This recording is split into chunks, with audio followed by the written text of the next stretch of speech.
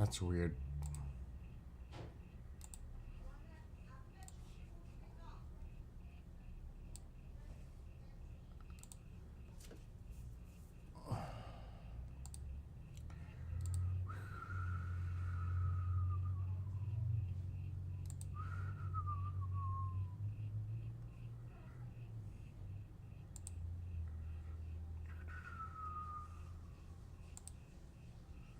Pop out.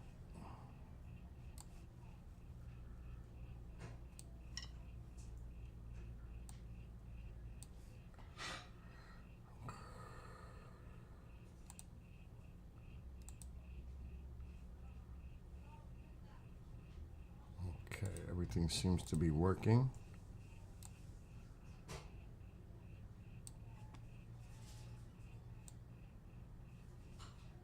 What's up, Bob?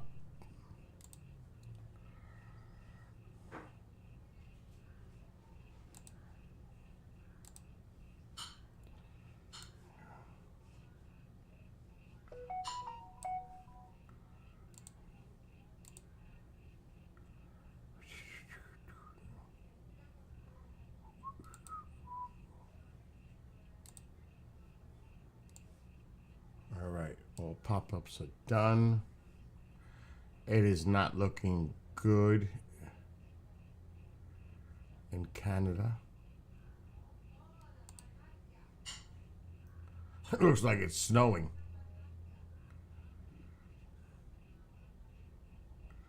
It's not looking good there. Let me see something.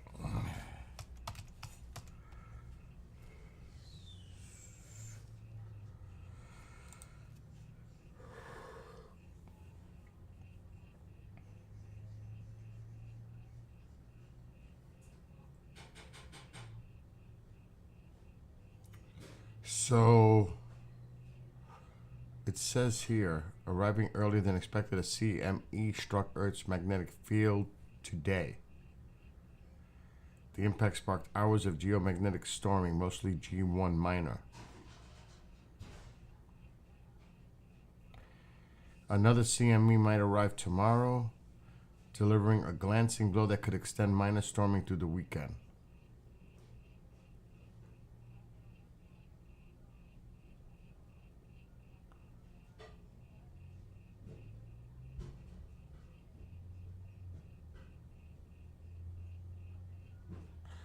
But it is crazy cloudy in Canada.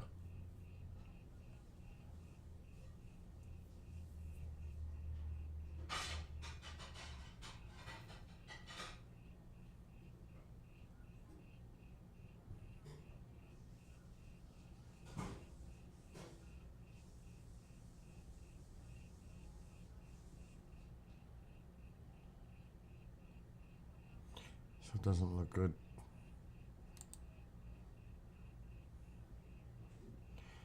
The current oval is like right over this area.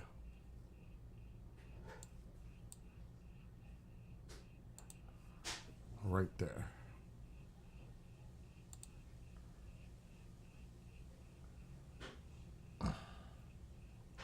Which is right over Churchill.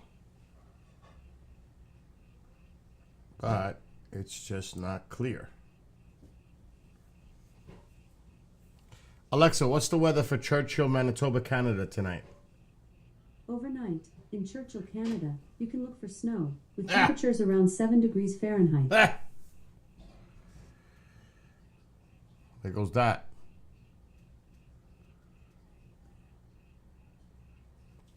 Snow. Let me check windy. Because you never know.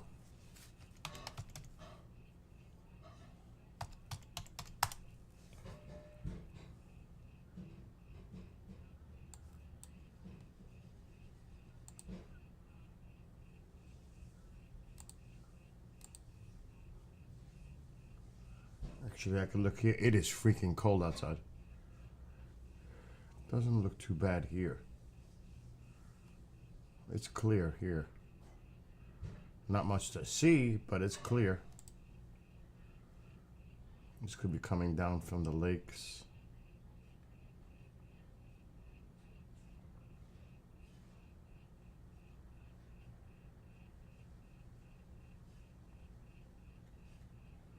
God, it's taking forever to load.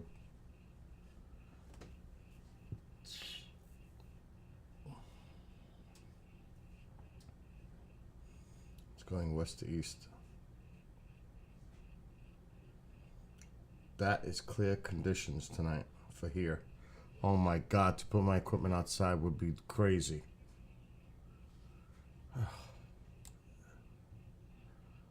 Because it's just so freaking cold.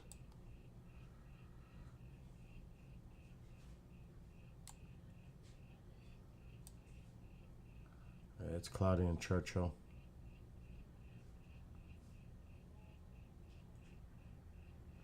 It looks like there's breaks though.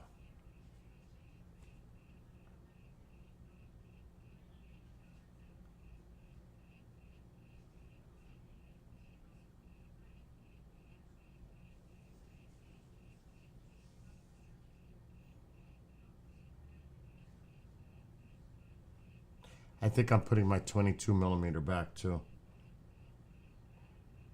which will not be fun. Yeah, but these clouds are coming right in. That's bad. So it's either I put my camera outside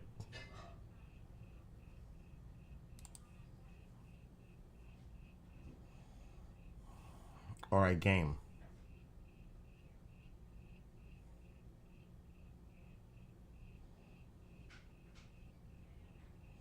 And I don't know if I want to do either one.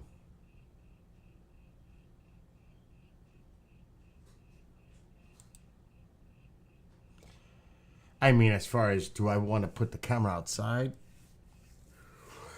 Or do I want a game? And it's early. It's only 9 o'clock.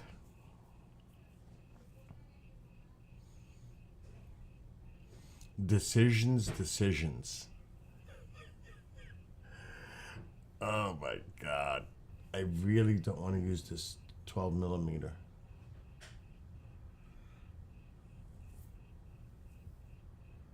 Which means I'll have to do surgery. Yeah, it's chilly here too. It's Alexa, what's the temperature right now? Right now, it's 29 degrees Fahrenheit. It's 29. It's cold out there. I got the fire on, but that was earlier. I'm letting it die out because it's warm in here.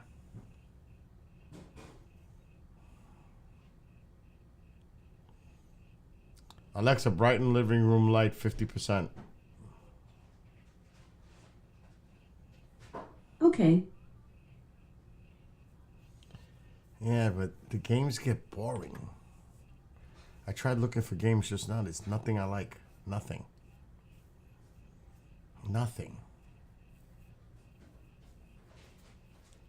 So it's like a lot of games you need the sound. So I don't want to just sit here with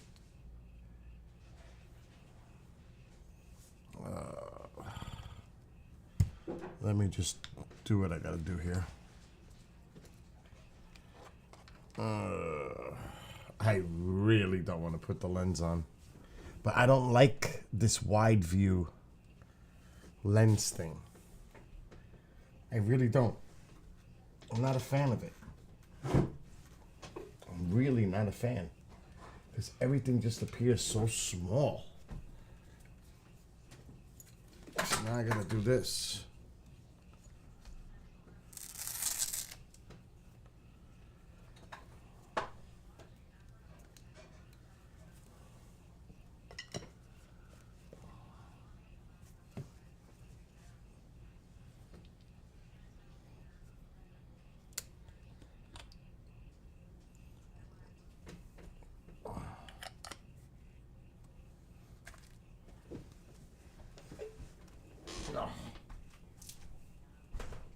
Naniganalo. Baby.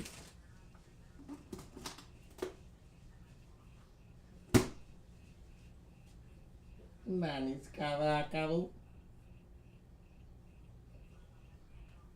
We're definitely gonna clean this lens though.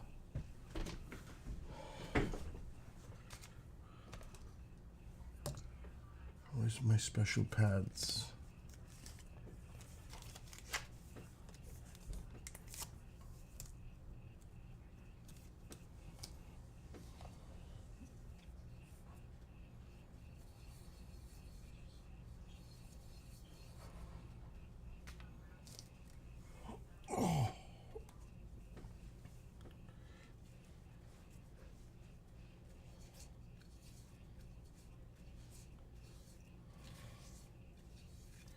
We'll put the 22 back.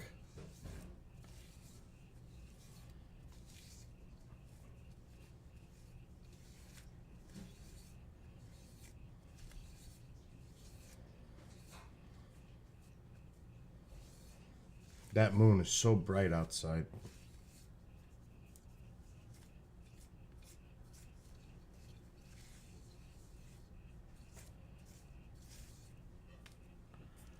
Okay, where's the white dot? There's the white dot. Here's the white dot. There we are. That wasn't too bad. We'll keep this pad out just in case.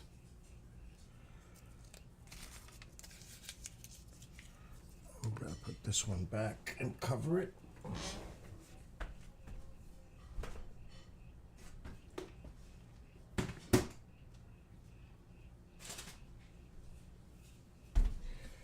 All right, here we go.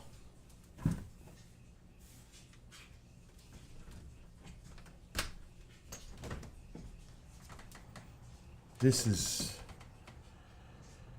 not fun, to be honest.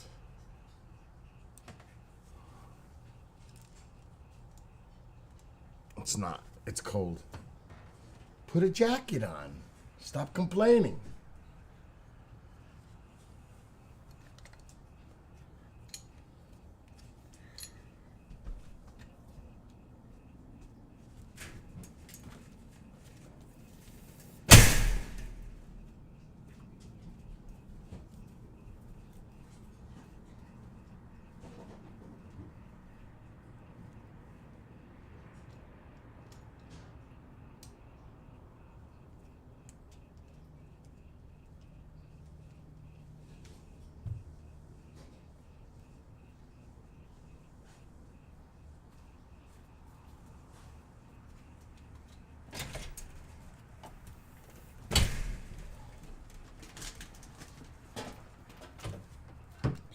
Oh my god, I forgot to put the heater band.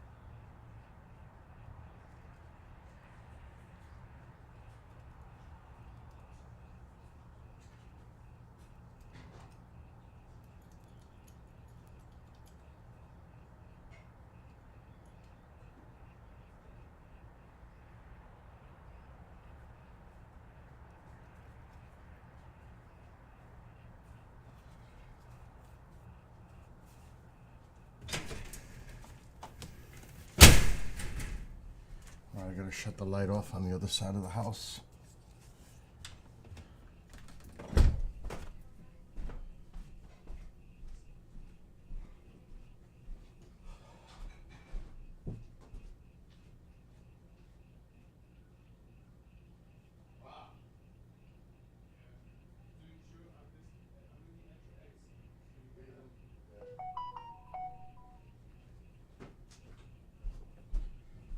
All right, that light's off.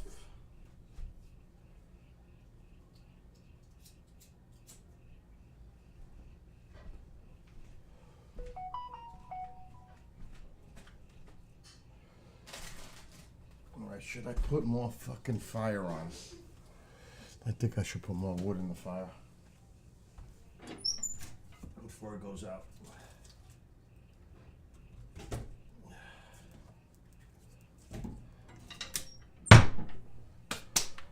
Now we need the heater band. Let's get this all untangled now.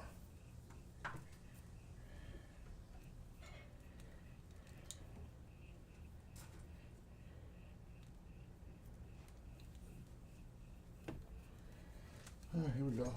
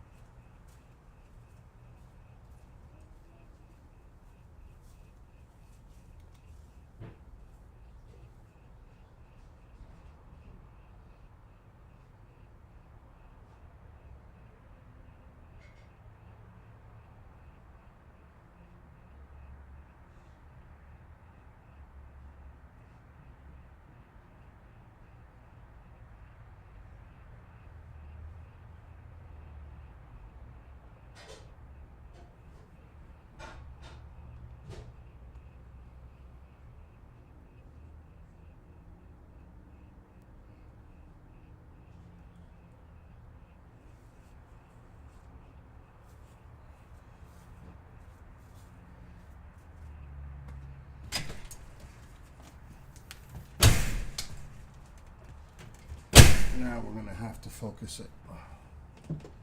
But I need to get warm for a second. It's freezing out there. What's up, Lorraine? Whew.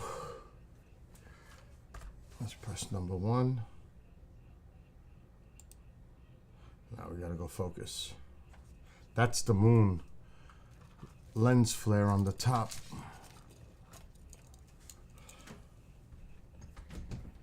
Now we gotta go play with the camera.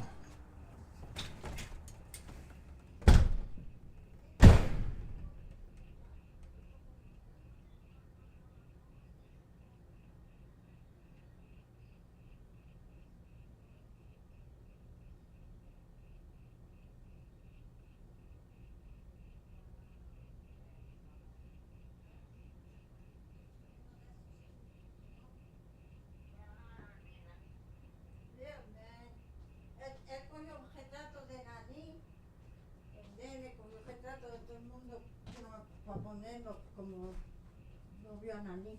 Bill! Bill?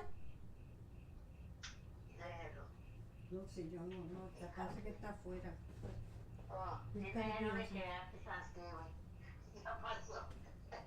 Ay, no.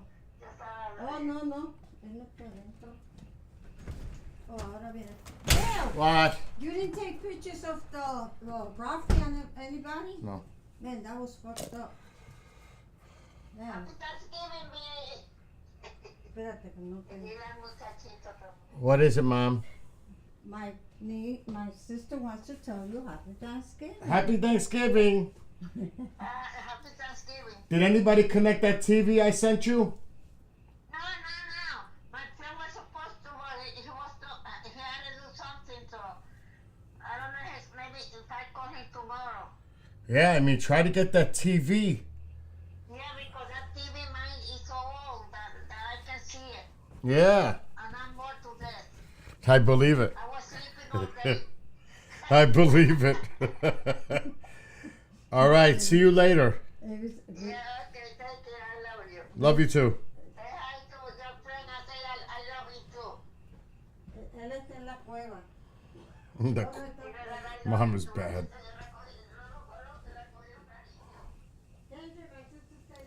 What the fuck?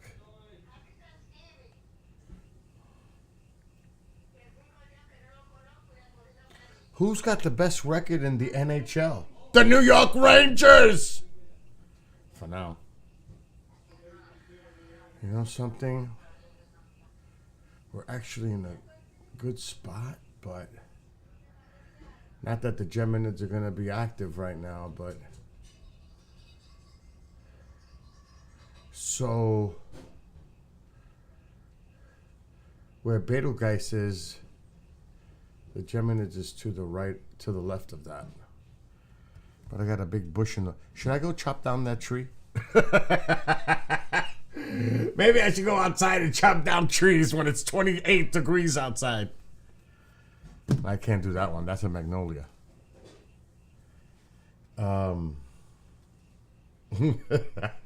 Marco's complaining about 57. It's 30 degrees colder here.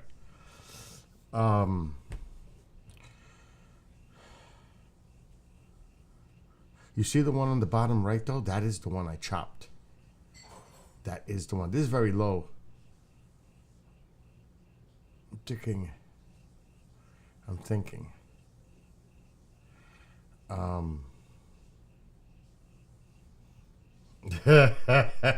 Lorraine, that's why she loves cashmere. No, but we're pointing very low. I mean, those are where I put my Christmas lights on. I mean, literally, I could turn... Kendrick! Forget it. I don't want no Christmas lights on the screen. Those two trees I have lights on. But I don't want to put them on now. This is very low. The camera's pointed very low. Only because that's low. Oh my God. That's just scary. I scared myself. My hair's all messed up. When the camera's pointing at a stupid angle. Okay. Damn, where's my hair sticking out? Right there. What the hell? Oh, can somebody shut that light off in front of the house?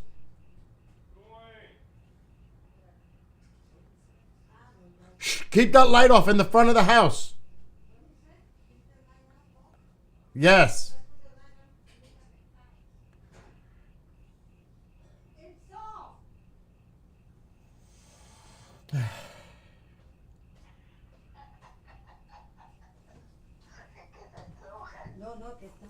Yes, Skywatch, please keep camera off.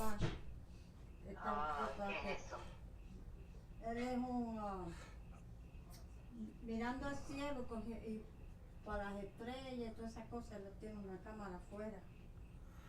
Damn. Y así todo el mundo lo ve. Do I really? Oh my God. Oh, fuck. For a second, I can't take it. I really can't take it. That's what it is. It's just so freaking bright. Oh my God. It's so bright, I need sunglasses. Hold on. I gotta do the A word. No, no, Mike. Even if I lock the door, it doesn't matter. They're putting the light on the other side of the house. Hold on.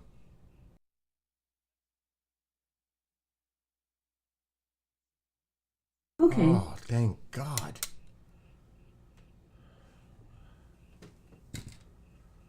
I'm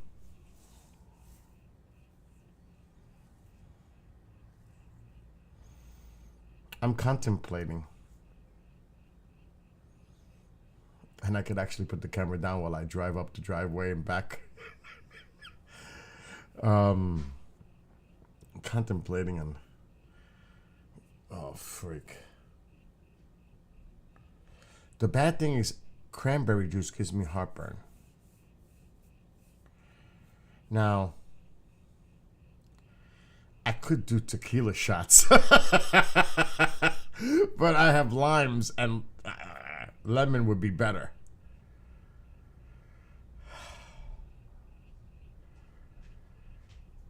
I am off till 4 o'clock tomorrow afternoon.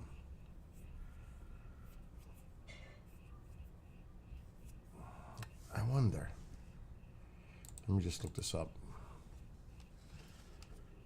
How many calories in a shot of tequila?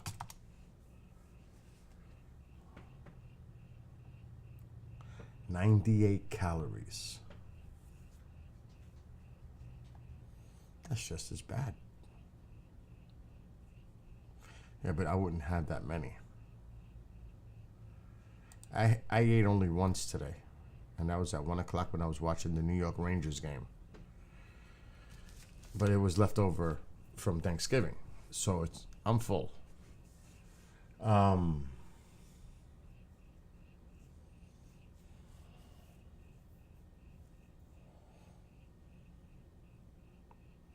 That's true too, Mike. You might have a good point there.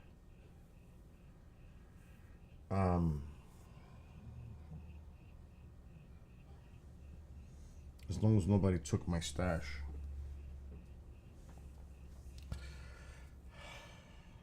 Yeah, I don't feel like going to the store. Screw that. Yeah, but that's Orion, right? On the screen. You can't miss it. Now, the moon is really bright, so it's washing away a lot of those stars. Now, I don't even want to raise the gain any more than it is, because then it's going to look pixelated. So I think this is pretty good just the way it is. I don't want to even touch it. I would like to move the camera a little bit to the left, but I can't. Not yet. Until we go higher. As this moves across the sky and rises. But that moon is tough. I mean, outside it's so bright you could see. I mean, if I went outside, I could literally see around me now, because the moon is really bright. I mean, if you look at Churchill in Canada, that's how bright the moon is. It's bright on Churchill's screen. So you can only imagine what it's like here. But the camera does a good job. We're going to get rid of Churchill.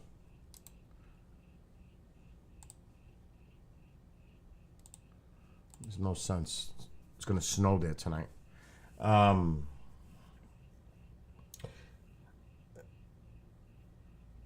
Yeah, like I said, the exposure is pretty good right now, Mike. And if I turned the camera facing more to the north, it would be nicer. But a lot of people like to look at Orion. And plus, it's way too early. But the Geminids has technically started. Technically.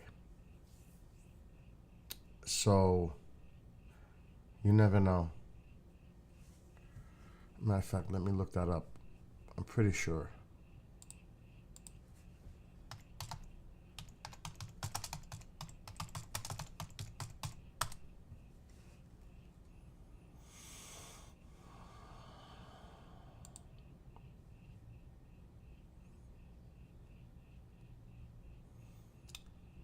So yeah, it peaks on the night of the 13th. So the overall duration of the shower is November 19th to December 24th. So officially it has started. The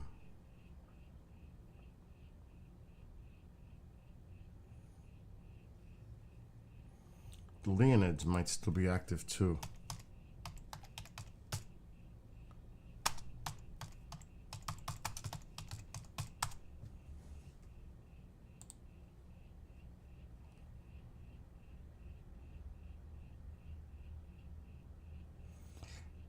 Actually, November 30th is when it ends. So that's still active. I mean, it's past peak. but it is technically still active. And right now the radiant is below the horizon.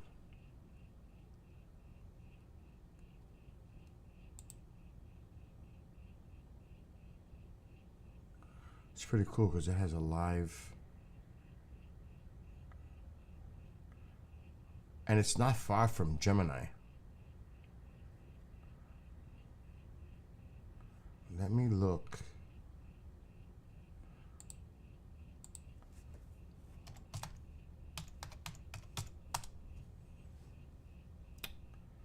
Shit.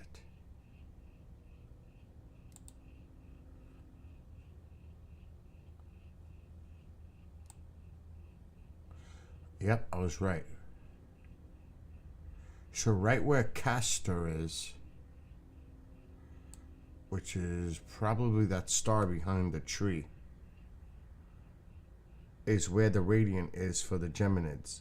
See that little twinkling star on the left right above me? That's probably Castor. And that's the radiant point for the Geminids.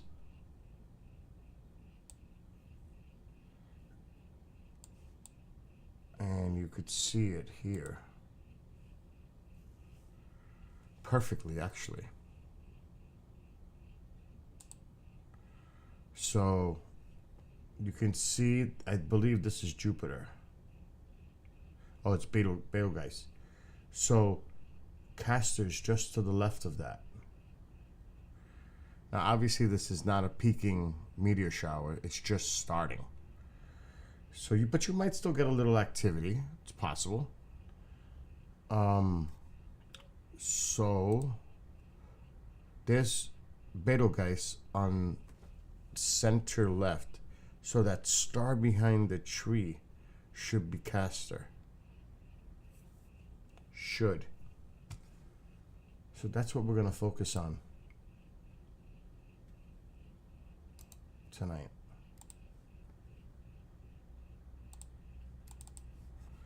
So we're in a good spot. But like I said, I want to be able to move the camera a little bit to the left. But it's too early. It's going to be a few hours before this comes up. So just got to be patient. I'm not a patient person. I am going to go outside, though.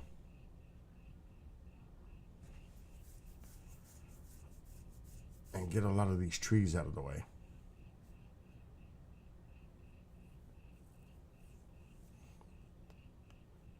I'm going to do it. I'm going to see if you could see it. I don't know.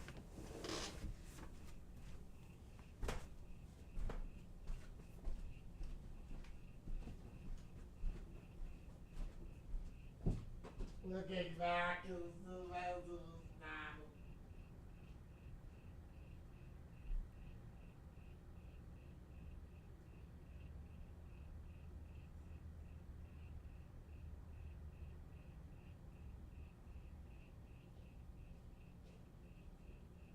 Oh my God, I'm going to rest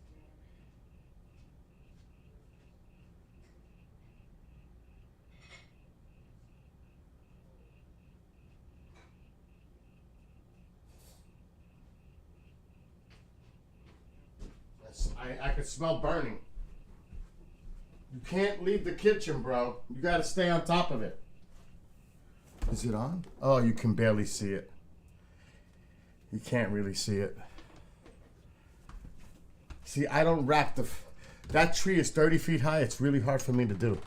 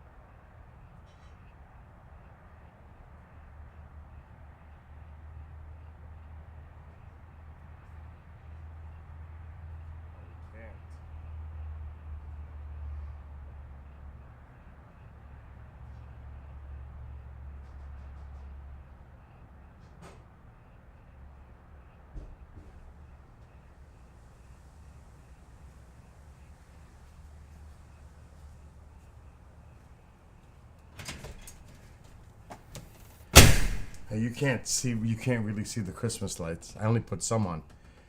There are 4 timers. There are lights everywhere. I just put one on the side of the house toward the front.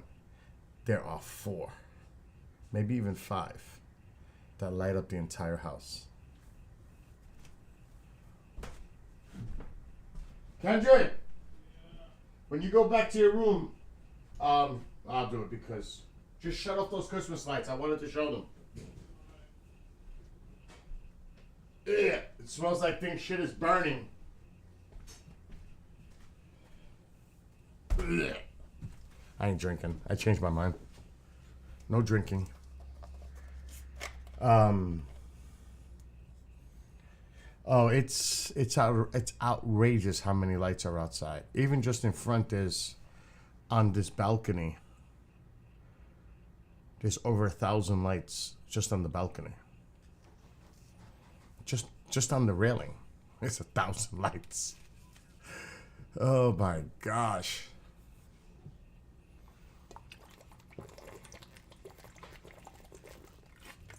There's a lot of lights outside.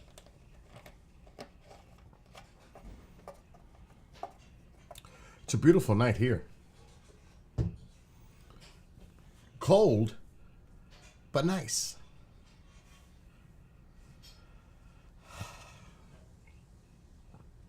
And like Mike said, there's always an alternative.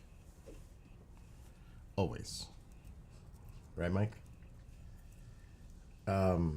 No, the ISS can't see my Christmas lights. But I can tell you this, when these planes are flying low, they can see them.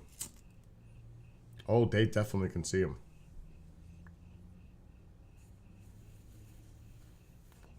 That's for sure. There's just so many lights. Now, I don't, they're not going to see them like in a focused, it's just going to look like one big bright area, but you can see them.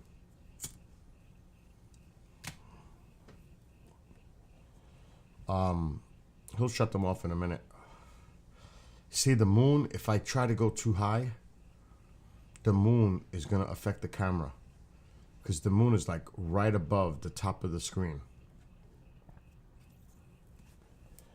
So I got to be mindful of that. So it's tough right now with the moon. But if I swung the camera to the north, it would be better. Because it's a darker sky. But we'll stay here. It's like I said, it's beautiful outside. It's gorgeous. There's no humidity, obviously. It's cold. It's a crisp sky, but it's let the moon get out of the way now, because when the meteor shower happens, if it's clear, it should be brilliant, because the moon will not affect the meteor shower. So that's a good thing. So let the moon be out now. That's fine. In 2 weeks, we don't want the moon out. So it's fine. Like Marco, I think it's time to make instead some coffee. I think that's what it's time for, some coffee.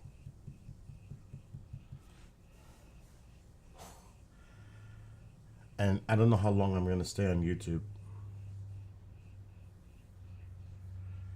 Only because I don't feel like talking all night. I'm tired. I streamed 9 hours yesterday and I streamed 9 hours the day before. So I'm a little tired. I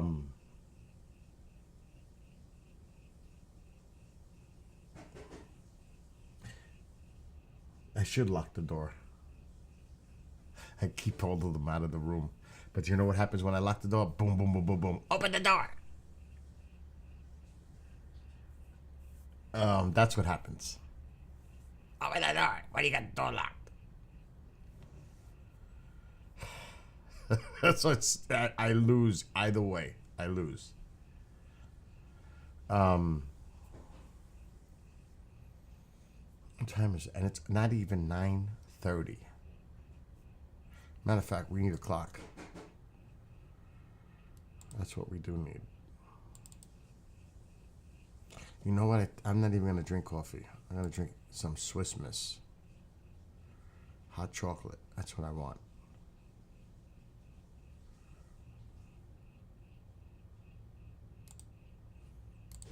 Okay, we got a clock.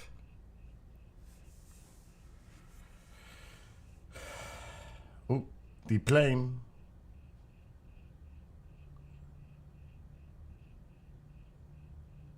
Matter of fact, can we hear that? I doubt it. Okay, we got a clock. I didn't know I had an echo. Nobody told me. That means one of the streams is got the freaking thing on. There it is. Nobody even said a word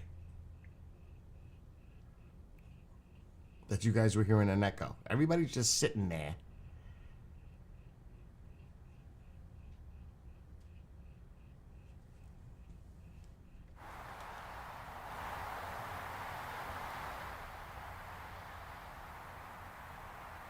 Because I never put the headphones on.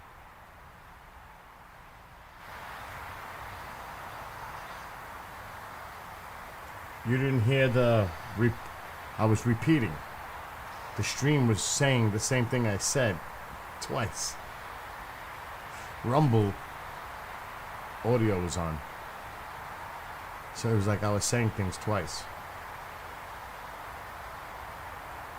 It wasn't necessarily an echo.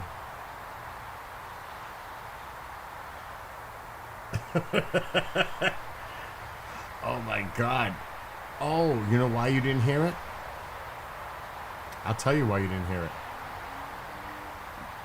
Because this was down. All you hear is my mic. You don't hear the audio. That's why you didn't hear it. Thank God. If I had it up like this, you would have heard it. Sure it isn't the PPP. On my end, I can hear it.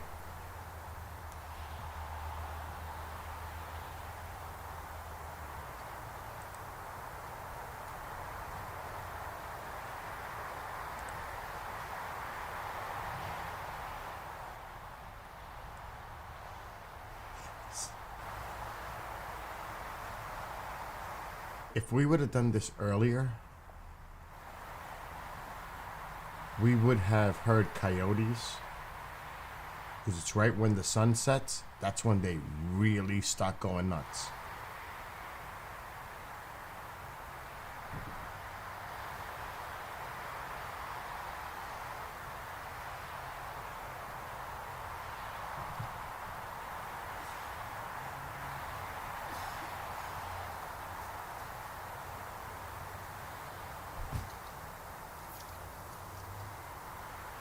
I hear somebody coughing.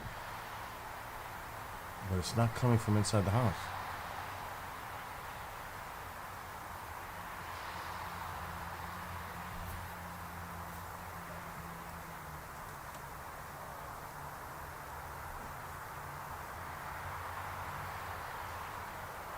It sounded like keys.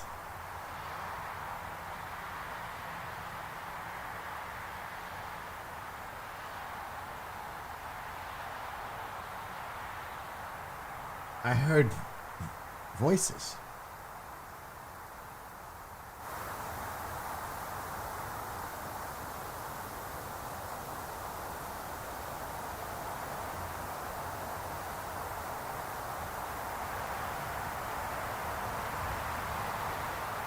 Now, I could go outside, but I'm not.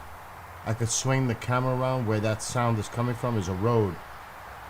Down below, about 500 feet from me, there's a road that splits the town. So it's woods, road, woods. So I'm like on the top and the road is like down from me.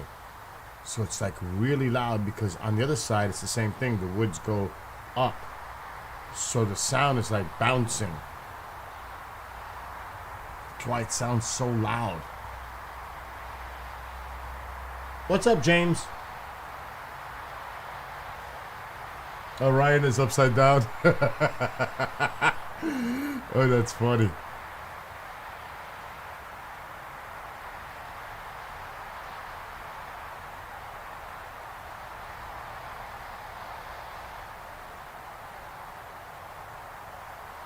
Could have been next door, the neighbors who was picking them up.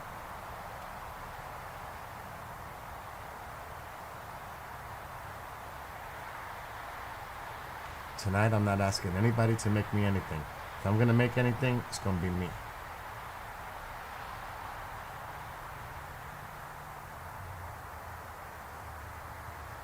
You know what's crazy? It's like right now, I might go to the store, but it won't be for liquor. But the problem is, I would have to go to the freaking supermarket. I'm craving carrot cake or the banana crumb cake.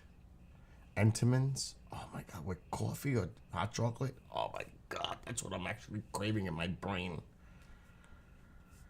But the supermarkets ain't gonna have that kind. I mean, these local stores are not gonna have that selection.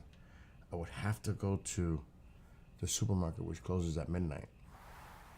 But do I really want to go through that shit? No.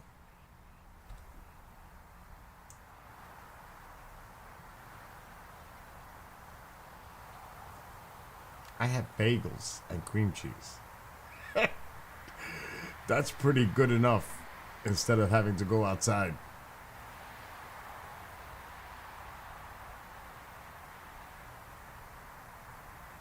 But you know when you want something and you want to get it?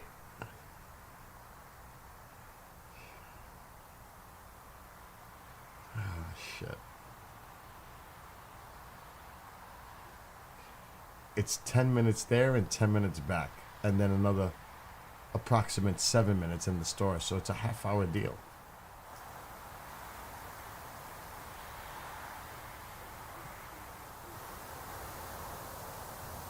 Was that an owl?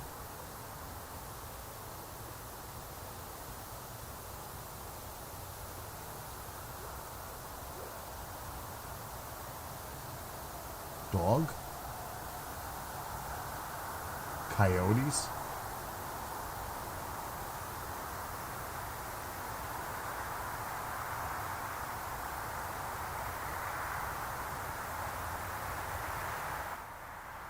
Maybe a dog.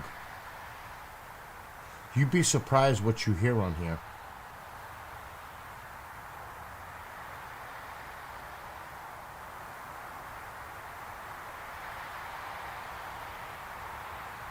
Get it, Amazon. Get it by Uber. Oh my gosh. You know, don't give me no fucking ideas, James.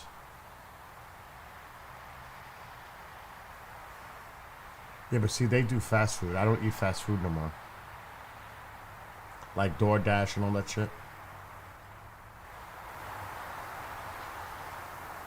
Like if I wanted Chinese food or McDonald's or that garbage, that would be easy.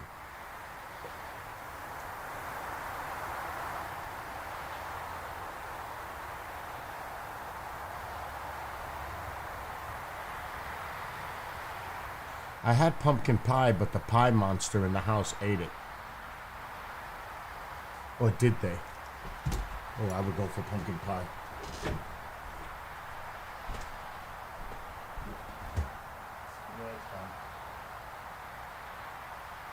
Let me check the other fridge.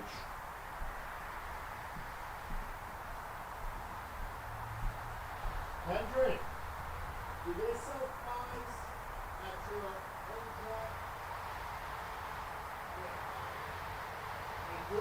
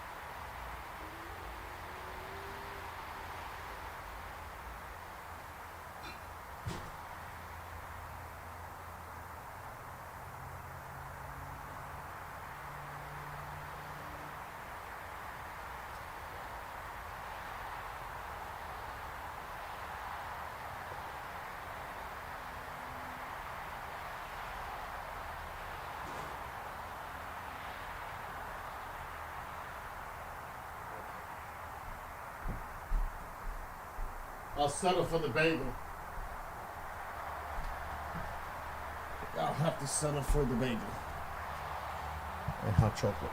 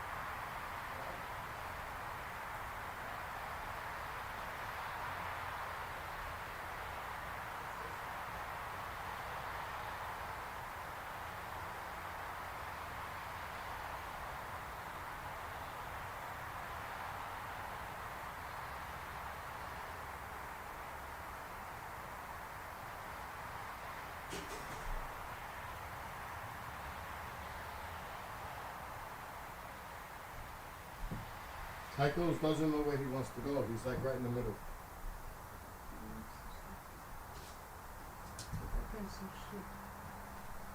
Oh, I don't want to fall either.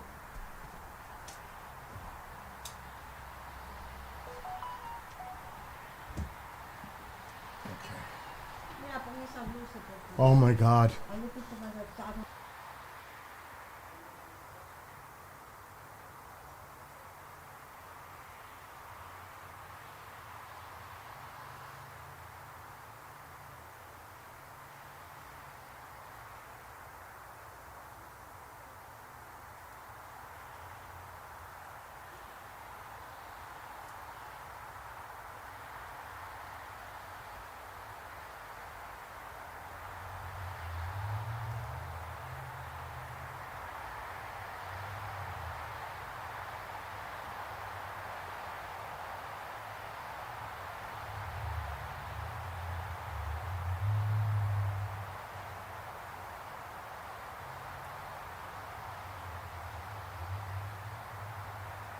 Hope this doesn't become a pattern tonight, in and out. It could be very annoying. Alright. Tycho, stop chewing on the firewood. What are you doing now? First it's her, now it's you. You know I'm talking to you.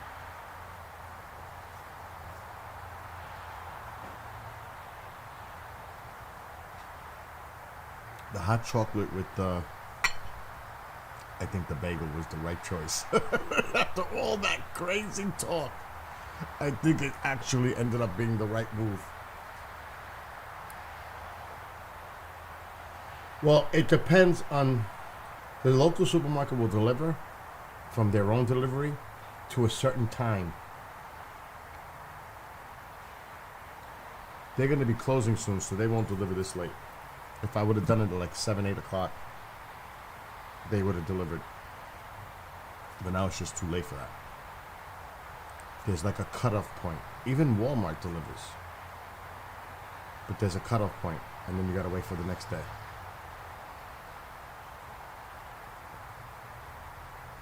Like right now, I could order on Walmart or the supermarket and get it tomorrow, but what the hell do I need that tomorrow when I want it now? Oh my gosh.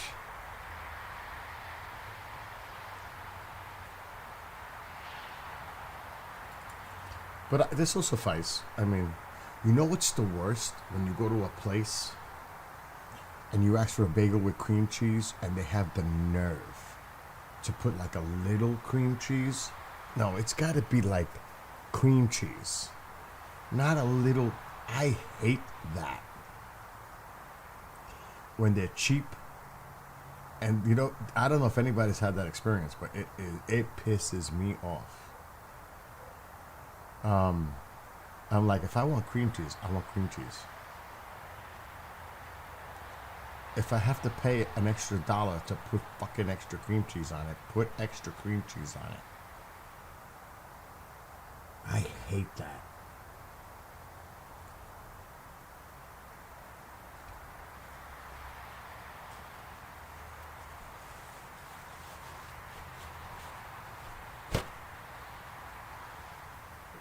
It's horrible.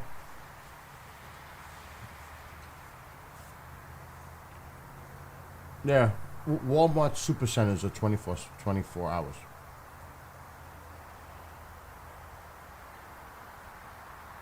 Most of these fast food places, like Wendy's, Burger King, McDonald's, they're 24 hours. A lot of the gas stations around here are 24 hours. So there's always a place you can go to, even on holiday. They're always open.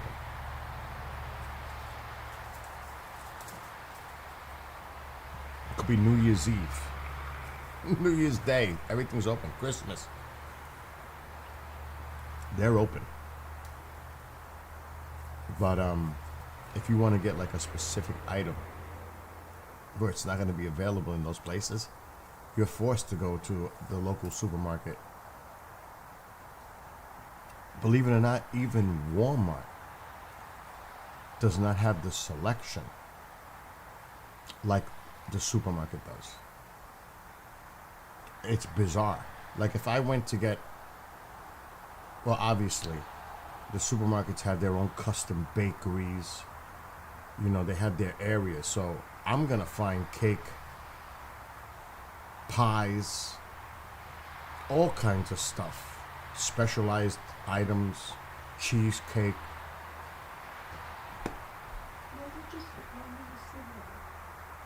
What? We're gonna start with the Lumigan again? I bought it 2 days ago. Is that the brand new box? Is that the brand new box? Oh, so that's the way it is. They don't fill it to the top yet. All right, so then we'll have to buy another one. Oh, Mom is saying somebody's using the drops. Let me confront this now and find out, because that's impossible. Why would he use the drops? Tell me I'm why. not saying nothing. Okay. If you don't keep it, All right, let me mute because it's starting again.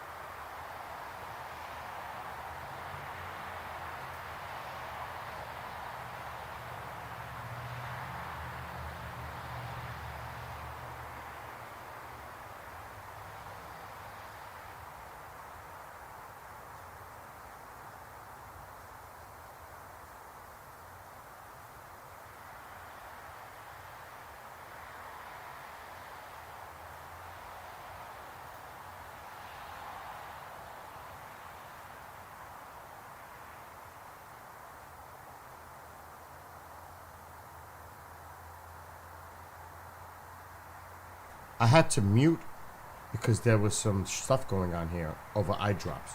So now I'm going to close the door because I don't want any more interruptions here tonight while we're doing a live stream. And you can hear this yelling and screaming going on in this house right now. You let people, you And don't here we know go. what I I'll can mute do. again.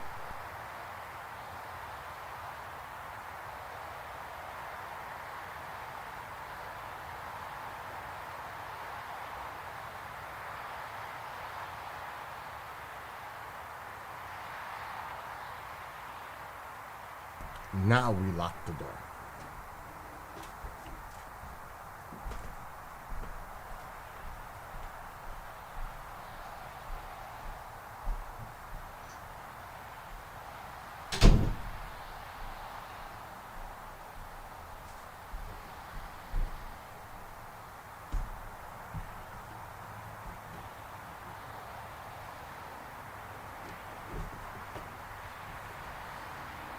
You cannot make this up.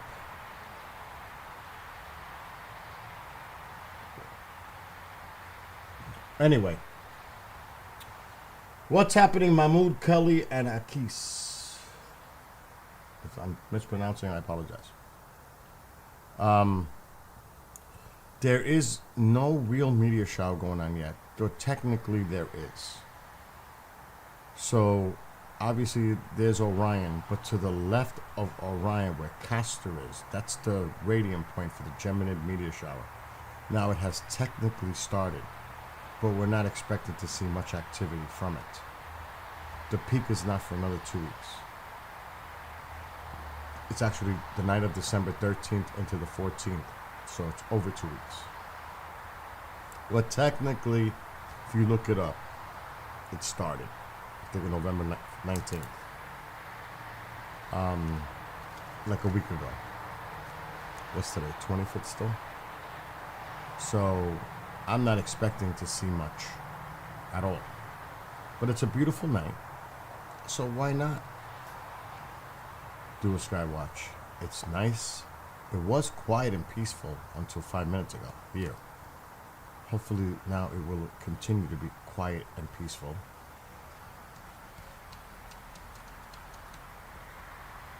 I get a little break to do a sky watch and all hell breaks loose here. Yeah, you could probably hear me on the outside camera. It was insane. She's going berserk over eye drops and thinking that someone is using the eye drops and that's why they're gone. Nobody's going to use those eye drops. They're medical eye drops. She's making accusations. They don't... When you get these drops, the prescription drops for her eye, it's for glaucoma. They don't fill the bottle up all the way.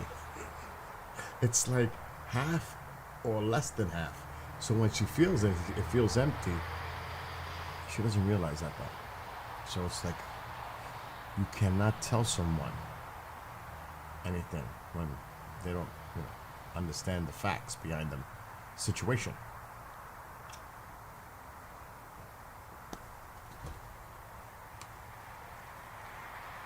So it sucks. I'm glad that was on in the background. Because it got pretty ugly.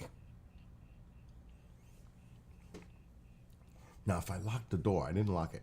If I were to lock it, it would make it worse. Because then she'll bang and say, open the effing door. So I didn't lock the door. I just closed it.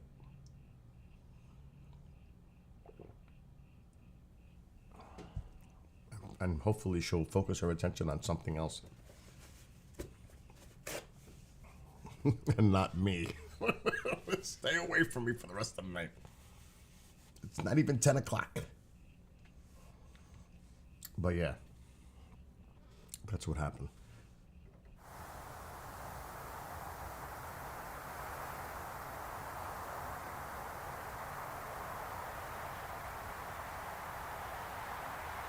The sky looks awesome, though. It would look a lot better if the moon wasn't out, but...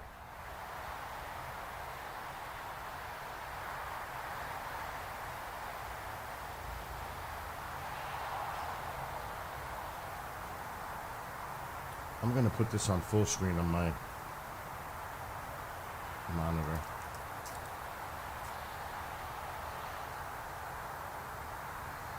I'm going to dim, too. Oh, playing. Alexa, dim living room light 25%. Okay.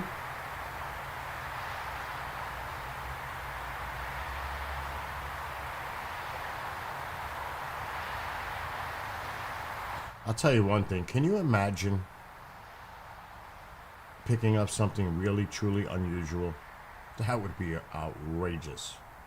Not saying it's extraterrestrial. I'm just saying something that is unusual. Like a high-powered drone or military aircraft, whatever. That would be super cool.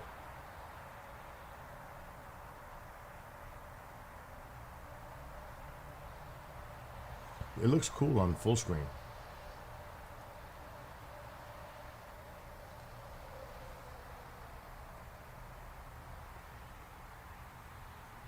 I may go outside and move the camera a little.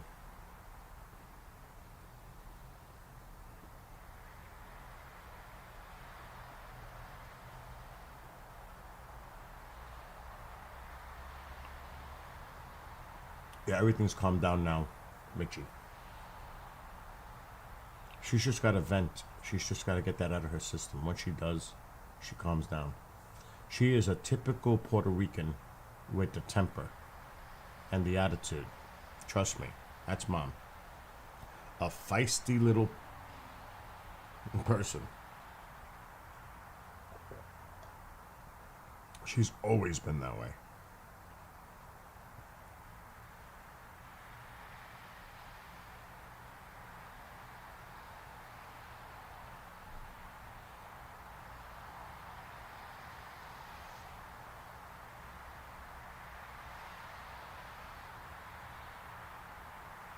There's definitely some movement outside, but it's probably just the cats.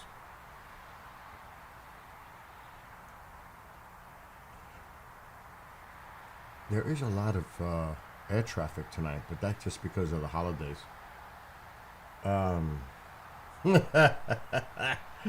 Mitchie.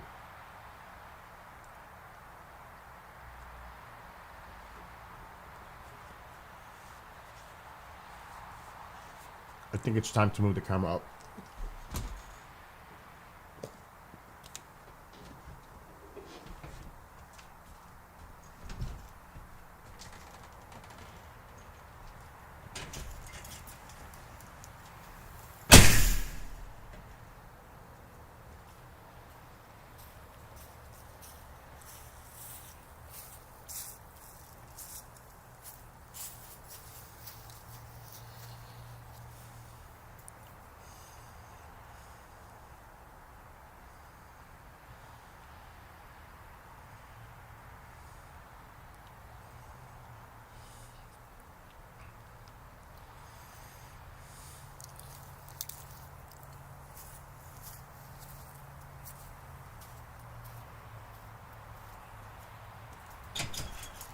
Gotta stay away from that moon. That moon is tough. That moon is tough.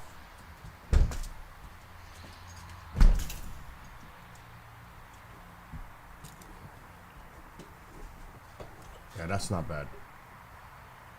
I want to keep Orion in view.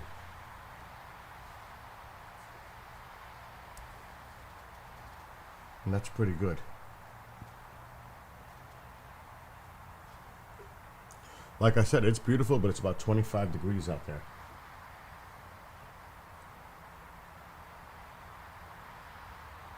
Cool, thank you, Murphy's Law. I'm gonna actually be on with him Tuesday at 7 o'clock.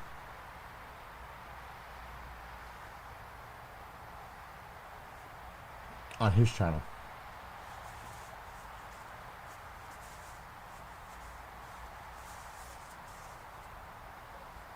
Yeah, Astro, I was just saying I'm going to be on with Red Pill on Tuesday.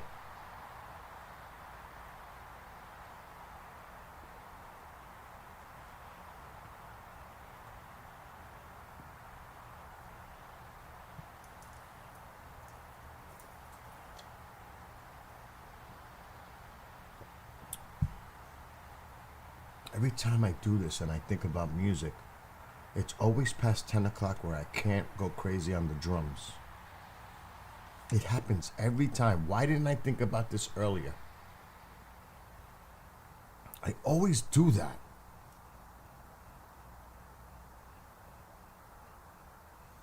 Exactly. And we'll talk whatever he wants to bring up. But UFOs, whatever. I'm game.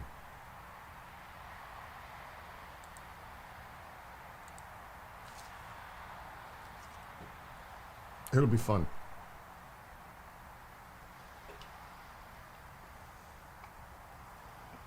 Okay, let me see.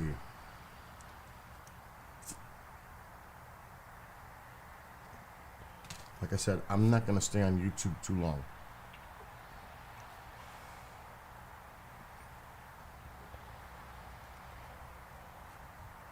Oh, I will share this. Mark D'Antonio's Etsy. I'll plug that.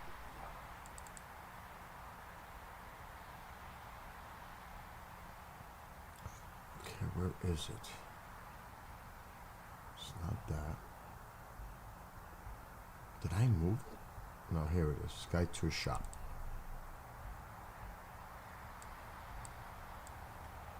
So this is Mark D'Antonio's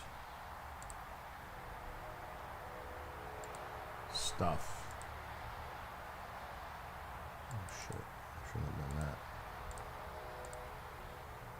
that. I think Isabella was the one that created this. It is Isabella. So here's a little plug for Mark's stuff. I'll put the volume up and I'll mute.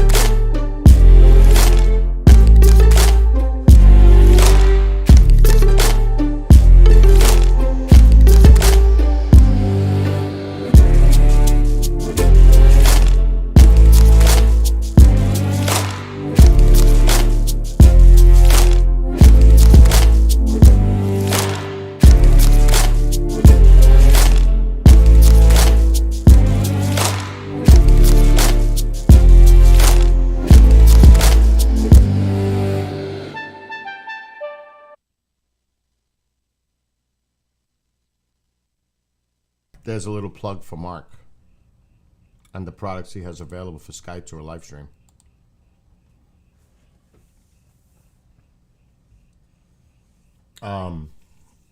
So it's on Etsy. Matter of fact, who can I annoy right now? Let me see what Chris DePerno's doing. Mr. Eye Detective himself. Oh, Popeye. Oh, if I bring Popeye on, forget it.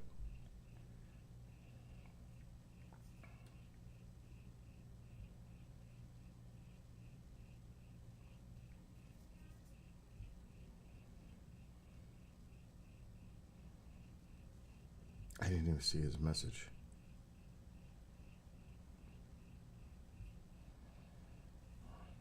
I like to bother people. It's fun.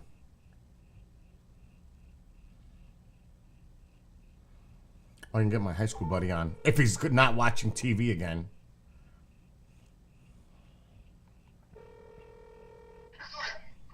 What's up? What are you doing? I'm just finished watching My Cousin Vinny. I like that movie. It's so New York with Pesci and oh my God. Yeah, I tell ya. Wait. Before you continue, I am live streaming and it's an open mic. Okay. Well, anyways, things worked out really, really well with the discussions I had today to get stuff. Is that with the individual we spoke about earlier? Or has this it has to do with something else? Well, both. It's all good. Everything's good. Good. Oh, what about BS? I mean, the initials is BS. Did you talk to Bob? Yes. Okay. Yes. It's all good. Excellent. And what he wants us, and you'll get. Yeah. Don't go into specifics. Yep.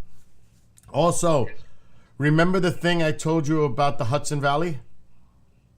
Yeah.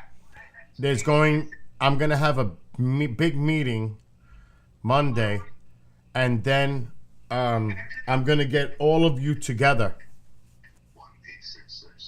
Okay. For the Hudson Valley project. Yes. All right. I just talked to Michael Schratt tonight, and he wanted me to send him notes and stuff. So I'm going to be working on that. Okay. The notes and stuff of that nature for that. I'm just trying to think and see what else he might need. Believe it or not, I'm going to do a segment for this project if it's something they're interested. I'm going to set up my camera outside and have the film crew show, take images of how I do the Skywatch at my house, and I want to show that clip from 2014, the triangular thing I captured. Yeah. Because I'm in the Hudson Valley, I mean. And so. Yeah, do you have this camera? Is that what you got? A wireless camcorder? No, I have the Sony that has the HDMI running from inside the house to the outside. So you actually run a cord? Uh-huh. Oh, yeah. Oh, yeah, but then you can't take it any place and run live streaming. No, but like I told you, there is a film company that's interested, and they have their own crew. Okay. Right, but I'm still going to get my own camera to do live stream. Oh, yeah. Are you talking about the project, or? For everything. Okay. I want to be able to do live stream. There are, like I said, I have the Mevos. They're wireless. And you can tie them in wireless. But Too. What camera is Put one the of light. those? I mean, put the light on. hold on, Chris. Mom is in the room. Alexa, brighten living room 50%. Anyway. Okay. That just says hi. Hi. No, that's not what it means. It was 300. It's like and hello. something. Okay. So go relax. Take a metformin. Oh, yeah. So tell me, what you mentioned some camera that was wireless? Yeah, it's called the Mevo. But I mean, you can use the Mevo just as a camera source. Alexa, dim living room light 50%. You could use the Mevo as a wireless source. But then, I can show you. We'll do it privately. I'll show you because I have 3 of them. And I'll show you how it works because you could use it through StreamYard. Can you really? Yes. It just becomes, yeah. Can you take any place you want? I can take the Mevo anywhere I want to control the Mevo through my phone. Really? Yeah, there's an app. That's how you do it, really. Or a tablet.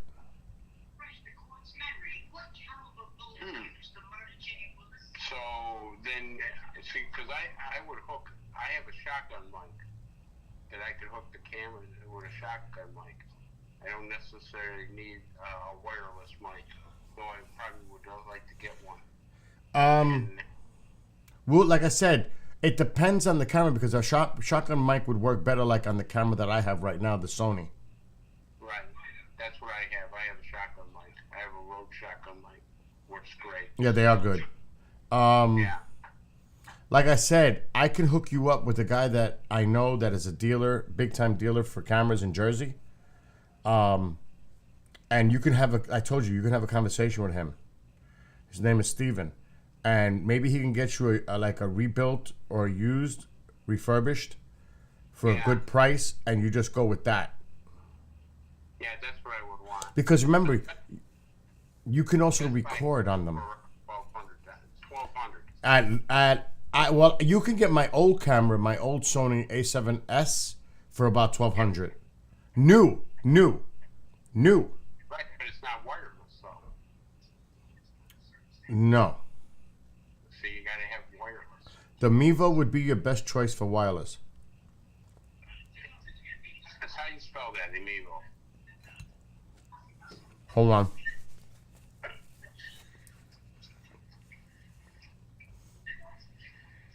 MEVO. MEVO. Okay, Mevo. Mm-hmm. And so that'd be awesome. So it's a Mevo camera, right? Yeah, what are you doing right now? No, I'm kind of tied up with something. All right. I can call you tomorrow. Yeah. and then we Who do you can got? go over Who do you got on as a guest on iDetective on Wednesday? Justin Wilson, former Navy SEAL. He's going to talk about how he's been helping SEALs that have been in trouble with mental illness and stuff. Wow.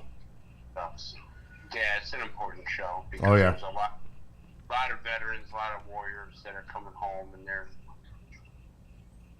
post-traumatic stress disorder, critical brain trauma. You know, especially these guys are getting hurt overseas right now at the bases in Iraq. Yep. They're coming with brain trauma and everything. And they got to be taken care of. They're not being taken care of properly. All right, so Talking about that. Then, the week after, though, December 2nd, that guest is going to kick ass. That is somebody who's still working for Defense Intelligence Agency or Department of Defense and has blown the whistle on all the terrorists that are coming in the country. She knows she's been tracking them. all right. Well, everybody can hear you. That's where I'm streaming to. So, folks, tune into iDetective. You can see it on Rumble. Wednesdays at 6 p.m. Eastern time. Now I got the mic a little hot because I wanted you to hear him on the phone. Mm-hmm. I wanted them to hear you. No, it's important that they know this. It's important that they know, about all these brave Navy SEALs that have come home, and they're having all kinds of PTSD problems. So they got to start treating these guys. Absolutely. All right. Hit me up tomorrow. All right. I got a show from 4 to 6. I don't know if Mark's going to go live. I'm going to call Mark now. Oh, he hasn't been live in God knows how long. He was sick. Yeah, he had COVID, right? Yes. Yeah, and stuff. But he should be better by now, shouldn't he? Yeah, he should be fine. I'm going to call him now. All right. All right. Call me like at noonish. All right. Later. Will do. Bye. Bye. So, yeah. Oh, don't get me started with the vets because, we used to have a lot of vet shows on KGRA, but they come and go because a lot of them suffered PTSD. Alexa, dim living room light 50%. This shit is driving me nuts in this house tonight. Okay. It's like fucking Grand Central tonight, in and out. It's crazy tonight. I have a great idea for the veterans. But, trying to get it in the upper, in the chain that matters. And it's all about the money, of course. But think of it this way. Because I seen it. When I was at the homeless shelter in Randall's Island, New York City, 2007, and I seen this, I witnessed it. The majority of the people that were in that shelter were homeless, but they were veterans. Veterans. I seen a veteran die in his bed. Do you know how horrible that is? On the first of the month, when they get their check, you would find in the bathrooms all kinds of drug paraphernalia, alcohol-related items like liquor bottles, whatever. And I don't know how it is now. So they would eventually get them to go to a halfway house, live there, transition, okay? Then they would find them an apartment where they were responsible for like a third of the rent or half. I forgot what it was. What happened was they would fall back into their habits because they were never treated for it. And they would end up back in the shelter. It was a circle. It was a horrible cycle. Now, I asked the person that was in charge, how is this being allowed? And what happened is the federal, the state, the local, all cut the budgets for mental health. And it was not mandatory to get them treatment. It was voluntarily, it has to be on their part to volunteer to get treatment. How you think they have the capacity to actually say, well, I'm going to volunteer for treatment now? They're so stuck in that rut, they don't get the treatment. So it's just pathetic. Now this was in 2007. I don't know how it is now. All I know, it could be worse. So this is what I was thinking. You know, all these bases that have been closing down and they end up selling the property to build condominiums and golf courses and whatever. Well, stop the shit. You take these bases and you convert them into treatment centers for veterans. Why is that so important? Because now they're on a base where they definitely would acclimate and be more comfortable being at. And you have civilians giving them the treatment. You can even have a scattered amount of military personnel just to counsel them, to talk to them, so they can relate to them. You need to do this. And then what you do is outside that base, you build homes for the veterans. So again, they can get acclimated back into society.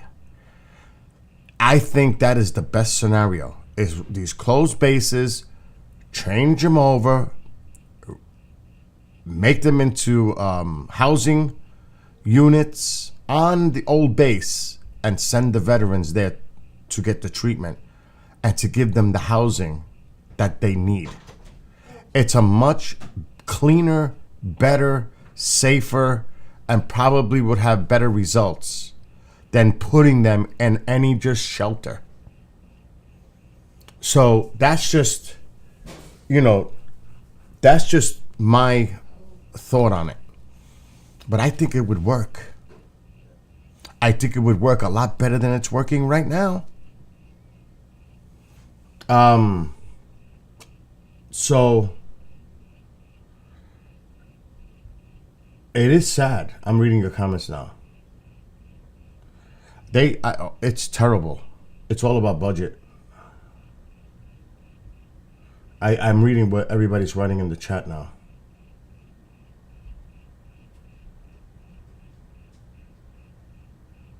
Okay, I read what was in YouTube.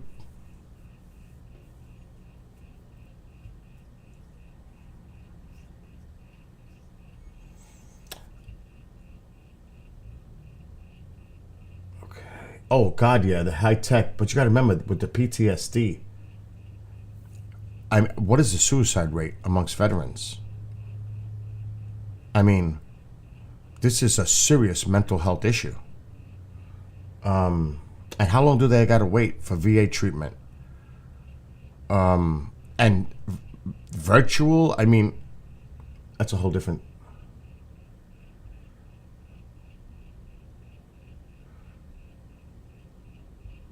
He was in an old school they made into housing for elders.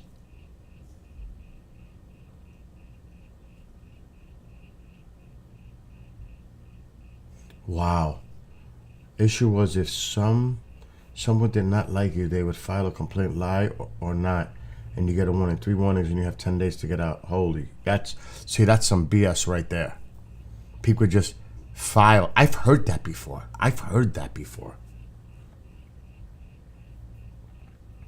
Maybe tiny homes on a quarter or half an acre. Let them have gone this. No, this. Again, there has to be something better than what's going on now. Like, in a very radical,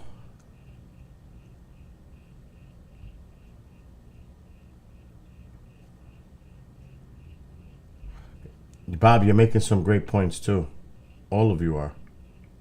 But I don't know how radical this would sound as a plan. But what if they did away with the VA completely? You know how many billions of dollars goes into the funding every year for the VA? And just allow and cover all veterans and their immediate family, spouse and children, complete coverage anywhere. Because that VA stuff is insane for a lot of people. How far you got to travel to the nearest VA? If you live in rural, like here, you have to go from here to West Point, south. It's not that far. It's still about 25 to a half hour away. But there's some places they're so remote, you got to drive maybe a couple of hours to get to the VA. They need to, that's just, you know what I mean? There has to be a better way. There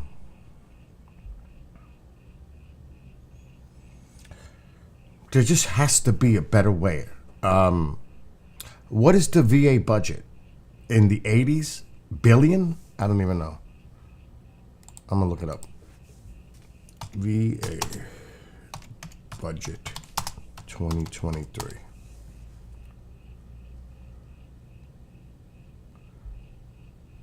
What? It can't be that much.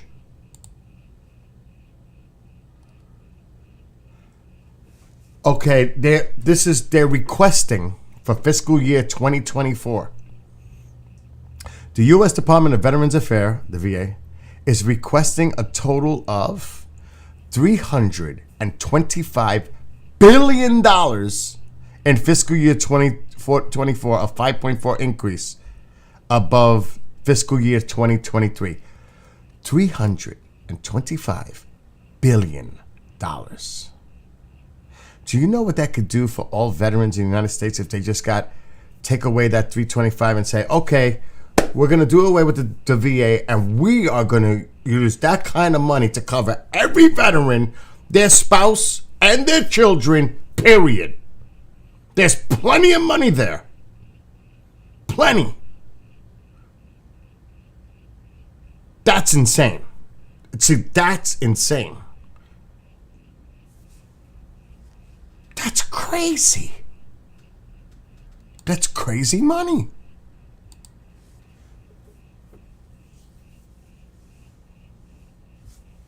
I mean, what the hell? Now, that's a lot of money.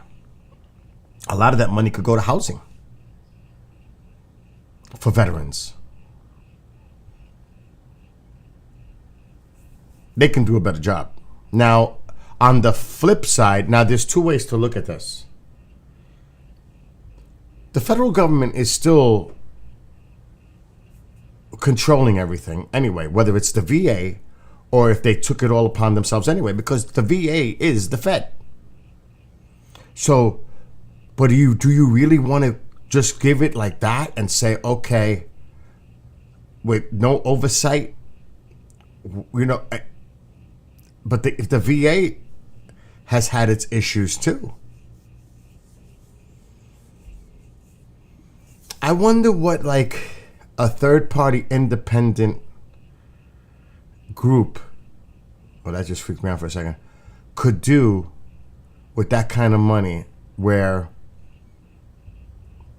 toilet paper doesn't cost $300. Do you know what I mean? Because everything is cost overrun. If somebody were to really, truly pay for the services without overpaying, because you know it does happen a lot. They overpay for a lot of services. That $325 can go a long way if spent the right way. Exactly. How much are they getting paid, these people that work there? Like I said, I would rather give them the health care across the board, put that funding in for coverage, and let them go anywhere to get the care that they need. But that would never happen. A lot of people may look at it like a socialistic practice because it's being overrun by one agency. But at the same time, look what's going on. So maybe there need to be an independent, but everything is just bureaucracy no matter what you do. It's bureaucracy no matter what you do. Because it's just part of it.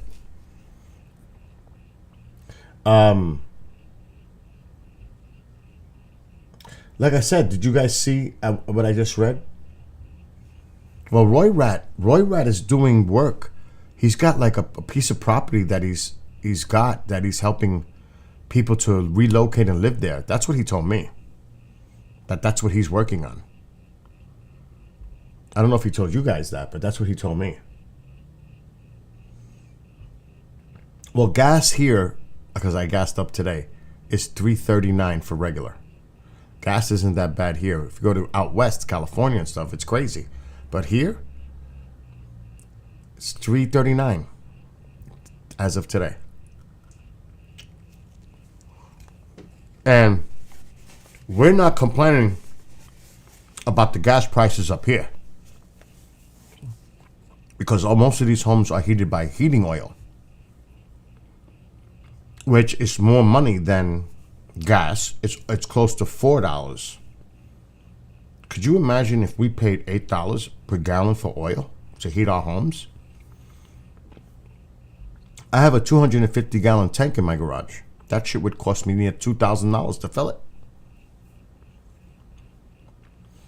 I just got it filled. It cost me almost $800. That's not bad. That's really not bad. But that's what's, here.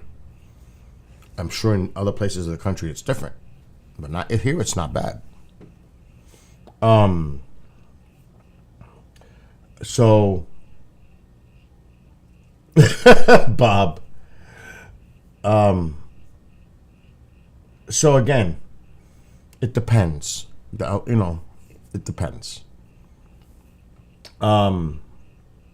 Actually, here, the cost of food, some of it is come down. Actually, quite a bit of the items have dropped again, back to where they were 5 years ago.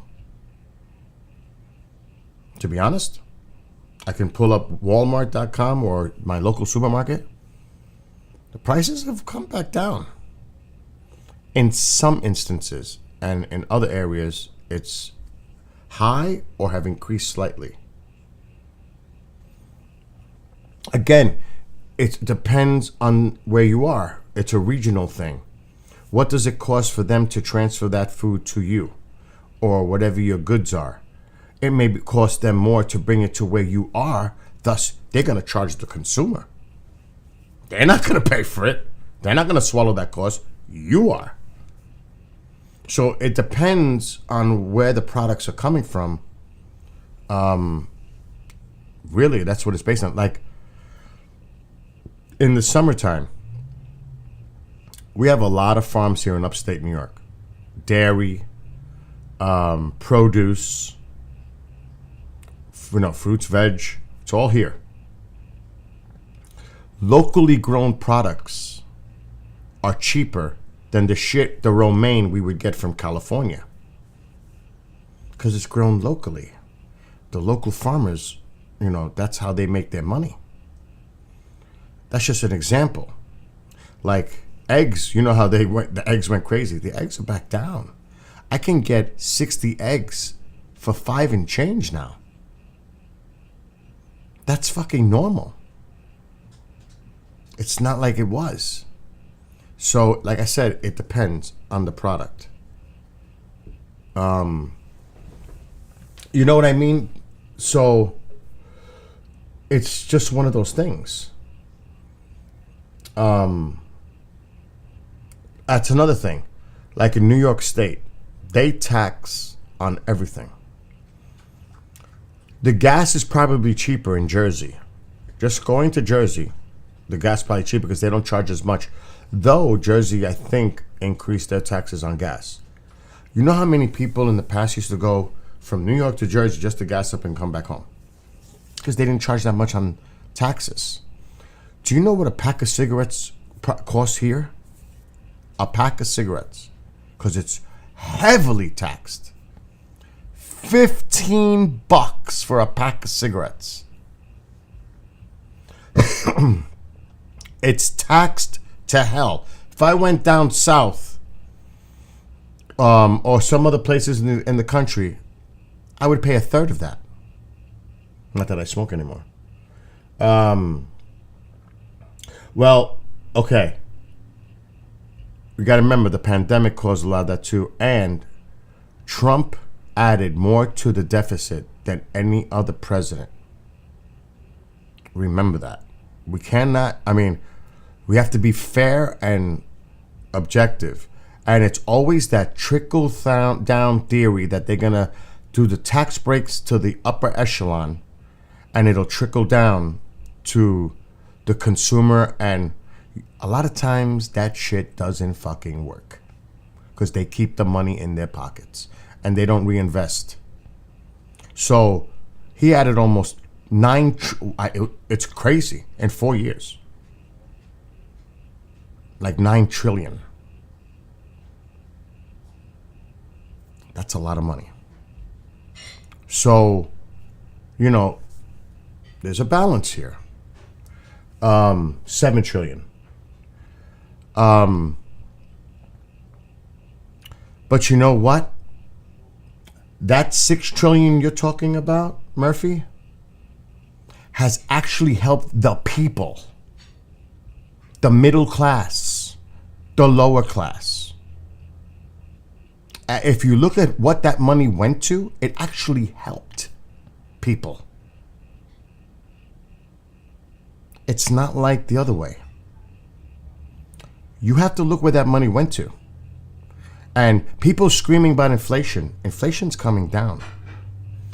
The economy is not really a great talking point for the Republicans right now. Because the economy is actually strong in numbers. The inflation is high. But the inflation is starting to come down now. Now, what could change all of this is if we get involved in a fucking war. Because oil will go off the scale. Then everything is off the table. That can change everything. Anything can change. And if you look at other economies around the world, United States is not doing that bad. Even China's fucked. Our economy compared to other economies globally is not that bad and has rebounded after the pandemic. You have to look at things objectively, fairly. I'm an independent. I am an independent. I'm in the middle. I look at everything that's going on and I try to be fair and objective of what I'm looking at. I am not dug in as a Democrat. I am not dug in as a Republican. I'm way beyond that.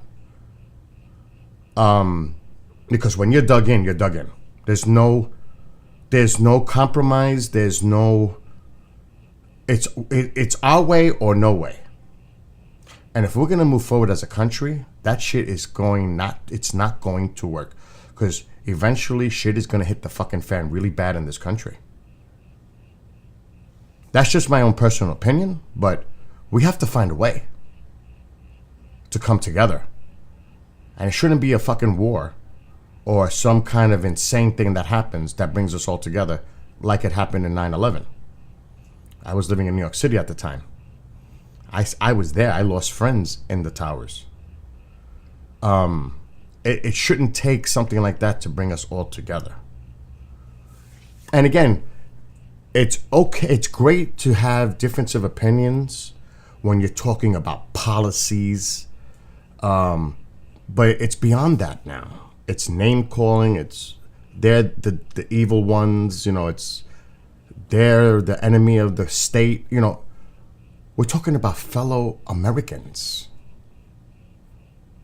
And the hate, it's just like, it's too much.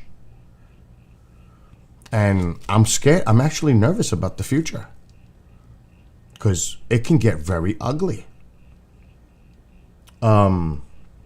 So, again, it's just crazy. You know what I mean? Now, if you want to talk to me, there should be a law: nobody runs for president over 70. Period. I don't care who you are. If they have a minimum age to run, that you can be running for president, there should be a maximum age. I mean, I'm sure if you took a poll, people are concerned definitely about Biden's age. There's no doubt. But Trump is 78 years old.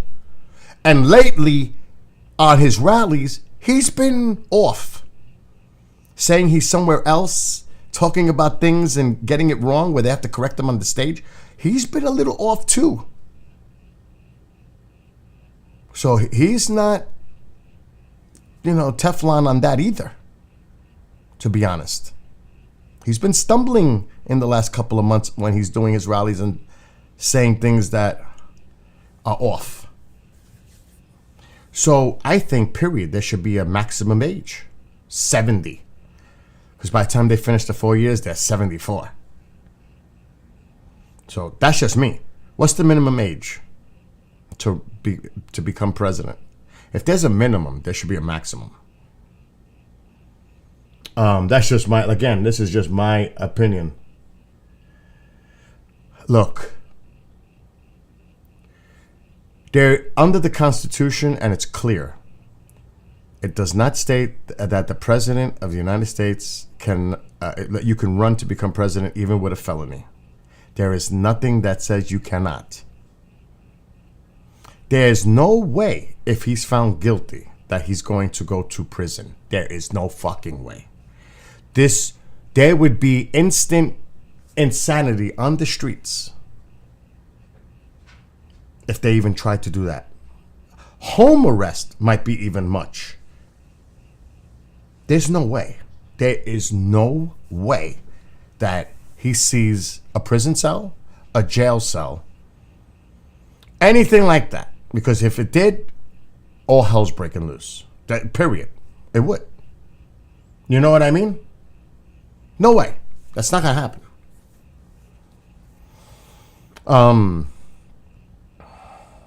But you got to remember, a lot of these people, like Santos is getting thrown out. I don't know if it's going to be this week. That dude's out. He already knows it. He's gone.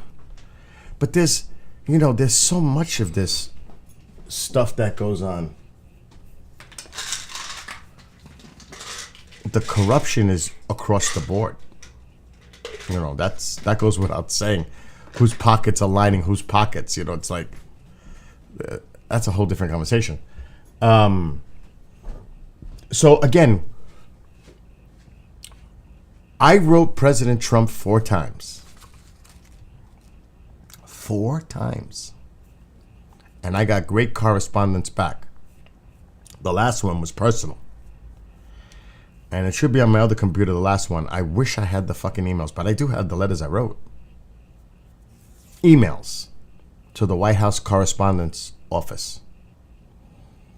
And one of the great things that he did, it was in 2018, I believe.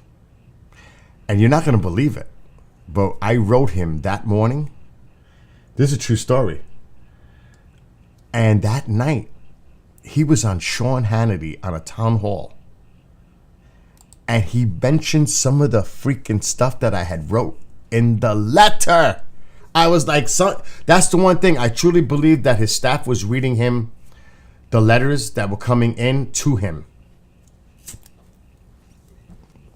There's too much coincidence. Now, I don't know.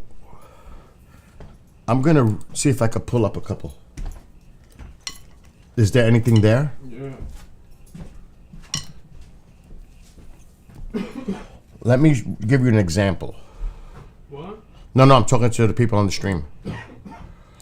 Let me see. This is a newer computer. I built this after he left office. But I know that I have maybe on this one, when I copied to hard drive, there should be. You will not believe the coincidences, I'm going to call them, with Trump, the letters I wrote, and then what happened right after. It's unbelievable. I don't believe in coincidences when it's a pattern. This is true. I'm going to read it to you. And like I said, I'm objective. I'll put it right to you. I am direct, and I'm going to speak my mind, whether people agree or disagree. We all have our opinions. That's fine. All right, that's not the one. Oh, shit. Is it president? It could be president. Let me put president. Here is one. Wait, whoa. All kinds of files are coming up.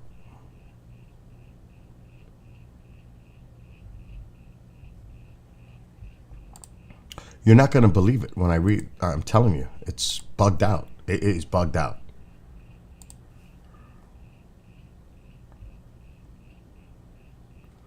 Oh my God, why isn't my computer finding it?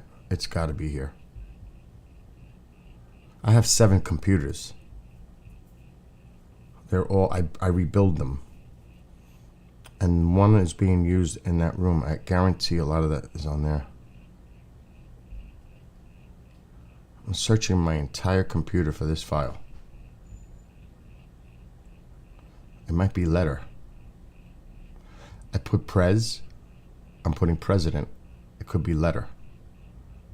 I'm waiting for the search to finish. I have 5 hard drives, so it's crazy. I built this computer myself.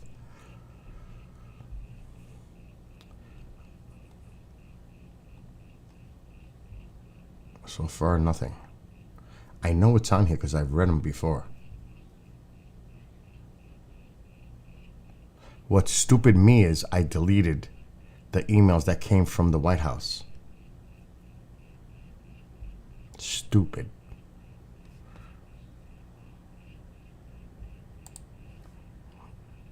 I think it would be whitehouse.gov.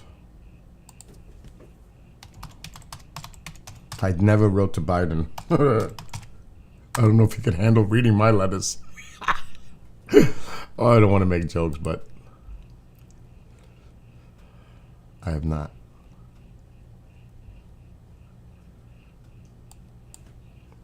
Let's try letter. Oh my God.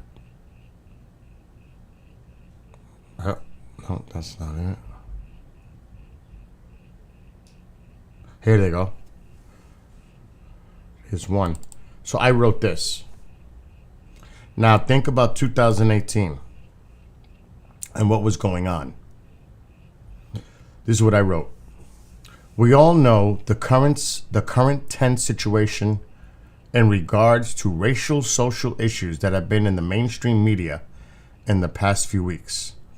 I resided in New York City for many years where certain neighborhoods were riddled with gangs and drug dealers who would intimidate and even threaten the people in those neighborhoods, and they lived in fear of these criminals.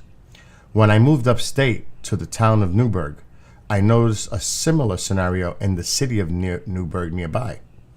When you took office, you ordered ICE, FBI, and I believe the ATF, plus there was local and state police involved, to take those criminals, gangs and drug dealers off the streets, and you created an environment of safety once again in their community.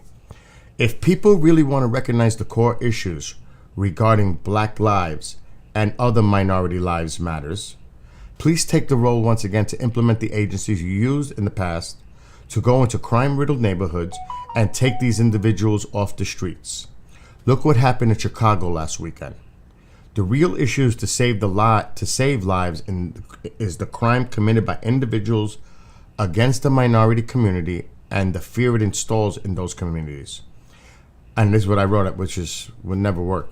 I think it would be a bipartisan no-brainer to go into neighborhoods and sweep up all these criminals out of communities of color. Thank you, Mr. President, for taking the time to read my letter, and God bless you, your family, and the United States of America. Now, the problem is, and this is the truth, in these big cities, it's run by Democrats, liberals.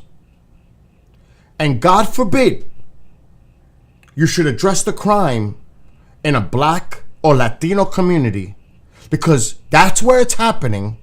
But it's like they're afraid to do anything, because then it's going to be like what they did to, I don't know what mayor it was, that they're targeting the minority community. That's a bunch of bullshit. That's where the crime is. And the only way, those people live in fear. They threaten their children. Matter of fact, somebody's here right now in this house that was threatened. They tried to recruit him into the Dominican gang. He refused. They threatened his life. Police got involved, and he had to move upstate.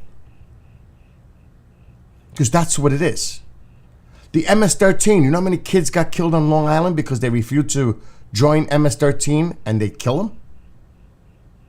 So the crime is where it is. People talk about guns, and I'm not minimizing what happens in this heinous mass shootings, but do you know how many people are injured or killed by illegal guns owned by these thugs every day? And where is it happening? In the urban setting, in these crime-riddled, gang, drug-dealing neighborhoods. That's the bottom line. So do you remember, now you heard my letter, right? You heard my letter. Remember what he wanted to do. He wanted to send in the same thing that he did here to Chicago, to Baltimore. Remember what happened in Seattle? And those local people said, no, we don't want your help. It's bullshit. If you're going to address crime, you should get the assistance. If the federal government is offering you assistance to help the local law enforcement or state police, I would take that help in a heartbeat. Like this. Bring it. We know who they are. We know who these thugs are. Let's do a sweep. They came in and they took like 100 or more in one shot. Like this. And now they're comfortable again. They're back. They're back. They're comfortable again because they don't fear that it's going to happen again. And again, if you lived in those neighborhoods, it's not that there's a narrative out there that the people hate the police. It's not even that. And I grew up in the city. I know. They're scared. Because then if they open their mouths, they're a snitch. If they don't go after them, they'll go after their kids. They'll kill them. They live in absolute fear.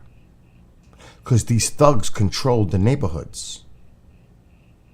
Does anybody understand what I'm saying here? That's just the way it is. Like, anytime, and they take total advantage. You can have people that are innocently protesting, but that element is there, and they're waiting. They're waiting just to strike. When you have a hurricane, a blackout, what happens, right? You're always going to have that element that's going to loot, pillage. And what are the stores they usually target? Phones, clothing. It's like that's what they want. That's the materialistic things that they want. They're going to hit those kind of stores because that's what they see as being value to them. Do you understand? It makes common sense when you think about the pattern. I remember the big thing in the city was stealing persons' fucking sneakers off their feet. In some cases, killing them for their sneakers. The Nikes, the Air Jordans. Forget about phones. But that's the nature of the beast. That's the way it is. And people have to just come to grips. This is the reality that we live in. And we have to address it. And Trump was willing to do this in a big way. He did it here. That's why I wrote him that letter. That's one. And he talked about some of the pieces that I wrote on a Hannity town hall at night. I was like, get out of here. The morning, that night, I was like, wow. But here's the doozy. Here's another one. And I can prove it because I can show you the article. Hold on, let me find that. So this is letter number 3. Exactly. There's no consequences. I mean, we need harsher laws. I'm sorry. We need fucking harsher laws. What kind of a deterrent do we have? We don't have a deterrent. We don't have a deterrent. But here's one. Get ready. And then I'm going to pull up an article I wrote this. I don't know if there's a date associated. I could try to find out. Let me see. This was August 26th of 2020. In the midst of you know what. Because we're on YouTube. Dear Mr. President, I am writing to you today to address an issue in regards to the manufacturing of generic and other types of medication which are imported to the United States. A vast majority of over-the-counter medication as well as their ingredients come from China and India. For example, as you are aware of, 70% of hydroxychloroquine comes from India. If a drug is not manufactured and imported to the United States, many of the important ingredients come from other countries as well. Of course, the two main plaintiffs, for example, are China and India. These drugs are derived from plant-based materials. I personally think it would be in our best interest and also under a national security measure to start the process of growing these medicinal plants in our country or somewhere in the Americas with cooperation from our neighboring countries. This would end the dependency of overseas drug imports and create business growth and build a stronger economy here in the United States.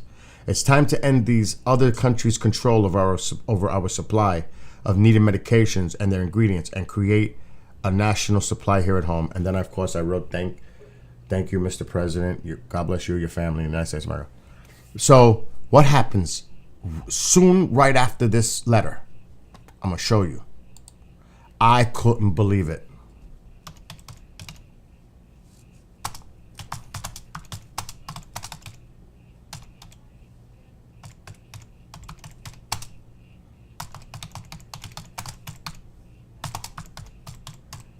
And I hope I can find the article. Here it is.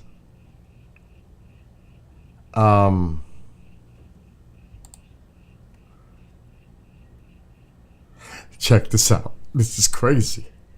Now, I wrote the letter. Well, it could be when I switched it to my computer, it might have been after the fact, but just look at the article.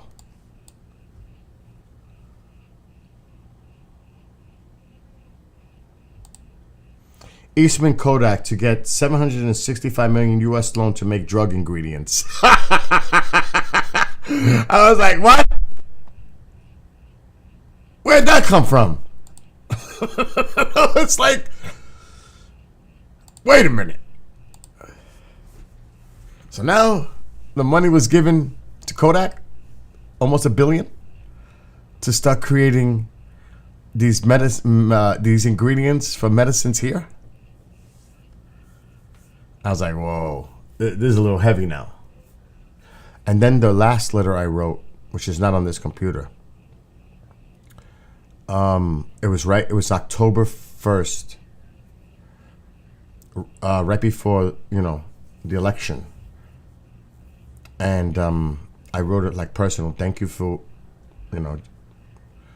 And I got a nice letter back. It's on the other computer probably, from the White House. It was personal. See, a lot of the letters that you get back are generic. Thank you for contacting the corresponding. They're generic, but this one was personal. And I was like, they took some effort in this one. They made it personal. Thanking me for contributing to the United States to help it make it better and all that. It was nice. It was personal. It was nice. They actually definitely took the time to write the letter back for that one. So again, those are just some examples. And it's tough. I mean, it is what it is. There's no easy solutions to tough situations. There aren't. It's not like it's an easy fix. There's no such thing. It's going to take.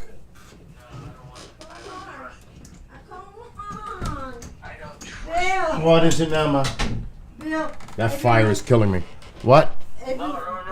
Oh man, he doesn't want to do it for me, and then I want him to do it. What are you talking about? To watch the video of them. I showed her yesterday. You didn't show me shit. I opened it up for you. Once there. No. I want him to sing some to you about me. I'm live right now. But move for a moment. Oh my God. Okay. I'm muting.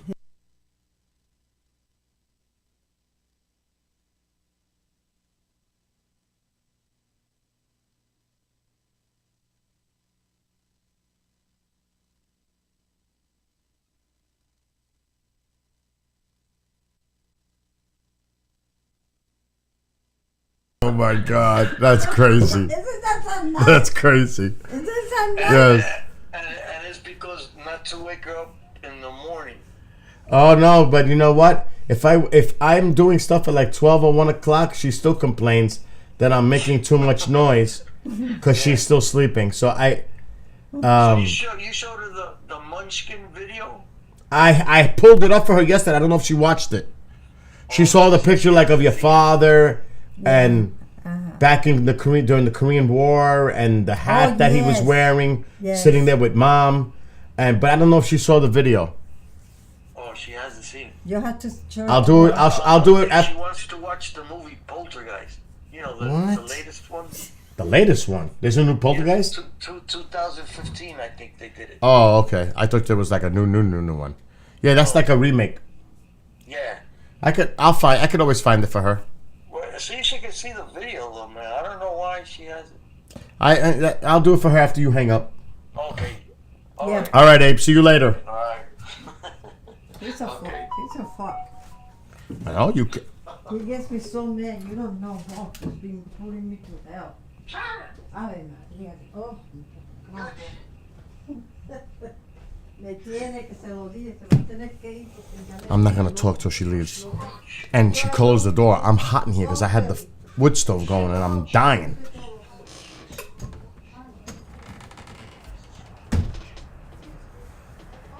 Oh, God.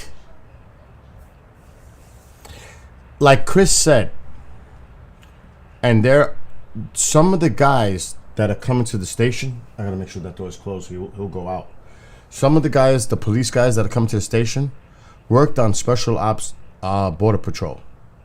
Wait till they start their show and tell you, because I'm sure they're gonna mention it. I'm sure that's gonna come up. And Chris said that he's bringing on that guest in 2 weeks to talk about what's going on the border and who's coming over the border. And I mean, you've heard, I'm sure, that people are coming across that are Chinese, and it's a serious issue. It's a serious security issue, that border. And you got to remember, in some of those South American countries, Russia, Iran, China have a presence there. And you can only imagine and I'm being hypothetical, you can only imagine what kind of training they could be doing to certain individuals there that then come here and cross the border illegally. Again, I'm saying that hypothetically, but that's really scary.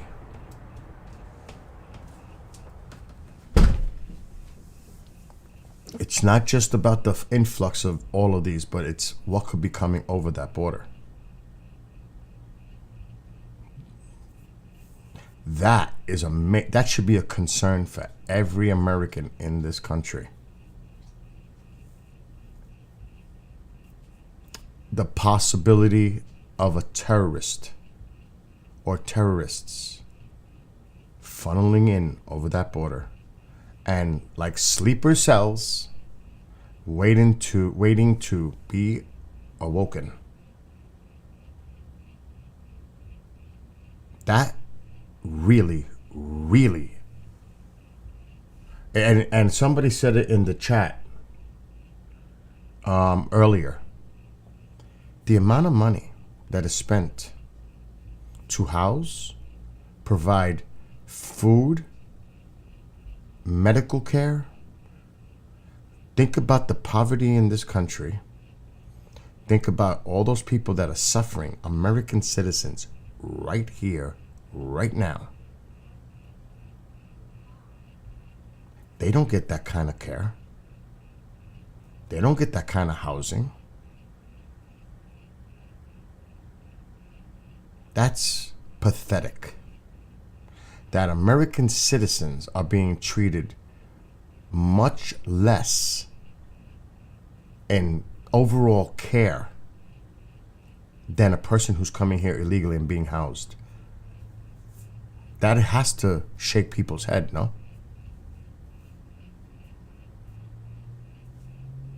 I mean, it's exactly. They're in 5-star hotels in New York City.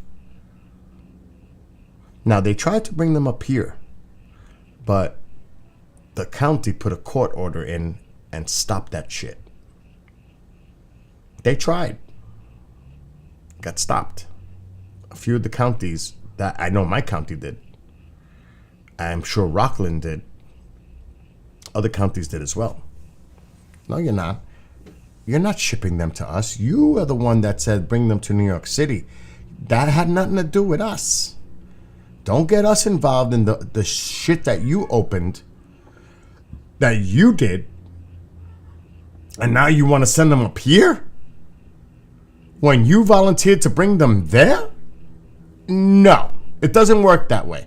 And the thing is, we all know how the courts work. You can appeal, but eventually, something like that goes to the Supreme Court. The Supreme Court's going to say that's nonsense. That's bullshit. But it takes time to get to that, but eventually it will. Because it's a fight. You know, like everything else. But that is BS. You say they can come here to New York City, and now you can't handle the overflow of these immigrants, and now you want to start sending them out throughout the whole state?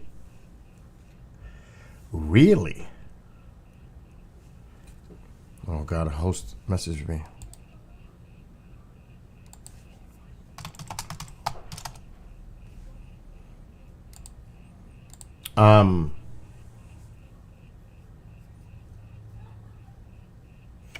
Yeah, you know, that is a great point. Because you can't survive on SSI. You can't. You can't survive on SSI. You could not survive in New York on SSI. Even up here in upstate. Well, lower, let's call it downstate. But not New York City. I'm 90 miles north of the city. But they call it downstate. Upstate is like Adirondacks. If somebody were to try to get a 1-bedroom apartment here it's going to be $1,500. What the fuck is $900 going to do? Where you living? Where are you going to live under $900? Now, yeah, there are programs like HEAP that pay for your electric and heating. They can get SNAP, food stamps, whatever. What the fuck is $900 going to do?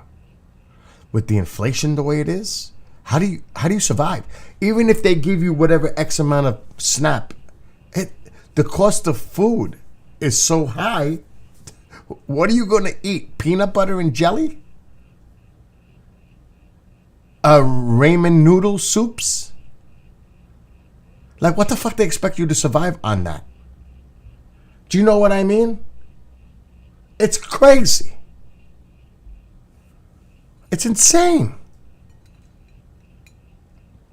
So yes, Murphy, I totally agree.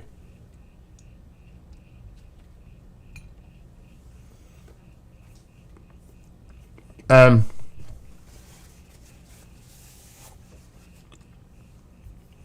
just going to say it, and it's just fact.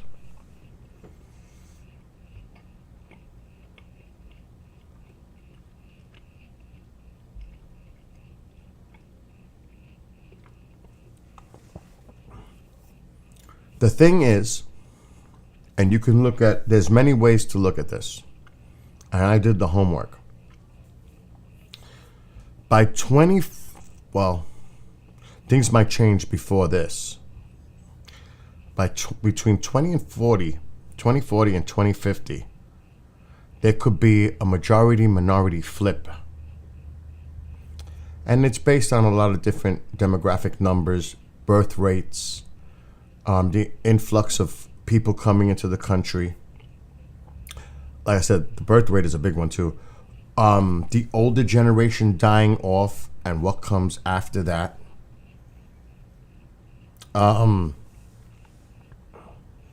That's going to be I don't think I'll be alive. But that's going to be one hell of a time in this country. That is going to be... That's going to be interesting. If you look even at the census and the population, and I'm just being honest, and I'm Puerto Rican, actually Spaniard.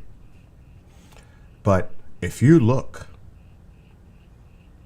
at the numbers, I mean, I can show it to you. Like, a few decades ago, it was like 70% population white. That number has been coming down. The other number's going up. And at some point, it's going to surpass. And you have to look at that, because it's also going to change the whole political structure. Now, don't get me wrong. Some states will still have that representation, whether through the House or the Senate, because the demographics aren't changing as drastic or as fast. And honestly, that's why people say, well, they're moving into our state, they're taking over. Well, some states have that core, but there's the other states, it's going to become where the majority is going to be tough to get for Republicans, period, whether it's in the House or the Senate. It's going, and forget about the presidency. You may never see a Republican president again. And I'm being hypothetical, after, say, 2036. Let's see, wait. 24, 28, 32, 36. By 36, it might get dicey. Forget about now. Forget about even now.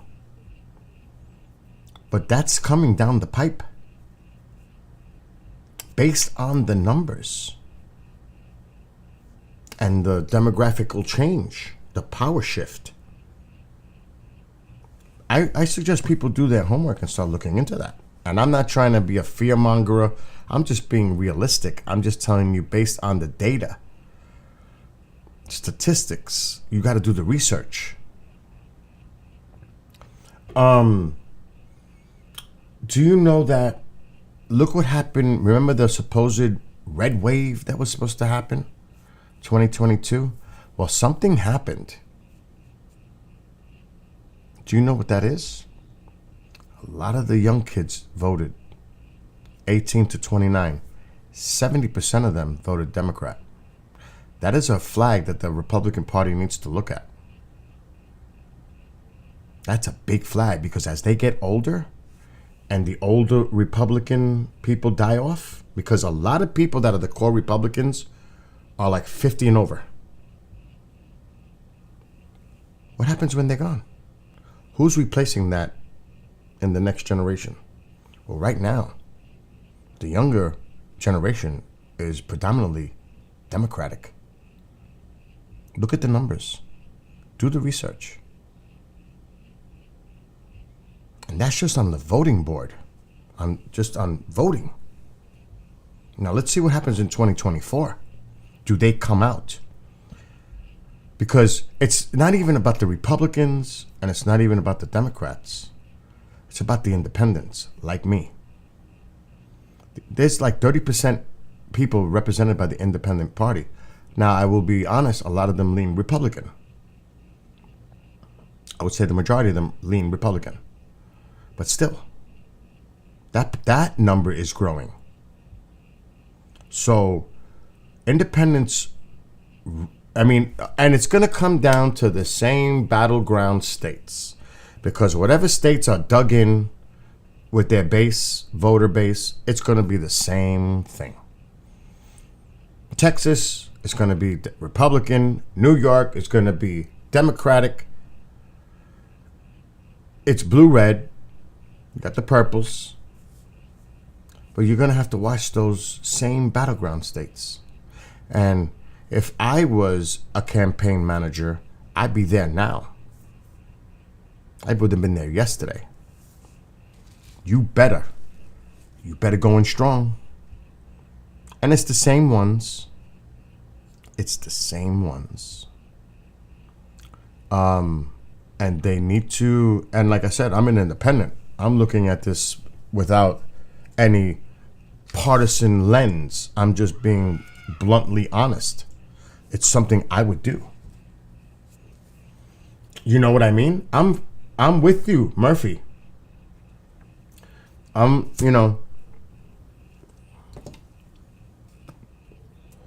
So it's going to be, I don't know. I'm telling you.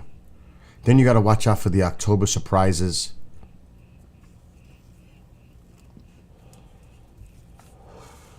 Or September or August surprise. Something leading up to the election. You never know.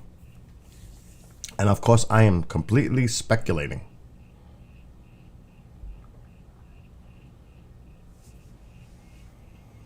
On that part. But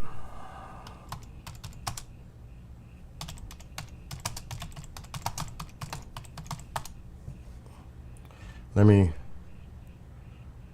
just show you something quick. And you can click on any link. It depends what you hit.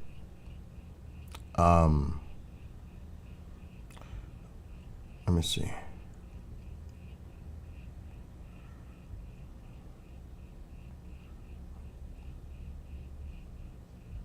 I'm trying to read.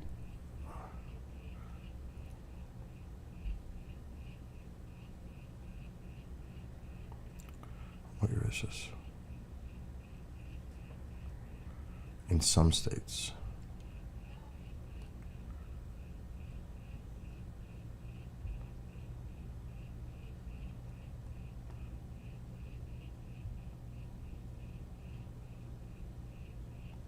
This is like really getting into the numbers.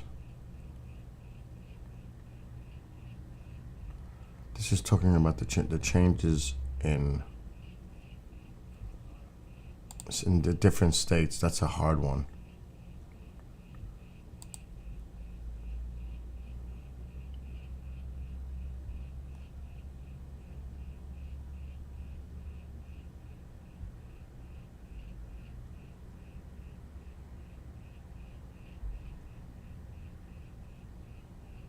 Hold on, let me see if I find the numbers, the raw numbers.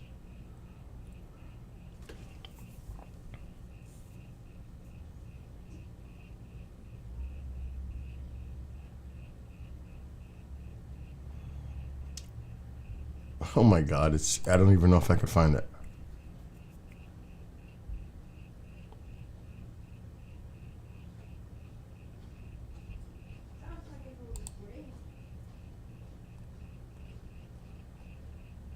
Oh, I hope my mom don't come in the room.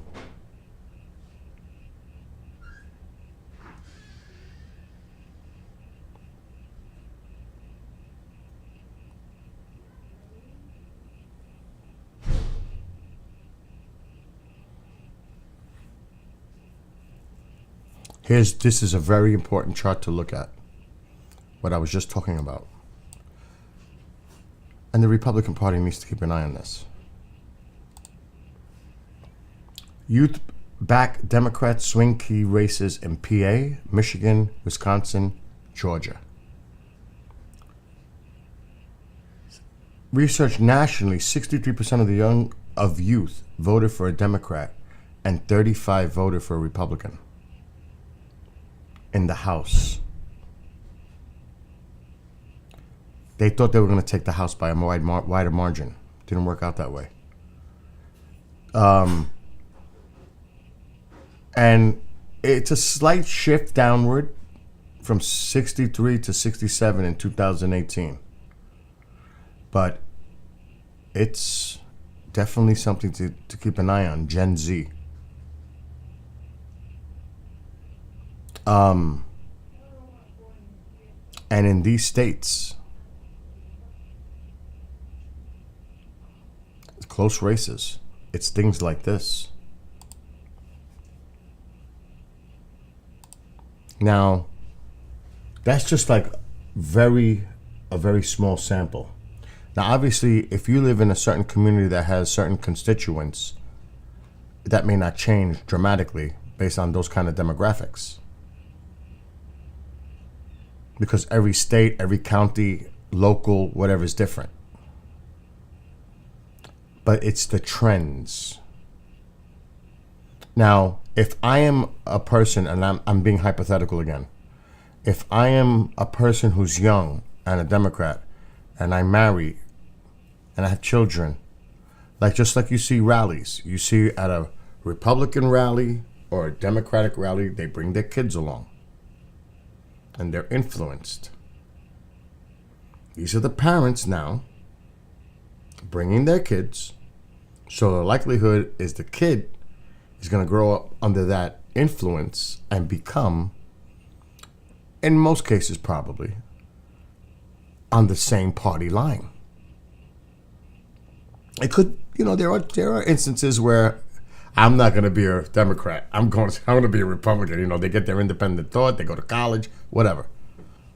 Let's just look at what's going on in the colleges now across the country. It's insane.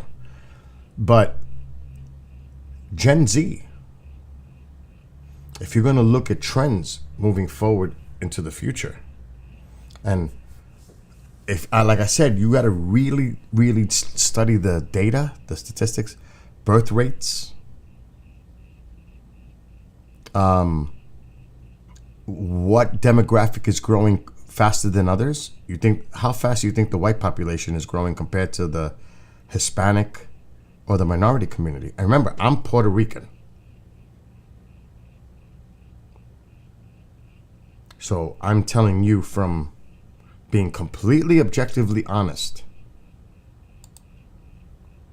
Even though somebody had the nerve to say to me once on a video call, "Were you born here?" Do you know how that insulted me? How fucking dare you ask me if I was born here? You don't even know me, and that's the first thing you tell me? Well, were you born here? Go fuck yourself. I'm just saying.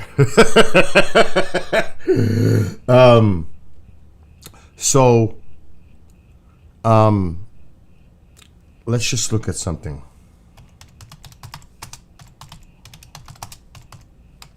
And again, this is the kind of things like on my own time I study. Because I really want to know what's going on.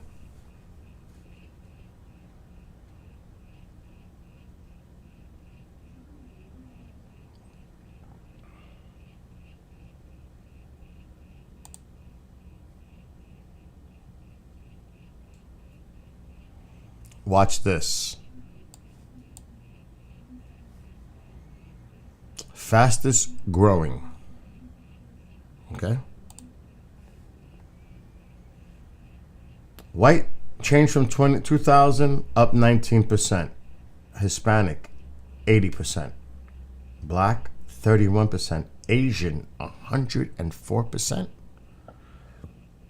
Two or more races. That's a big growing popular demographic too. Mixing 47%. American Indian, Alaska Native up 77%. Native Hawaiian or other Pacific Islander up 120%. White is up 19%. Look at all these increases in these numbers. Now, if I am in a political party, and again, I'm an independent, but if I was associated with a party, well, as a campaign strategist, well, who do you think I'm going to start trying to appeal to? Just for the sake of the party, on the party line, I need to start paying attention to these demographics and the changes in the demographics. You have to, there's so many things you can look at. So however people want to spin it, the country is becoming much more diverse. It just is. There's no ignoring the fact that the country is becoming more diverse. By whatever means it is, it's happening regardless. Do you know something, Bob? What you just wrote is true. When DeSantis did something in Florida with the illegals, like there was a big controversy, but a lot of them worked on the farms for produce. Do you know that our prices throughout the country rose because there was nobody working on those fields to get the produce out? It was connected. But see, they can be here on work visas and work on those farms. You have to look at the numbers on how much immigrants that come here provide and help our economy on the work they do in this country. People ignore that one. How many people here that are immigrants work visas and they're here and they're working on the farms and they work hard?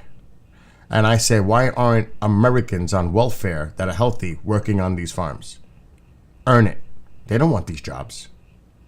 They don't want these jobs. And you can look that data up too, how much they help our economy. But that's the flip side of it. See, the problem is, and like I said, I'm looking at this from the middle because I'm a moderate. I am a definite moderate. I am not a hardliner because I'm all about compromise. And there's no communication. Everyone's talking, but nobody's listening to each other. The only way you're going to solve issues is by coming together and working together on these hard issues and coming up with some type of a compromise, because no one's going to win the whole bag and the other one's going to lose out. Because we all suffer from this bullshit of nothing ever getting done because of everybody dug in on their sides. There has to be a way to work together. That's why I'm a moderate. And that's why I'm an independent, because I see this insanity on both sides.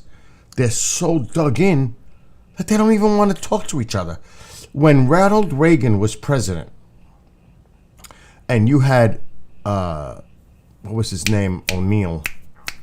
Tip O'Neill, was it?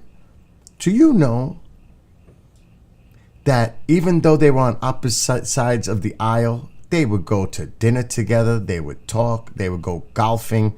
There was communication. Now they can't stand each other. They don't even want to be in the same room with each other. It's gotten that bad. There's no communication. There's no bipartisanship. Everyone's partisan. And let's forget about all the rhetoric. Whether it's socialism or fascism or authoritarianism or communism. I mean, that's what we hear.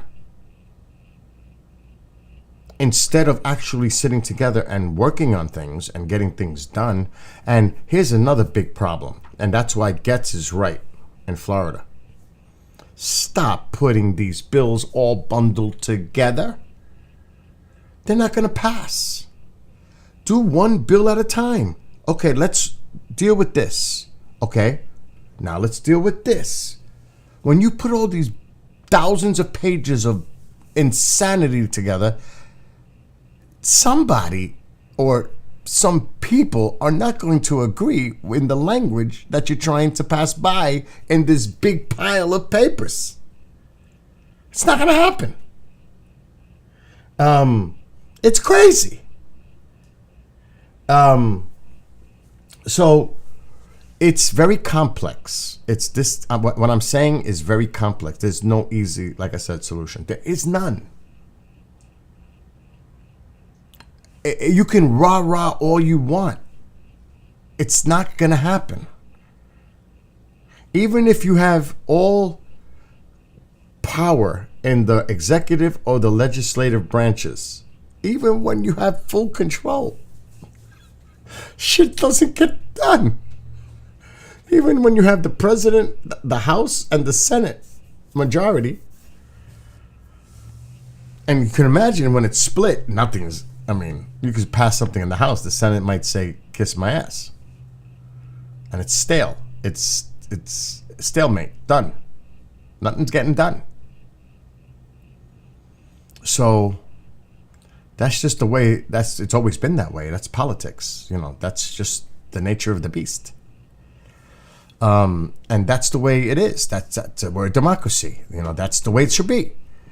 But to me, and to a lot of people, believe it or not, it's about, can we please talk about policies instead of slinging arrows and stepping on each other on their throats and laughing about it like a bunch of sadists, like it's funny. And can we stop being like school kids in a yard and grow up and start to really like address the issues that we face in this country? And stop this nonsense. Seriously, there's a lot of people that are fed up.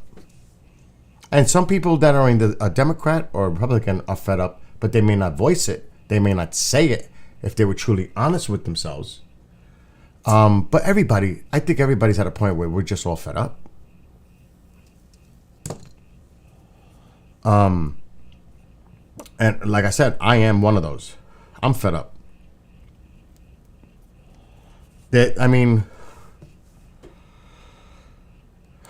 There's got to be a way. There just has to be a way to move forward. Because like I said earlier, if things are going to change in this country, no matter all the rhetoric you hear out there, because a lot of it is fear-mongering, so people can be scared and get paranoid about the future, all this. But if we don't control this now, and we keep this up, when the shit really hits the fan, we may not be able to control it. It might just spin so out of control. And I don't like to use the CW words, but that is not out of the realm of possibility here. It's almost like one side's calling themselves patriots. So what does that mean about the other side? They're not patriots? That's the label now that's being used a lot. The patriots. If you think about that very carefully, what kind of precedent does that set? So they're not patriots? What are they then? Enemies of the state? Enemy of the people? Your neighbor? Your coworker? Your family member?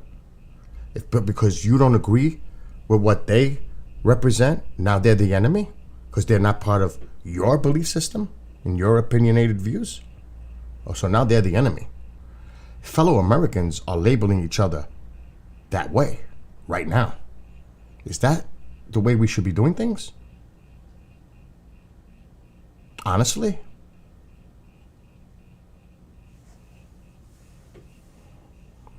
I mean,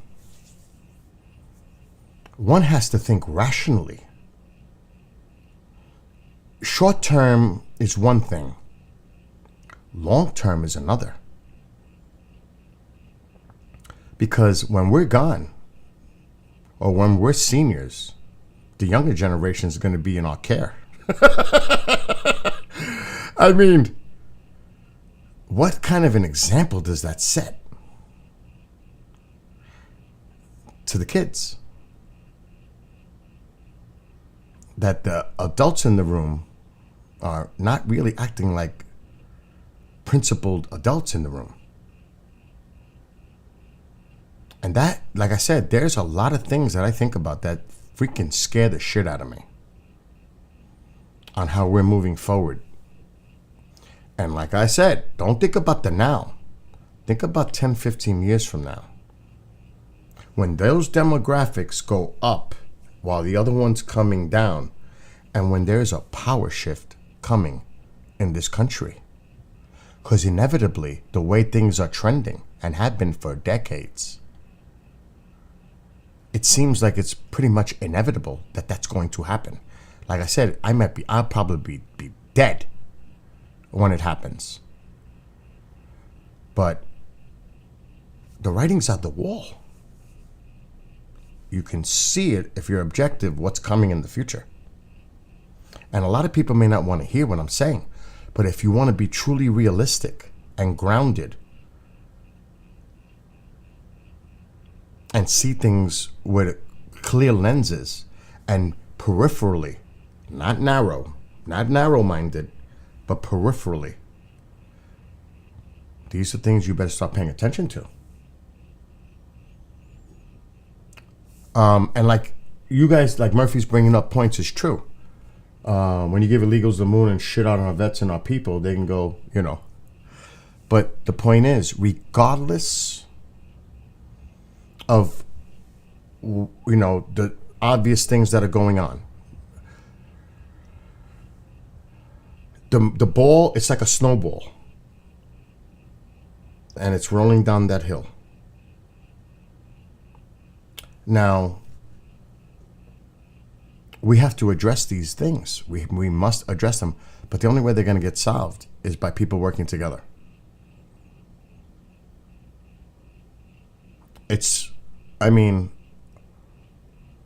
The whole thing with amnesty, asylum, having the court system with the asylum seekers being held up for years because of the lack of staff, judges, lawyers, all this, that's a big part of the problem in itself.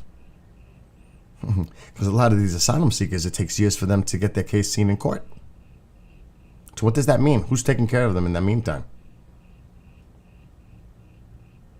Forget about the illegals. I mean, if it were up to me, forget about it. I would have, I'm just saying, because this is just me, I would have a 6th branch of the armed forces. Forget about Border Patrol. I would have a military force along that border with top-of-the-line surveillance. And I'm not saying this, I'm just being honest. I would have the ability from a half a mile out beyond the border, repellent, humanely done repellent activities where, listen, Mexican government is responsible for the people on your side. We're not going to allow these illegals to come into our country. And we're going to do everything in our power to keep it from coming in. And you have a responsibility too. because you're just letting them go right across your over Mexico, right to our border. So you have a responsibility in this too. But of course, it's probably mostly controlled by the cartels, so it's corrupt to the core, or they're scared to death to do anything because the cartels is the ones that control all this, and the traffickers. But I'll be honest, I would have top of the line surveillance drones where they would even deploy non-harming but gas. I would do anything it is to stop them from coming to our border in a humane way. But it's got to stop. It has to stop. And I think a vast majority of Americans would agree. We can't continue to have all these illegal people coming in, crossing the border into our country. What other country allows that? Tell me. Tell me another country that allows the shit that we allow at the southern border. Tell me. And like I said, you do it in a humane way. But it has to stop. It should have stopped 30 years ago. Because this is not something new. Matter of fact, if you look at the numbers, yeah, this year has been insane. But during Bush I would think it was in 2007, was the highest amount of illegals coming into the country. If you look at the numbers.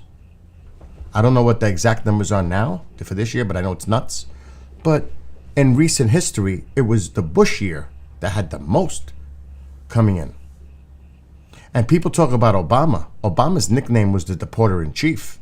He deported a lot of them out of the country. People don't realize that. Look at the stats. Do the homework. So, there's people put out narratives without doing the homework.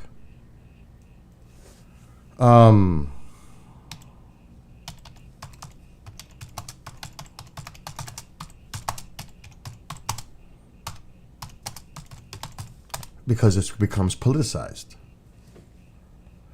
And it is what it is. I mean, I'm not going to deny that it happens. That's just the way it is. I don't know if I'll be able to get that.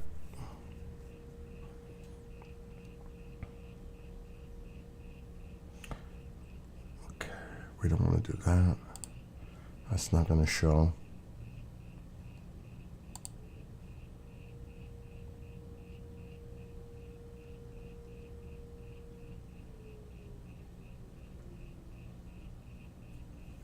Because it's going to be tough because I have to get the right one.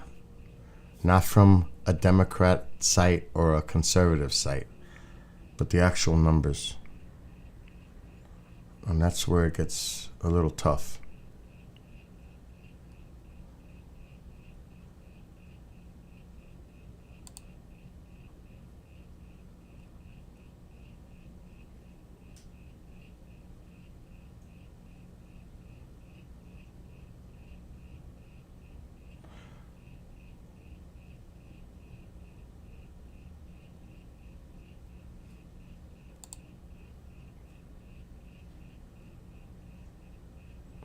And don't get me wrong, this year it's historic.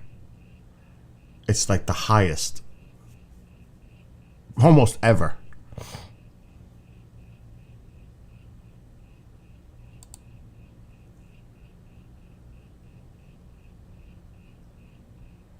Okay, so this year, it's almost like the numbers are insane. In 2007, it peaked to its highest until now. And under Bush, which I'm looking at the graph now, the numbers were actually down when Obama took office. Believe it or not. So The unauthorized immigrant population rose rapidly from 1990 to 2007 before declining sharply for 2 years and stabilizing in 2017. So yeah, it rose all the way up to Bush right here, and then it started to decline under Obama. But right now, that's 12 million, 10 million. Now it's at like 17. I think it's that high. I think it's like 17 million now. The highest. I haven't gone back that far in records, but that's like the fucking highest I've ever heard. And again, raw numbers. Okay, wait a minute. It might be, I don't know if it's 10 million. It might be. So October, that's 2021. It was 1.7. Hold on. I saw the number. It's crazy. It's a crazy number. Right here. What's the date of this article? November. No, this is October 2023. Okay, here's the new data. Hold on. Border Patrol. Now, this is from the Border Patrol. It's not from a news outlet. The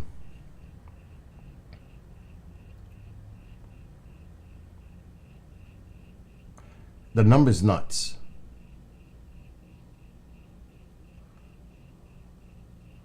I'm trying to find the total number.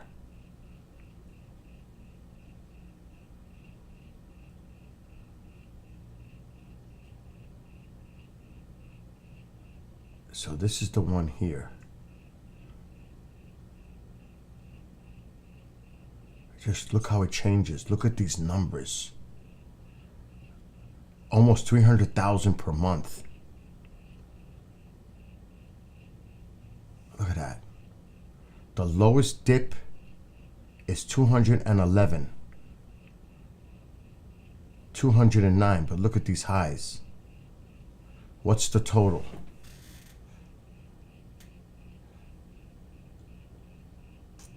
Total 3,201,144 nationwide encounters. And that's by the U.S. Customs and Border Protection encounters. Those are nutty numbers. Now that should alarm everyone. Now, I'm saying also, if we have our adversaries sending in bad actors into the country, that's something to be concerned about, because we don't know. Well, I'm sure they might know, and they're not telling us on who they're apprehending. Nationals from other countries, not just South Americans. That should alarm everyone. This is from the Border Patrol. This comes from Customs. So it's telling you. I mean, look at this. It's crazy. It has the minors associated, single adults. And it's crazy because when you look at who's coming in, these are not good numbers. This is horrible. Nationwide encounters by month. We just seen that number. And again, this is coming not from a news site. This is coming from the U.S. Customs and Border Protection. Now, you can doubt these numbers, you can question the numbers, but it's coming from that source. That's a serious. That's untenable. It's insane. And that's right, it's not counting the getaways. It's not even counting them. What's up, Albert? You drank 6 beers? I'm not drinking tonight. Thank God I'm not drinking. I may need a drink after all this. So again, I don't want to get too spun out of control, like, because people might think I'm just trying to be fair and objective. That's it. There's different ways to look at different things. And like I said, when you talk policy, that's what it should be about. It's all about policy. And I wish more people in Congress would talk policy. You know, that's because the buck is going to be passed off to the next, and then the next, and then the next. Because on that chart, this isn't new. It peaked with Bush in 2007, and now it's going even higher now with Biden. But the numbers, they go up, they come down, they go up, come down. But this has been going on for decades. Decades. It's not new. People have been yelling about this for a long time. But it's still going on. That means nobody's come together to try to solve this. It just gets passed to the next.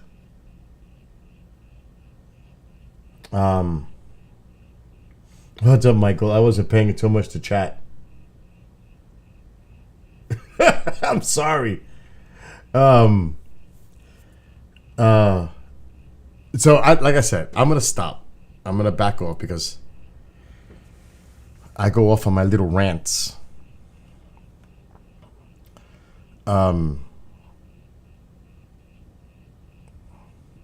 Look, I'll just say one more thing. One more. It is my opinion we shouldn't even be, well, obviously this is a multifaceted issue because the United States wants to keep their influence throughout the globe at certain areas and locations they consider a strategic importance, like with Qatar. We have bases in Qatar. We have bases in Saudi Arabia. But it is my opinion when it comes to their own political structure, we should stay the fuck out. Because you are dealing with different types of factions: Sunni, Shia, Kurds, Persians, the Iranians. They have been at it forever, thousands of years. You just can't think that you're going to put democracy and it's going to work in these places that have existed with this tribal faction influence for thousands of years. That, in my opinion, we shouldn't have even got involved in this whole shit. You know what I mean? It's like you're not going to change anything there. This is the way it's been for thousands of years.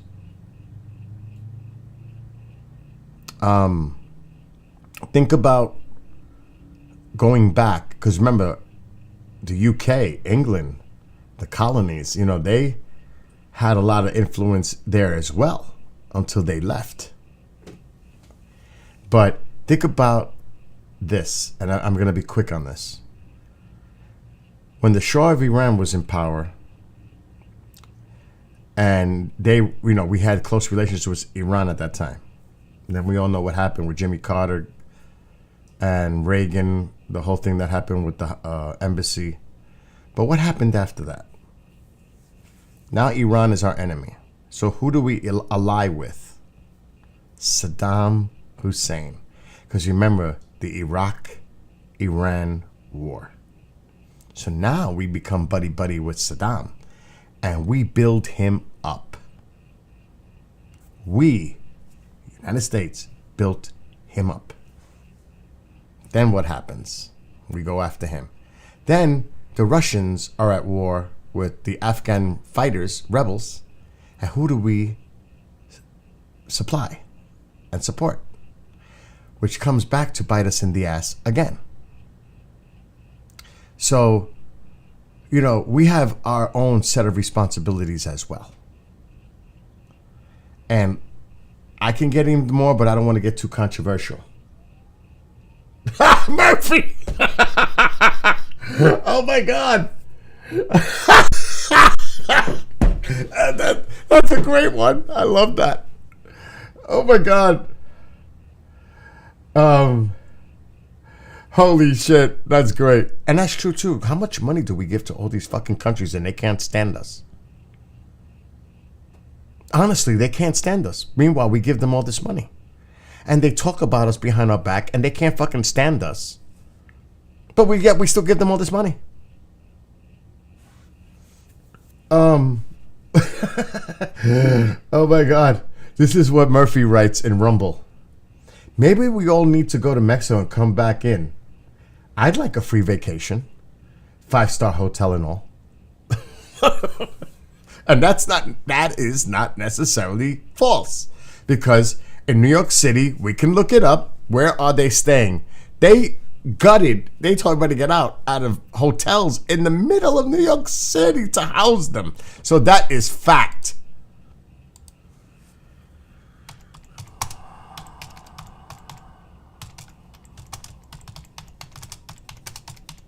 We're going to look it up. I saw that shit in the... Okay, so I don't watch the news. Really, I don't. I watch local news. I watch News 12, which is the Hudson Valley. Because I don't even want to hear the same shit over and over again, a million times, different ways on the news that's out there. I don't watch TV. I'm always here. I don't watch TV. Today, I enjoyed watching my New York Rangers beat the Boston fucking Bruins, and now the Rangers have the best record in the NHL. Now that was what I was watching today, and I was fucking excited because it was a great game. It was action-packed, 2 great teams playing each other and fighting it out, and it was great. I thought the Rangers were going to lose, and they ended up winning 7-4. So I was like, this is a great Saturday. For now. A lot could change from the end to the end of the season, but right now I could say as a Rangers fan, we are the best team in the NHL right now.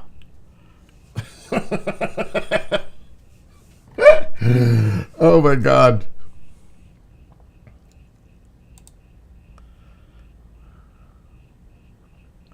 Here you go. I can't read this because it's fucking New York Times.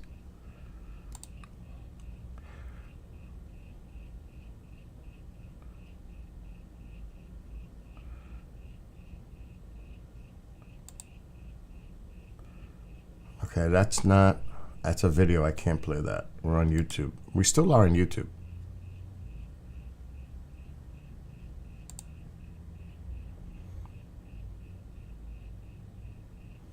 So, this might be... Oh, I have ad blockers. It's not going to let me do it. Fuck.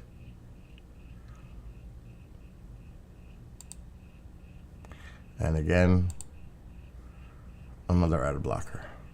I have to put in ad blockers.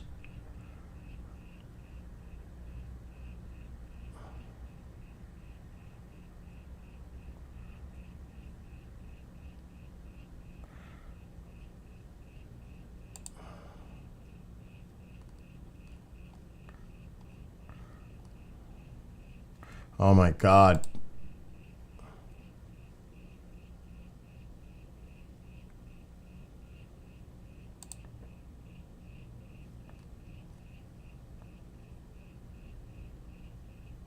Okay.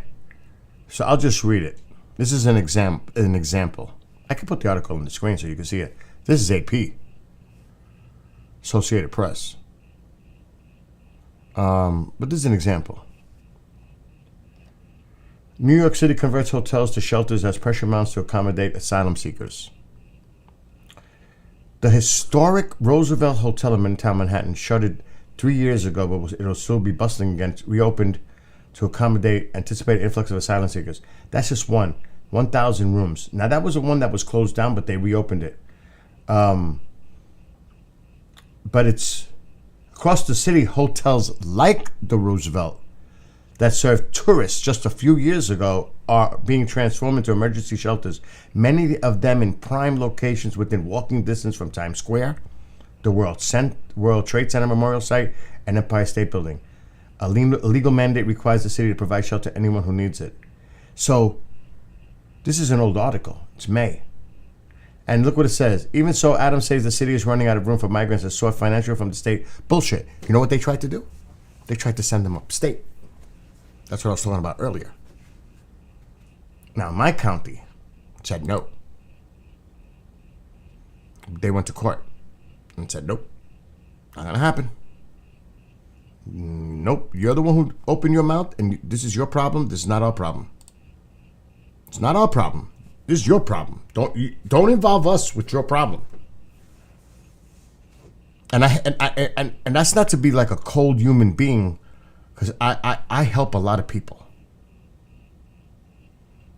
It's just that that's not our responsibility. No, my county did not volunteer for this. We're taxpayers, you're the one who said to bring them there. That's your business. And now you want to try to send them up here to us? That shit don't fly. And I'm not trying to be cold and dark-hearted, but it is what it is.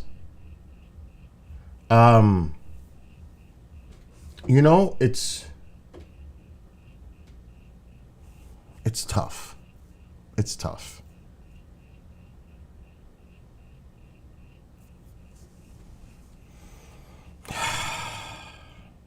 It's not easy. But again, there's so many issues going on. So much.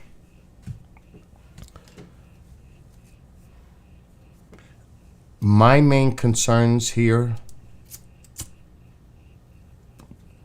in my immediate, what affects me?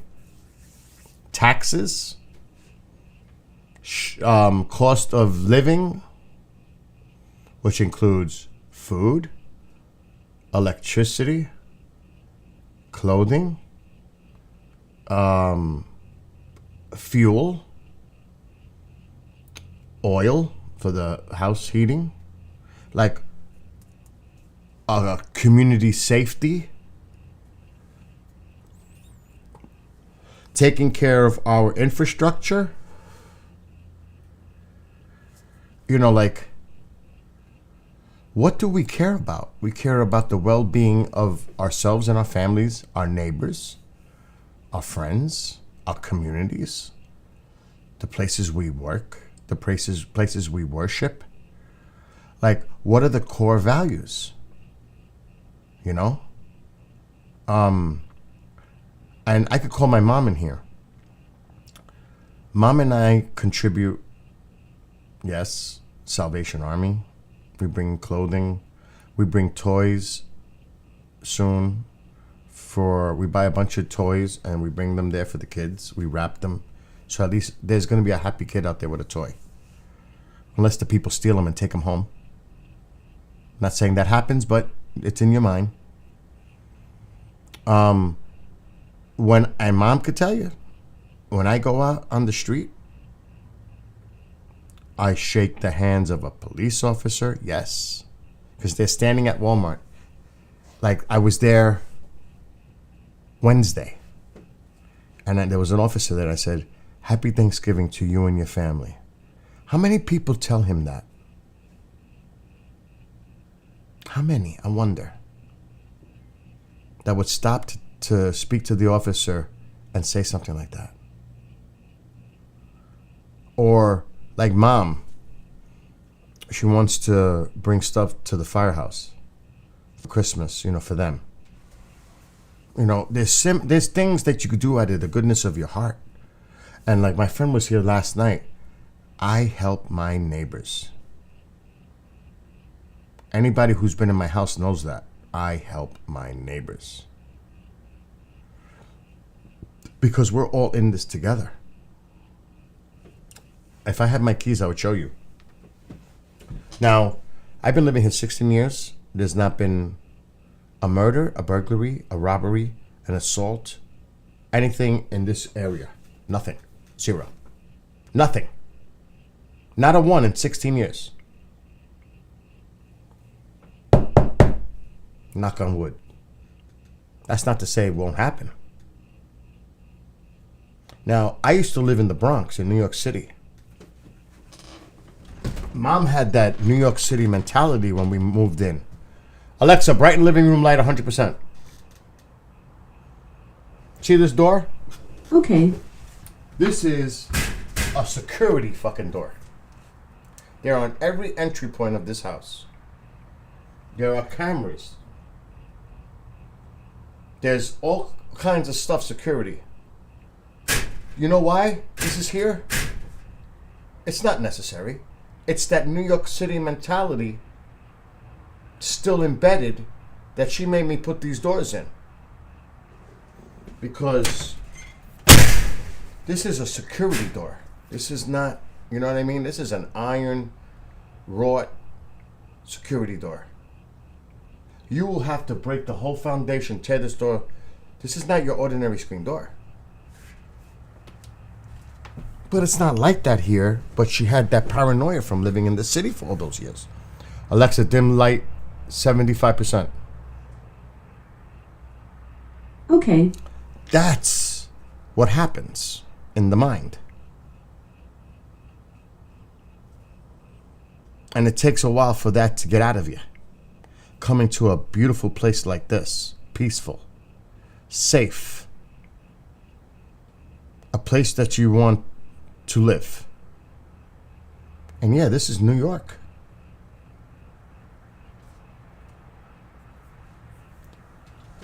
That's my property. There's no cars going past this property here. There's no road. There's no lights. Those lights that you see here are solar posts that I put in by my firewood. So that I have light. At night if I need wood, it lights up that area and I could see my firewood. That's the reason I put those big light posts. There's 3 of them. There was a thing on the screen. I don't know where these clouds are coming from. It's not supposed to be cloudy tonight. Again. But that's the mentality.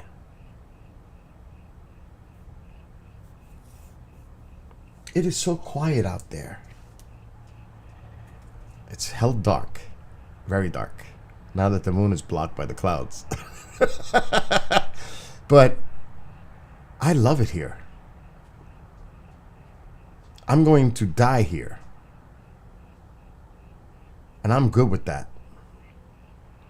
There's no way, any way, I don't care if I was, God forbid, homeless, you would ever drag me back into a city. It's not going to happen. No offense to those that may live in a city. Because I lived in a city for 35 years. I know what it's like. I lived in the freaking Bronx in New York. So nobody give me a lecture on what it's like to live in a city. I grew up in the city. I was born in Manhattan.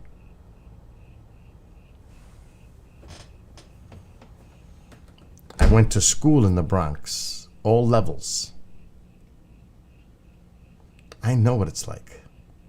And trust me, people become accustomed to living amongst millions.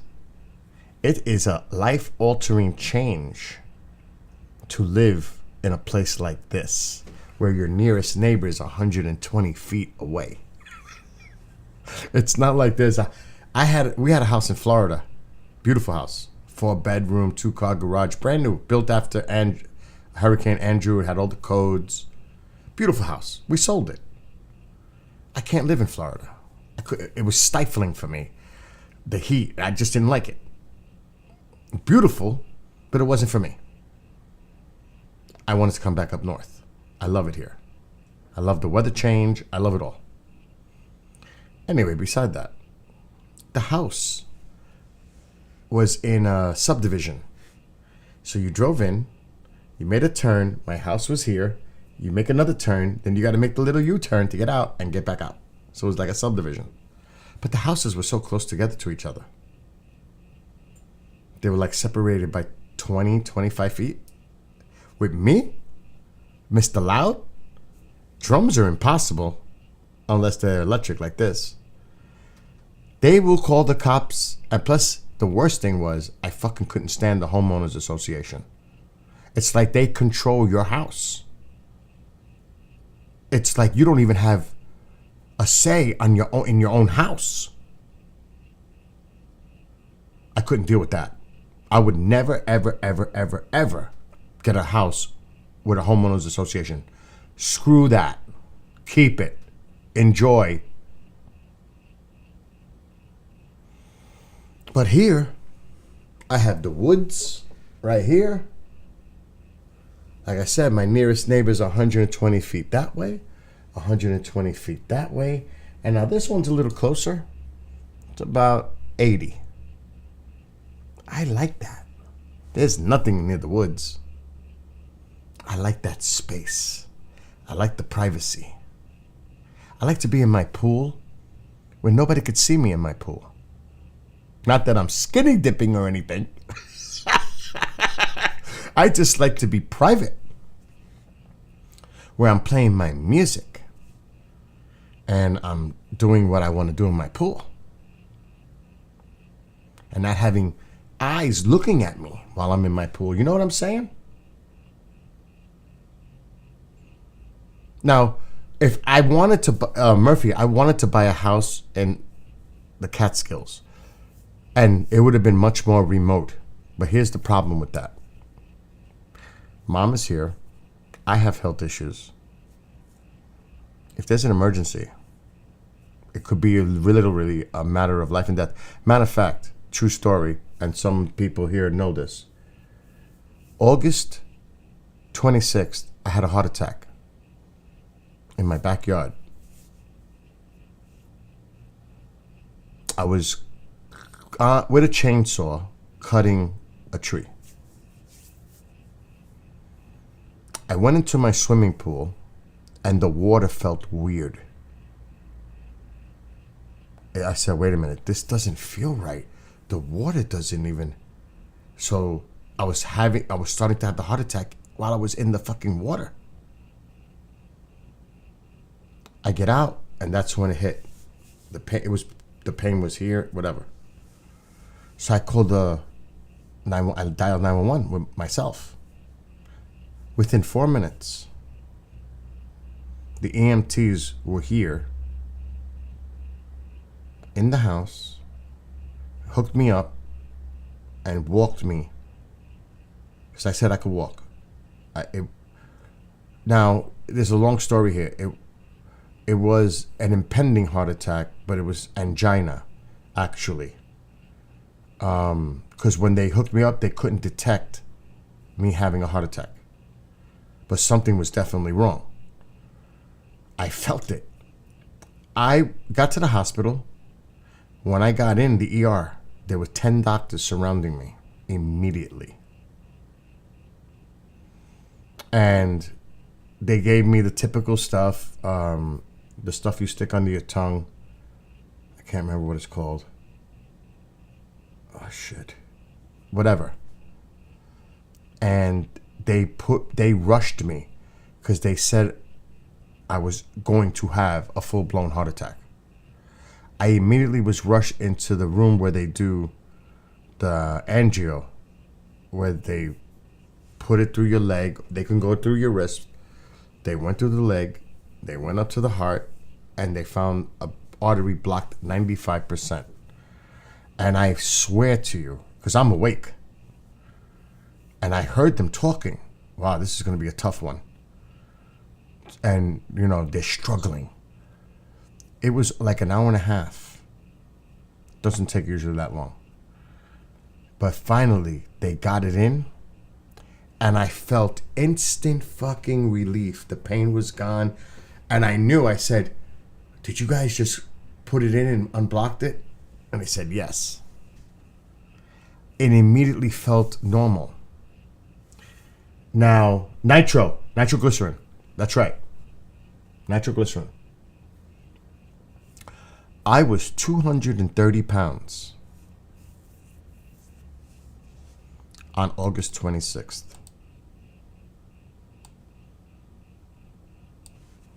I am now, let's go this way. I was out to here. I am now 197. And there's no more gut. And there's no more other side, but I won't get into details. I have lost 33 pounds since August 26th, taking care of my health.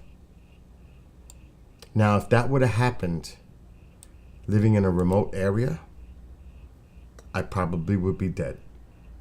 Because by the time the ambulances get out to me, by the time I get, because I can't drive myself, my mom can't drive, I would have been dead. So that's why I didn't want to get a house out in the very thick sticks. Acres are cheap up here. I could sell this house right now for $350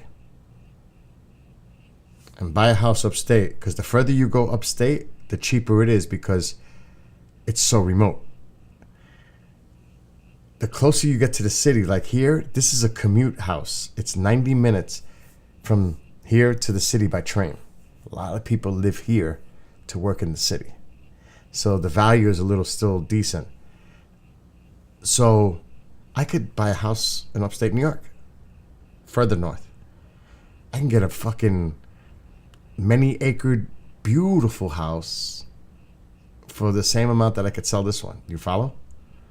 But I can't, and I want to. I want to be off-grid. I'm getting solar panels in 3 months, but I still have to be connected to the grid due to New York state law, which sucks. Pennsylvania, you could do it, I think. So, trust me, I wanted to get as far away from people as I could, even though I'm a people person. So, you know, you got to take in a lot of different scenarios when you're making that kind of a big move. But I would love it. I would. And then, you know, like here, you know, I do the work for the station. I make homemade soap and I have an online business. He does computer. Okay, so I work for a big network. And I need the high internet. I need a lot to make this all work right. Like right now, holy shit, I better check the station. There's no live shows till tomorrow. Popeye. I'm good till 2 o'clock tomorrow afternoon.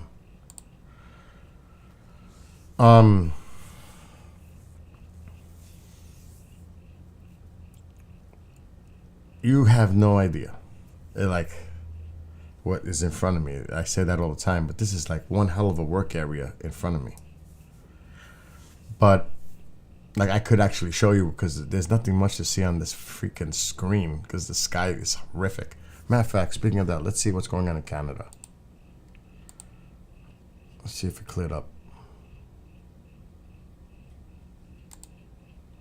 Not with 14 viewers, it hasn't. Hell no. It's horrible.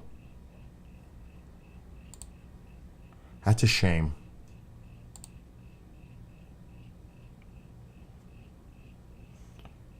That's too bright. It looks beautiful, but it's way too bright in Hawaii with that moon. I'll put it on the screen, but it's bad. It's bright. It's annoying. I'll leave it up because my camera sucks. It actually looks nice, but the moon is just too much. It's washing out the sky like it did for me. I want to see my satellite imagery. Because if this is going to be cloudy all night, I'm taking the camera in.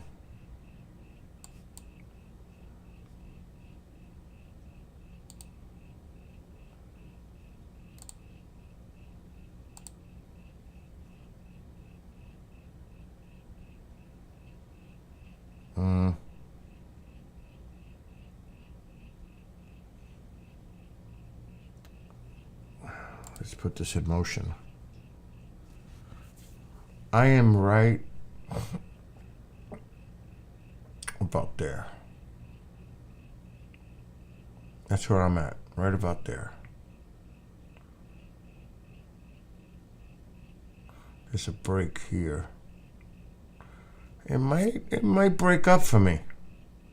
Not that I'm gonna stream till 4 o'clock in the morning, but there's a break in there. That's about a half hour away for that. So there's still a chance it'll clear up here. Anyway, do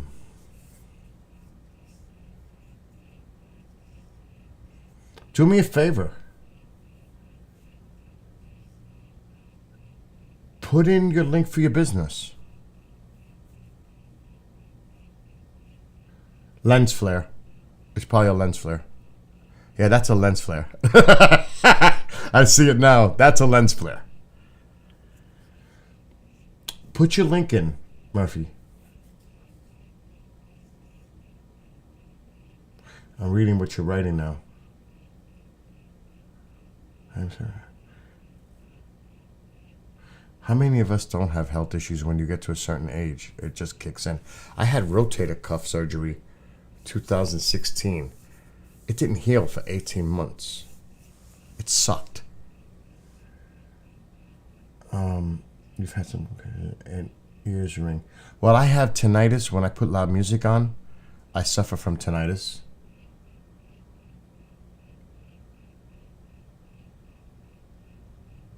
Oh, that would suck if you have to.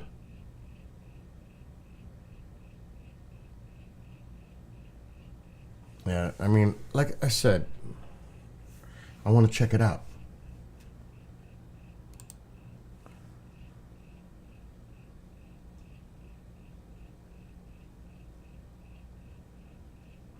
I'm waiting for it to open. So I'm going to show on the stream. And what's the website? Let me see.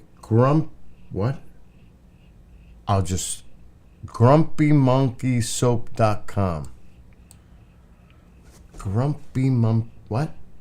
Grumpy monkey. Try saying that fast. I have colloidal silver nasal spray that somebody sent me. That shit was excellent. It cleared me up like that. Because I had, well, listen, I'm on YouTube, so. But wait a minute. I want to see your site. What the hell just happened? Where did it go?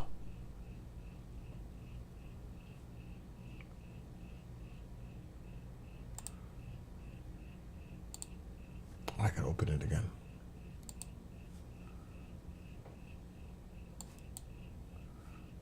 All right.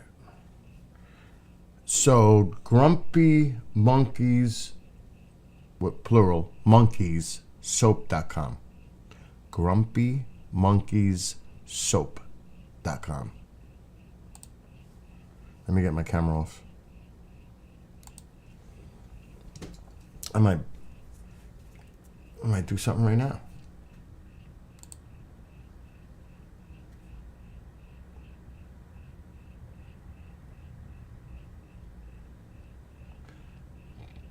The prices are good.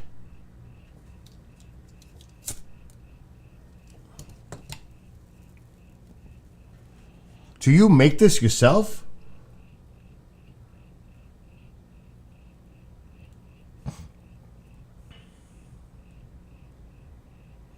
That's what I'm saying. Say that shit 4 times fast.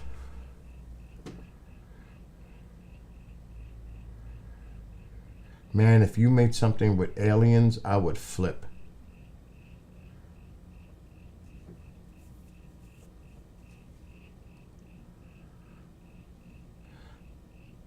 These are good for gifts too. Holy shit, you got pages full of stuff. Oh my God.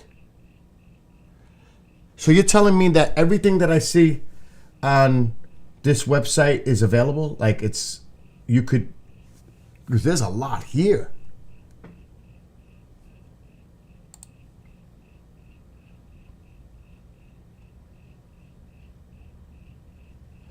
I swear I would have this in my bathroom, but if somebody used it, they're thrown out of my house. I would have this as decoration. Seriously.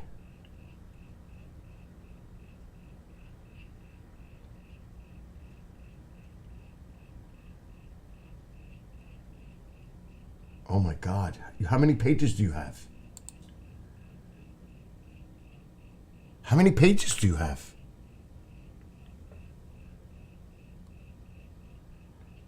I like that. Oh, I gotta call Mom.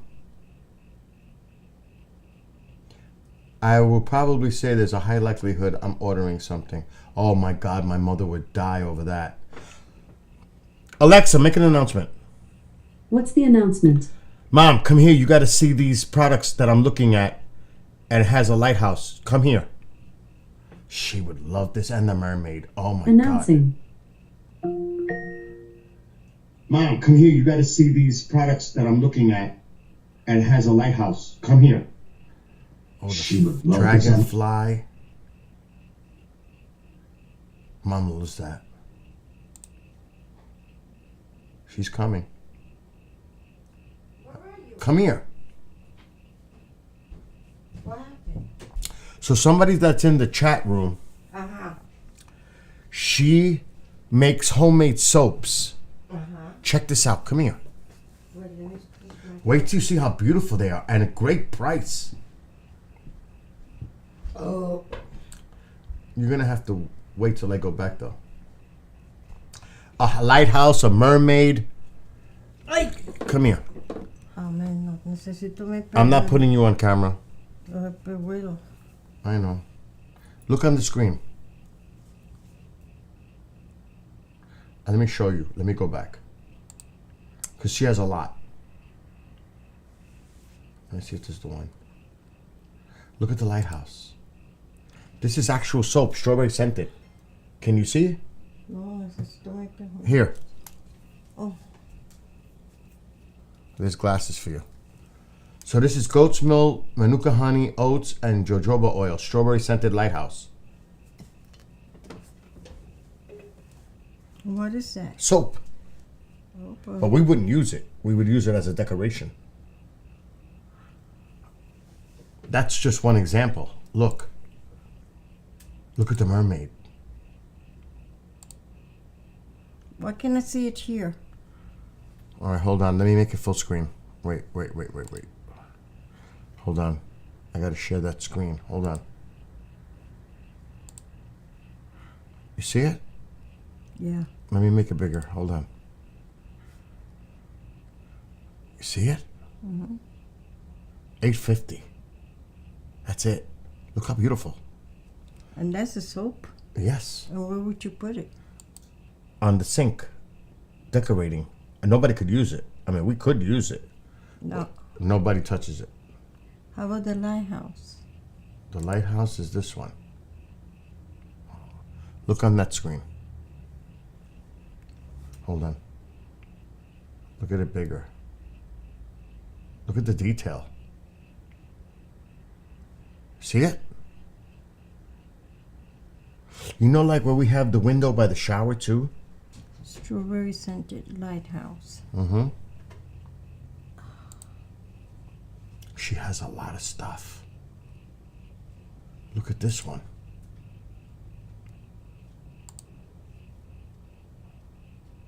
Look at the mermaid.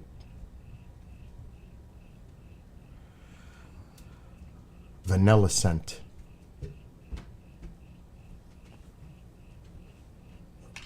You see him? You see him? Tycho's in the middle He of... wants to see. Mira que Look at this. You guys no got to see this. Mira que no see. You can't understand what's going on right here with Tycho. He's right in the middle. No see. Nosy. Look at this. What? He's holding on to me.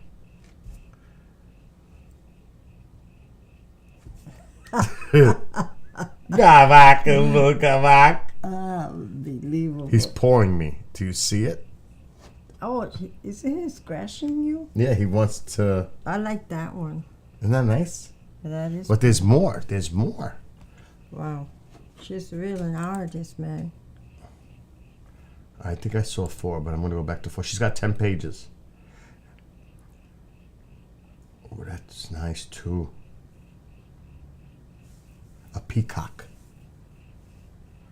She's got turtles. She's got all kinds of stuff. Look at this one What with the is- dogs. Look at this one. Look on that screen. Just look there. With the dogs. She's something else. She uses molds. Yeah.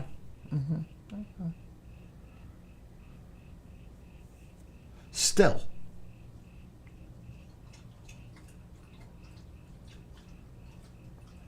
That's cool for Halloween. Peacock. The peacock. Where's the peacock? Well, I want to see what else she has. Here comes the peacock.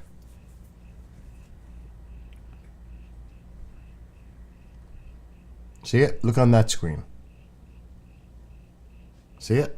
No puedo verlo bien. You don't see it, Ma? Right here? Let me see if I can make the screen bigger for you. I don't know if I can. Hold on. I want to see what else she has. She better not have a spider.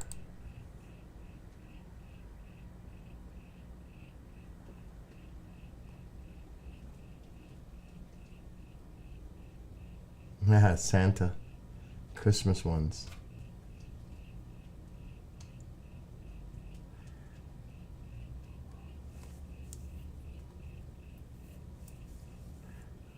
A few more. We're halfway there, actually. She has a lot of stuff.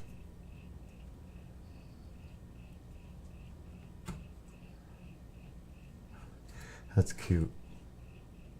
That is cute. The Christmas ones. And very inexpensive.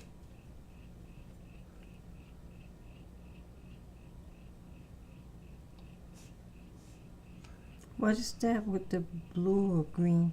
Witch's house. There's a wizard. She makes all different kinds, you know what I mean? Mm-hmm. It's good though because it gives people choice. Look at the little Christmas trees and the wreath. They almost look good enough to eat. Oh my God. What is that there? Oh, look at the bunny. Yeah, look at the bunny.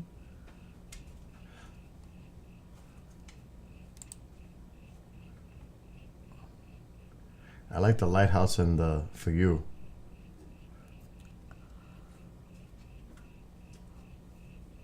Wow, even a fireman. A fisherman. Look at the fisherman. Where? I'm gonna do it now. Look on that screen. Yeah, Isn't that cool? that is nice. But for the bathroom, you know, like, because I want them as decoration.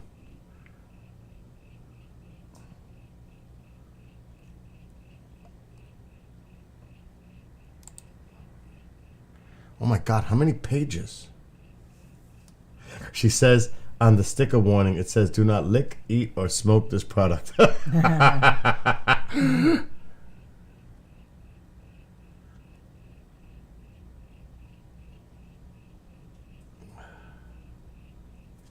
Look at the dragonfly. Look. Look at the dragonfly. That is pretty. Look on that screen. That is, look at that. Yeah, that is.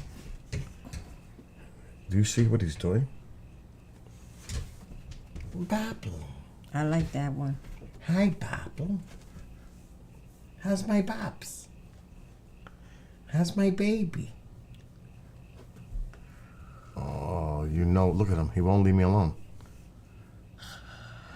I'm going to pick a couple, give her some business, and get some. Go see. See. Oh my God, he's scratching my arm. He's too much. He is too much. He's so beautiful. Imagine if they had a dog. All right, I'm gonna order a couple. Oh, there's the lighthouse. You don't know we have a 7-foot lighthouse in front of the house. Look, the lighthouse. That's pretty too.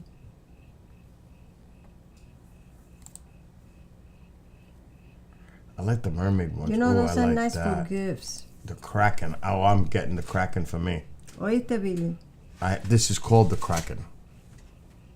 It's good to like for gifts too. For That's what Christmas- I said. For Christmas gift. Look, That's beautiful. I'm getting that one for me. Yeah. Because I call this the Kraken.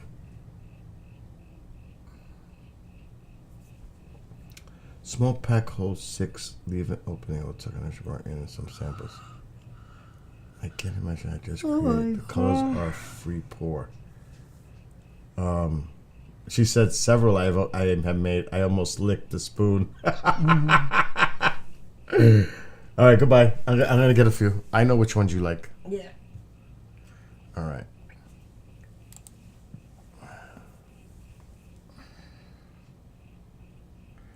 The fucking wizard is nice too. All right, I'm gonna get the lighthouse. I'm gonna get the Kraken, and I'm gonna get the mermaid. Mermaid. I like the Plus 2 would be nice there because this bathroom's small.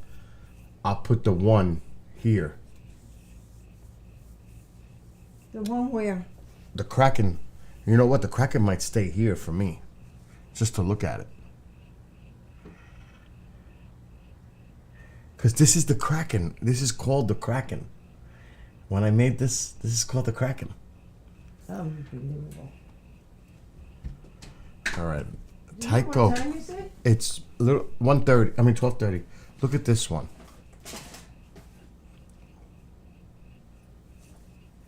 You see if I don't look at him? Put the wood here. That door is open, huh? Yeah, because I have a camera outside. Look what he's doing. I know what the baby wants. I know what the baby wants. You're gonna go to sleep. That's what you're The gonna baby wants to go outside. That's what he's doing that for. All right, I'm going to take this off the screen. I'm going to order a few. Let me put the... What? Are you hungry? I already All right. fed you. I want the Kraken. I want to sleep. The Kraken's a must. Imagine if they had a alien. That's what I said. If she had an alien, forget about it. It'd be over. Please choose the quantity of item. Adequate. It should be more than 0. It was okay. Hold on. Add to cart. There we go. All right, I gotta go back to home.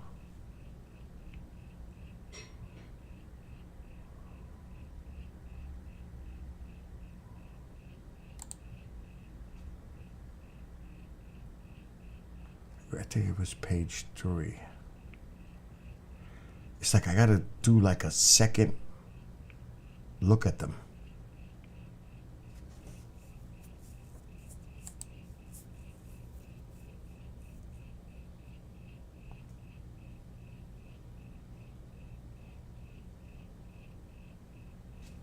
The lighthouse is a definite. At the cart.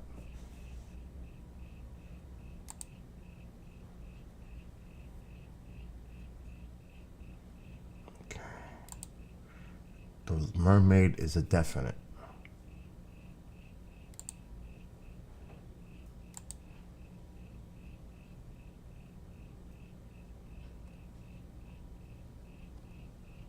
Out of stock shit. Oh. All right, I'm going to have to go to a different mermaid. That's a nice one. The strawberry scented one. Let's go back. All right, there's a search.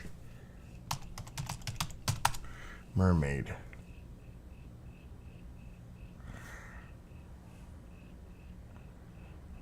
Oh, that's a tough choice.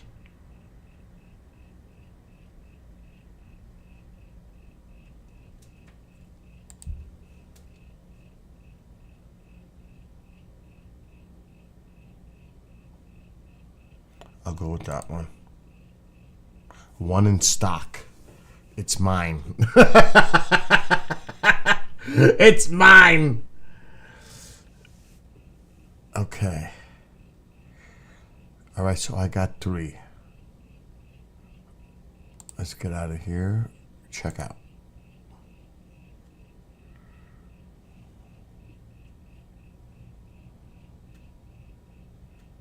Okay.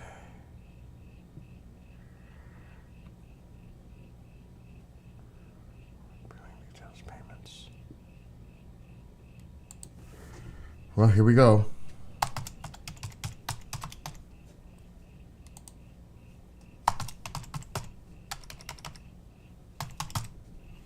I'm putting it under my mom's name, Elizabeth.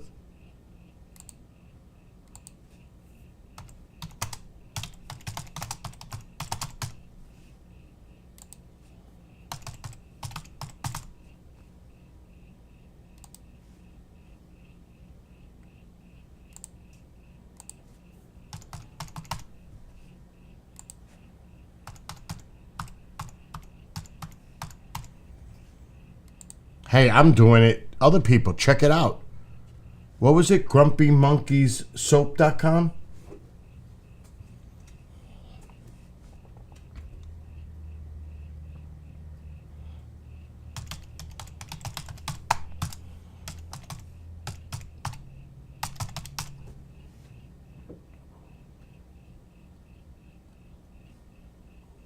Okay. The great thing is I have auto load from my credit cards. I don't have to even get it out.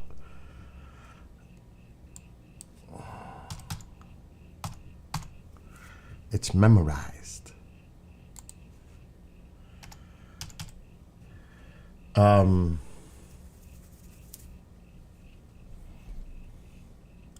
Okay. Priority mail. Whole shit. Post office. I gotta change the address.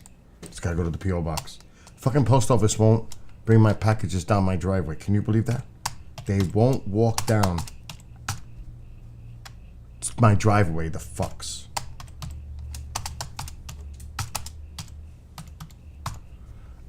Anything else but the post office, if it's being delivered, if it's UPS, FedEx, Amazon, they come to the house. Post office, no. Oh, and I can't put that anymore. They told me not to do that. Not to put the P.O. box. That's bullshit. I can still do that. All right. I gotta make sure everything's right. P.O. box.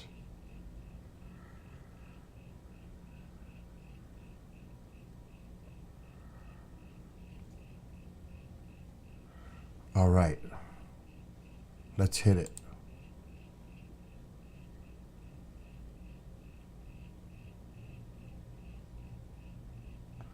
Come on, Wheel of Death.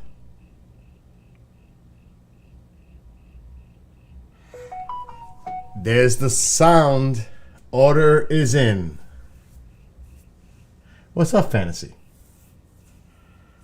There it is. I don't want to put it on the screen, but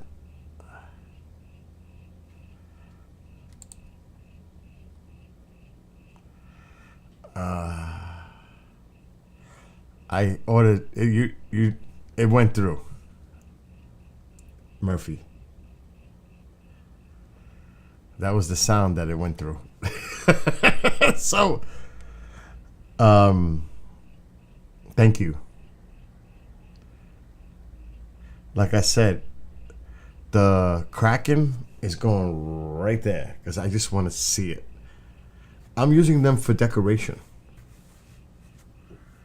That's fine. I don't care when they come. It's fine. Don't worry about that. I only go to the post office once a week. I try to stay away from there. I go usually on Wednesdays or the weekend, Saturday, if I get up early enough, because I just hate going there.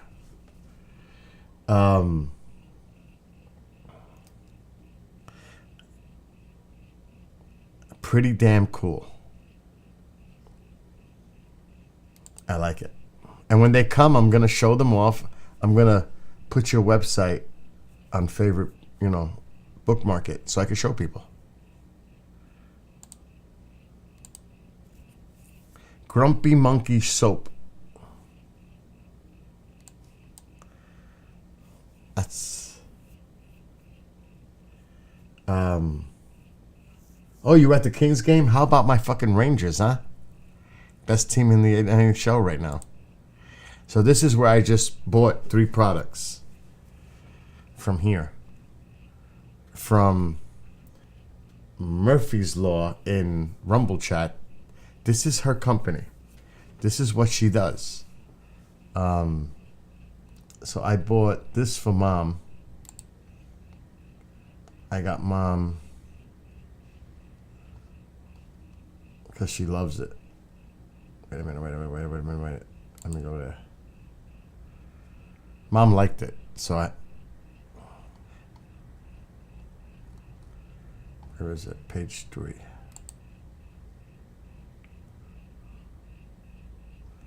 Mom got that lighthouse.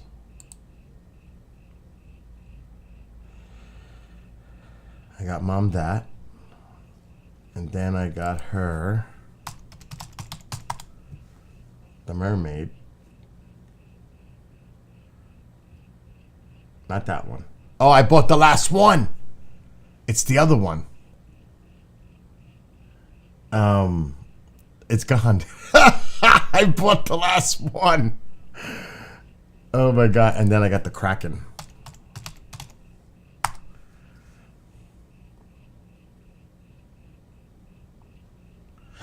I might have gotten the last Kraken too.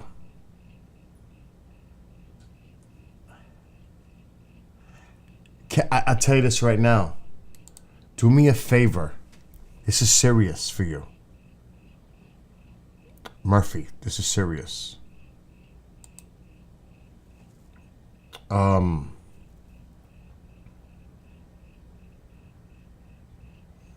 Listen to me. If you make an extraterrestrial one, a UFO mold, a face, like an ET face or an ET body, like doing the peace sign or something like that, let me know.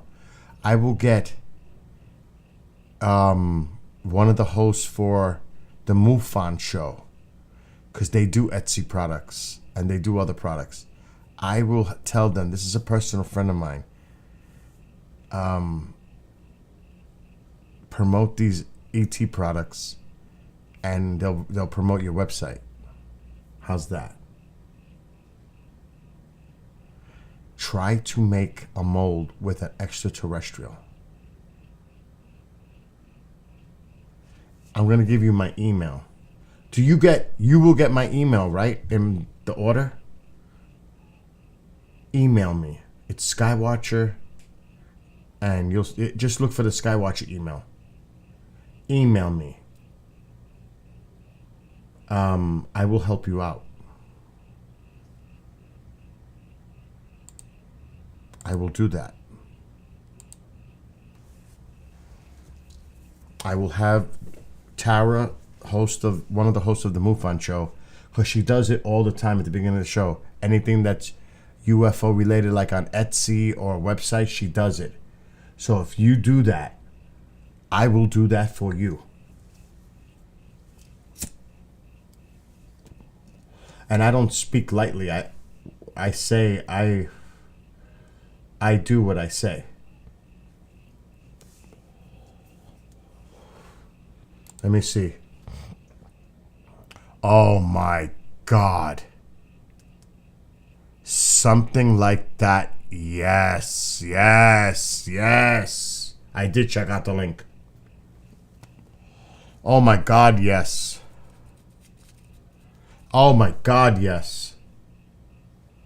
That would be perfect. Yes.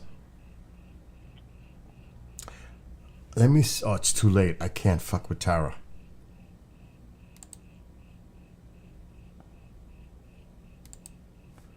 Let me see this one.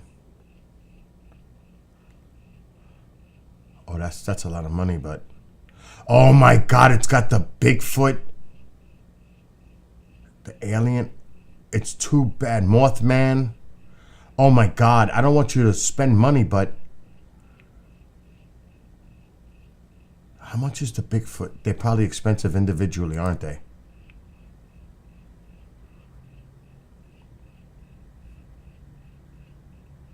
It sucks that you... The Mothman, the Kraken you could always have for yourself. But if you... I like the other alien better. But that is the one. That's the same one. And you can make it in those colors, right? Get 5 for the price of 4. What does that mean? Why does it say 4 though?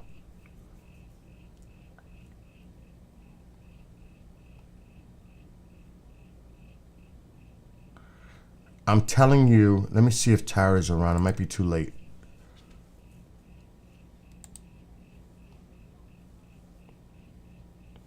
I will talk to her tomorrow. She's at her cabin. It's fucking 1 o'clock in the morning.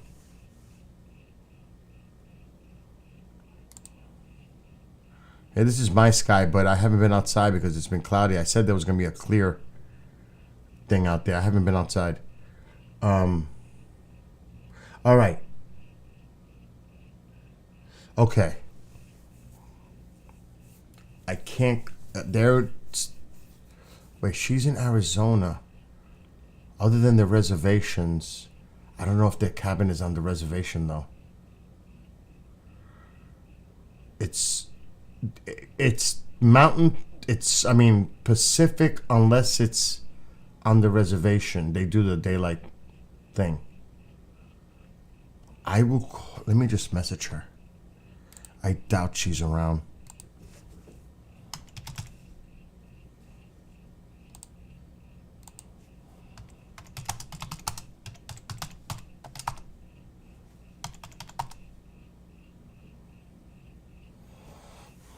Let's see if she responds.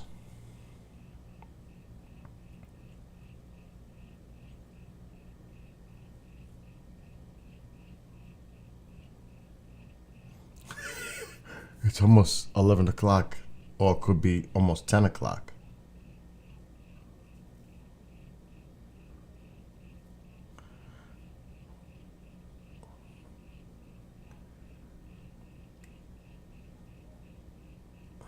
I hear you. I hear you. But this is something that we can work on moving forward. It doesn't, you know what I mean? This is not, time is not a problem.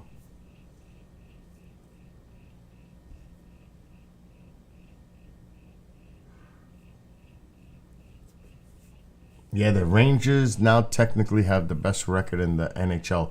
That game today was so wild. The Bruins and Rangers game. It was crazy. It was back and forth, high paced, just crazy. I was like, holy shit. I messaged her. If she messages me, I'll see it. That game was nuts today. Alexa, dim living room light 50%. I'm gonna go outside and move the camera.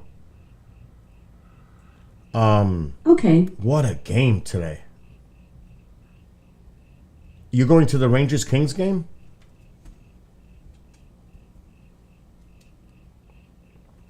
Somebody's dying to go outside too. He's like, right? You can't. You could see him. He's there.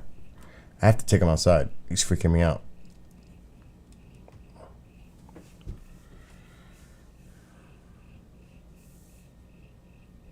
The Rangers, like I said, they have the best record in the NHL.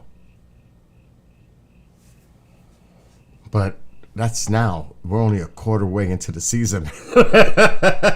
Rangers have unless the Kings did something tonight, Rangers have the best record.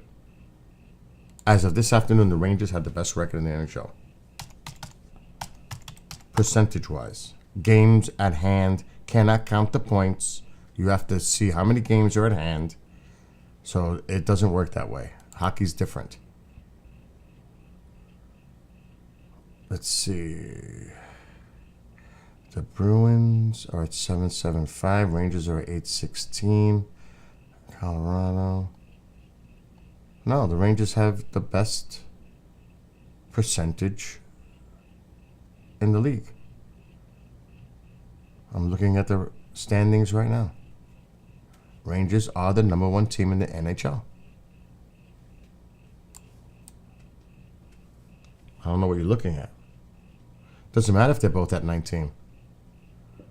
You have to count wins, losses, and ties. Overtime points. Rangers have the best record in the NHL. The Bruins are at 7.75, 14-3-3, so they get the 3 points there. Rangers have 15-3-1, 31 points with 19 games. Colorado has 28. Vegas has 30, and they have 21 games. The Kings are 13-3-3, so they get the 3 points there. Rangers get the extra points for the wins, and they could have the same amount of losses, but the Rangers have the better record. They're at 7.14, 7.63. Rangers are 8.16. Technically, the Rangers are the best team in the NHL right now. There's no other way to look at that. They're 15-3-1. Does any other team have 15 wins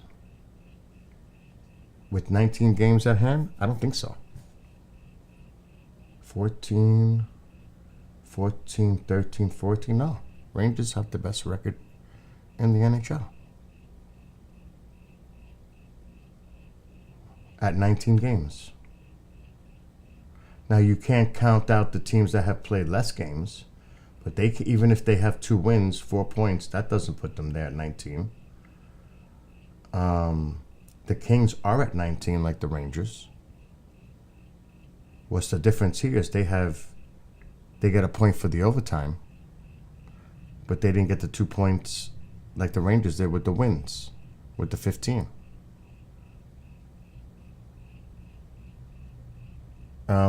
It does go by points, but wins count as 2, overtime counts as 1. They have 3. We have 1. 1 overtime. The wins is what puts them over the top over the Kings with the 15. Now, like I said, I could say that now. 3 weeks from now. A lot can change. At least I could say for right now, tonight, statistically, they are the best team in the NHL. By Monday, that could change. I think they're playing the Sabres on Monday, the Rangers. And they lead the NHL in so many stats, like either they're 1 or 2. In actual, like, stats, power play, they lead. They're like number 1, number 2 in so many areas.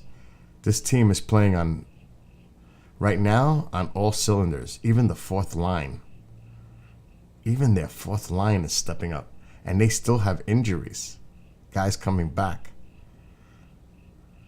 So I don't know.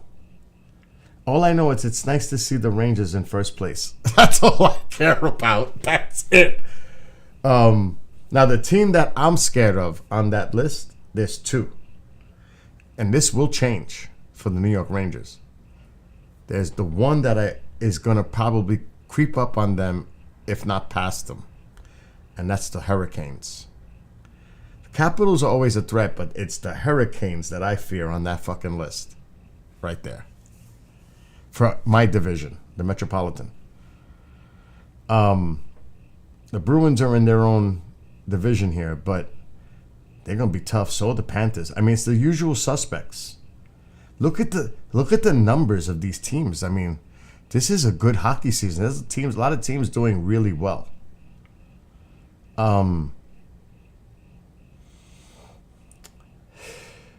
It is, I mean, look at the numbers. There's a lot of good numbers for teams here. And like you said, the Kings, 13-3-3.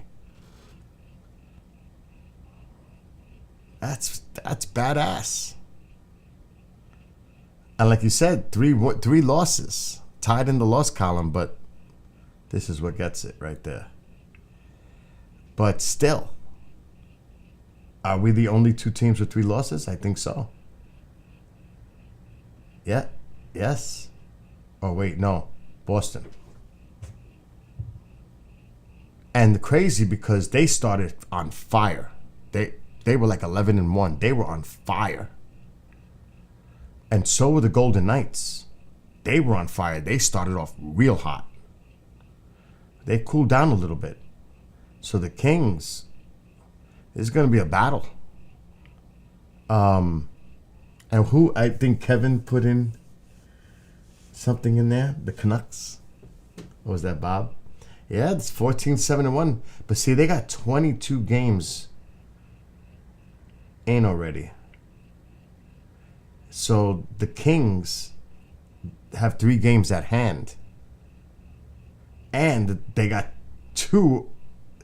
They are going to surpass the Golden Knights. They are. They got 2 games at hand. They're 1 point behind. The Kings are going to take the Golden Knights out.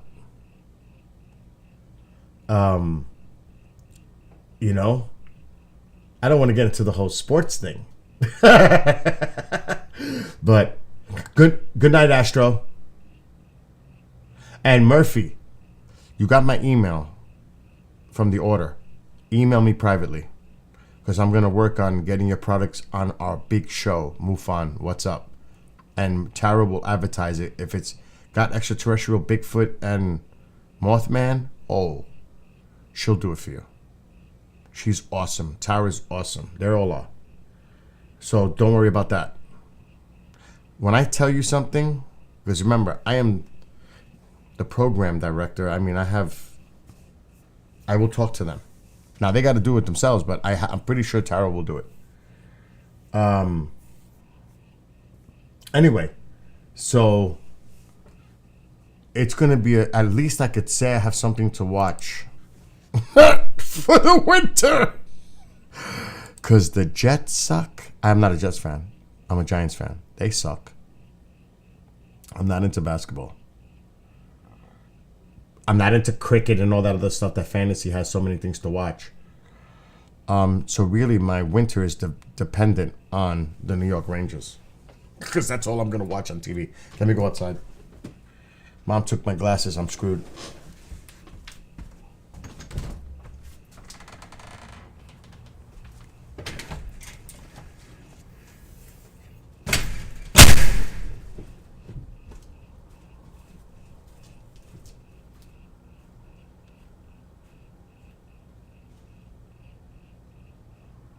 Where the hell is it?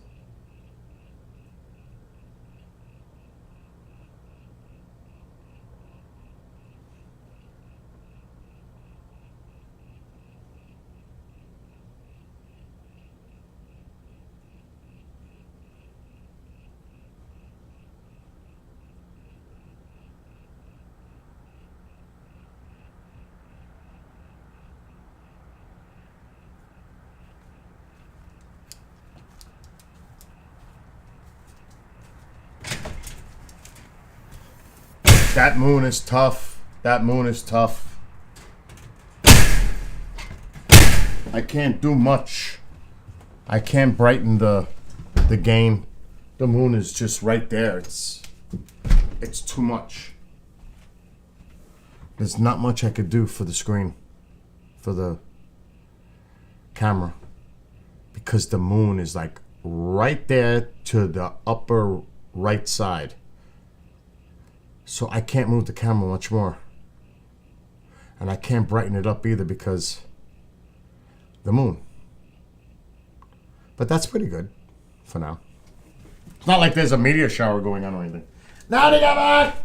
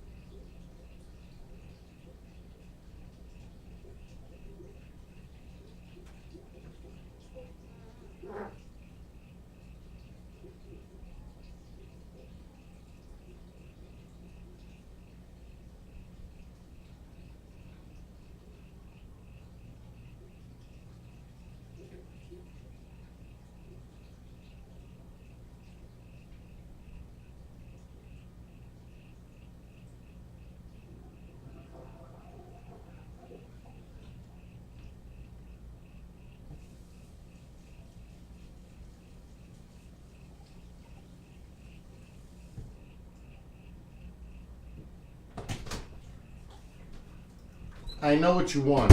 Wait. Oh no, I should put more fire on. Let me close this window and that one. That doesn't look too bad on the screen. Let me check my fire.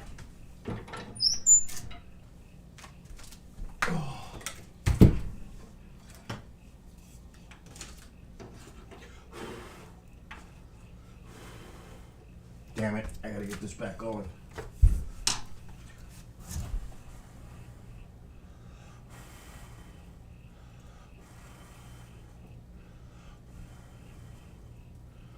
There we go. Tycho, back off. There's a fire here. Back off. I'll throw another piece on.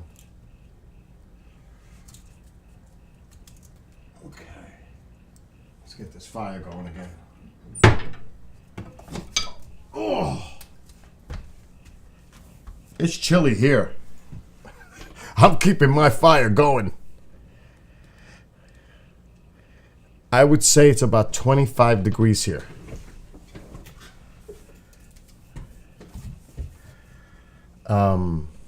Yeah, I told you that's a metal security door. Iron wrought. That's, oh my God, he's back.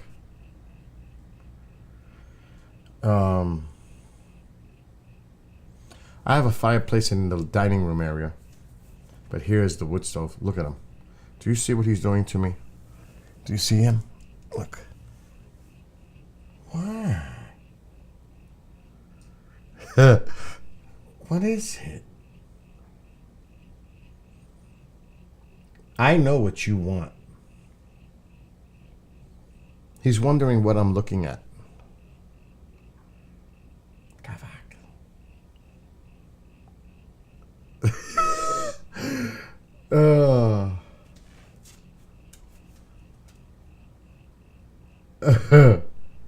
I have to take him outside because I can't do this to him. Like I said, it is cold out here. I don't want to set off everybody's Alexas. Alexa, what's the temperature right now? Right now, it's 27 degrees Fahrenheit. 27. I said 25. I was close. He's not going to leave me alone until I take him outside. This is what he does. He will not leave me alone. So I got to go outside quick. So I will return. Talk amongst yourselves. December is darts. Come on, let's go. Come on, go. I'm taking him outside because he's driving me nuts.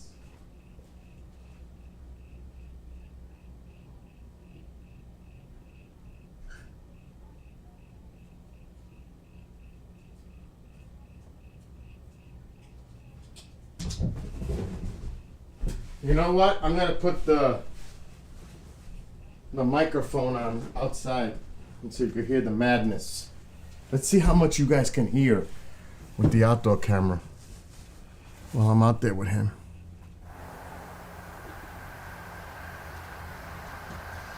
How loud is that?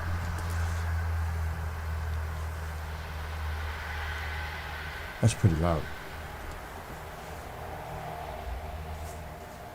That's good enough. Let's mute the mic inside.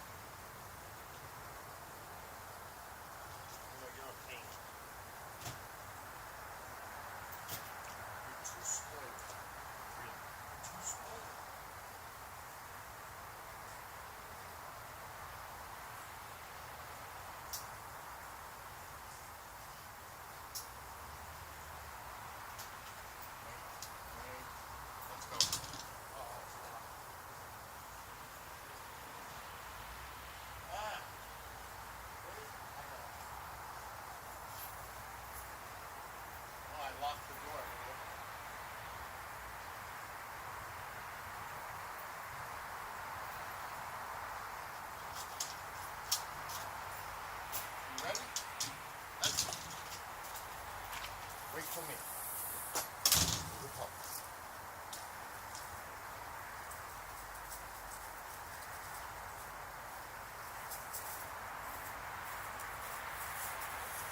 Get him.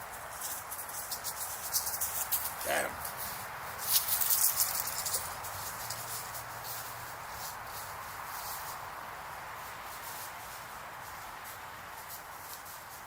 Wow, it's beautiful out here, though.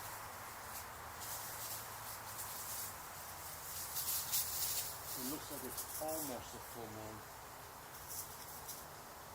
It does look like a full moon. Almost.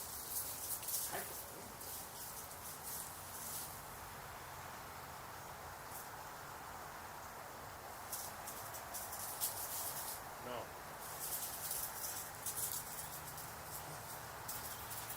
Watch my camera. Watch my camera.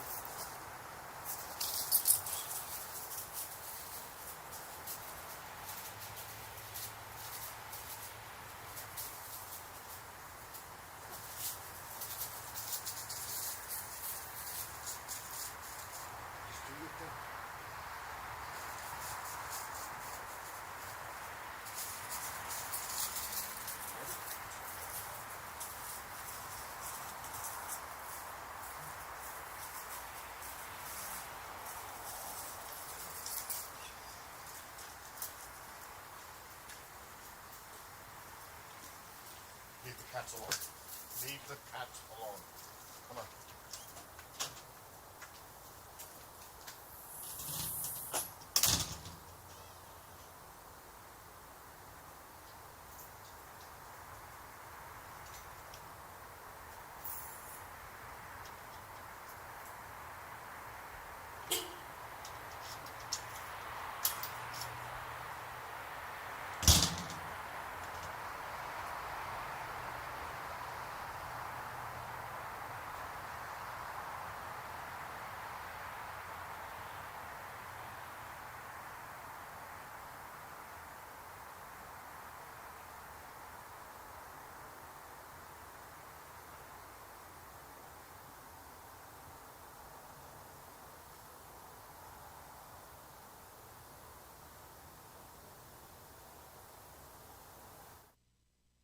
He's happy now.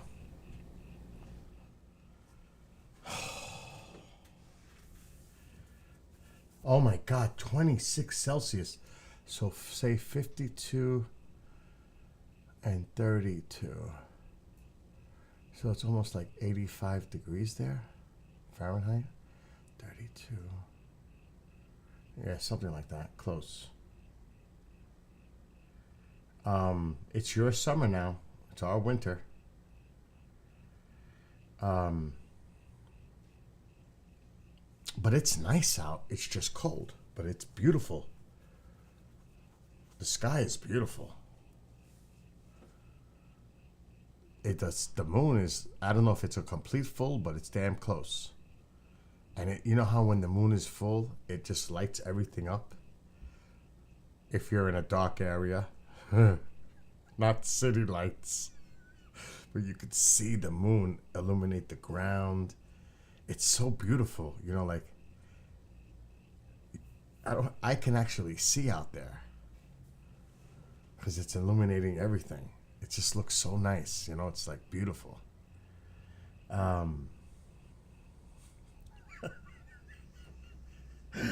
I know, right? It always feels great after you tinkle.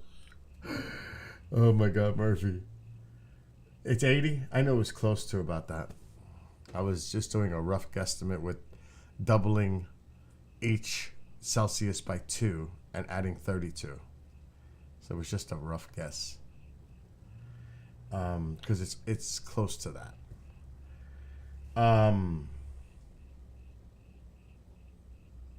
Bit of rain, about no real hot days yet. Well, it's freaking cold here. No snow yet. No snow yet. Upstate has. They already got it up there. Not here. Not yet. And I don't want to jinx it. Hell with that. Yeah, in the morning, you could see that. The frozen dew on the ground. You could see, like, and even on the car, it looks crystallized, and it's like in the sun, it sparkles. It's cool looking. Even the ground, it sparkles from it before it melts it off. Even the camera, I mean, I have to have that heater band. And I have it on medium because it's not that cold. It's cold, but if it's like in the teens or below, that's when I put the heater band on high. But you could see it's working fine on medium. But when it's extreme, oh yeah, that heater band goes to high. Because it's a low, medium, high. Yeah, that's right. It's 5:15 where James is in Australia in the afternoon.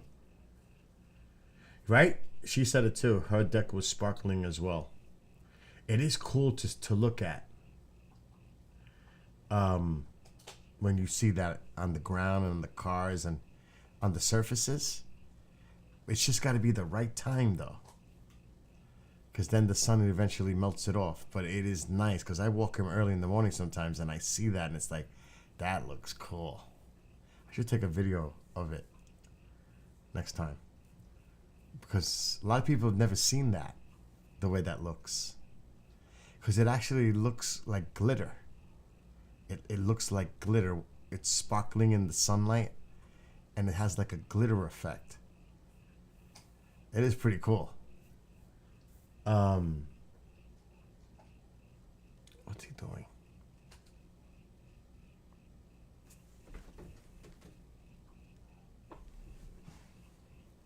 I don't know what he's probably his treats. I got these bone treats. It's like he's eating something. He's chewing on something. As long as it's not none of mine. It's, oh yeah, you're out west. It's 10:16 there. What are you in? Washington or Oregon, California? You got to be out somewhere that way, Murphy.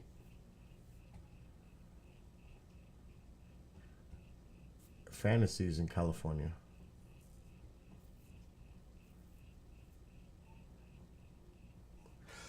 Anyway, it's like I said, it looks beautiful. Orion is always like cool to look at. And then you got Castor over there, right above me. And believe it or not, that's the radiant of the meteor shower for the Geminids, right there. Soon. A couple of weeks.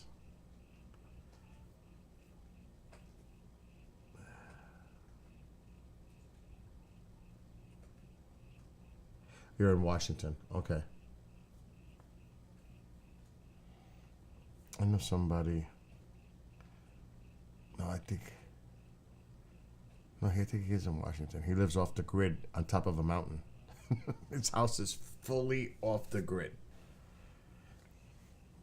And I've seen his house. He sent me pictures, and it is beautiful. And he's fully, and his wife, fully off the grid. And I'll get him on sometime. He's actually one of the original old school whistleblower guys that did the 2001 hearing. Dan Willis. He's got a nice house, nice off the grid house out there. I'll have to catch up to him.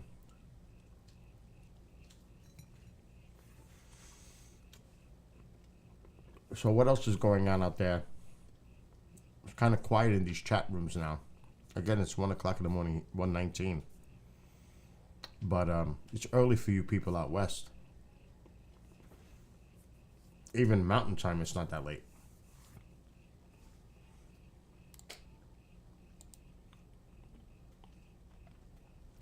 I didn't think Tara was going to message me back.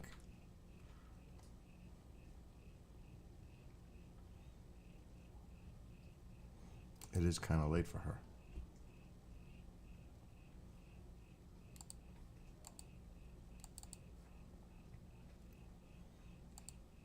Okay.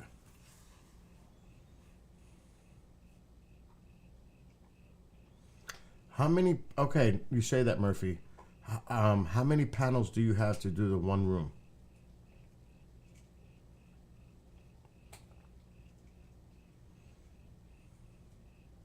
Fantasy's just sitting back.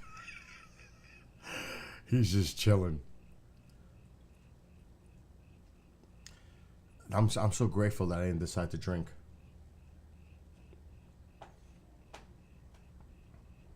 The reason I say that is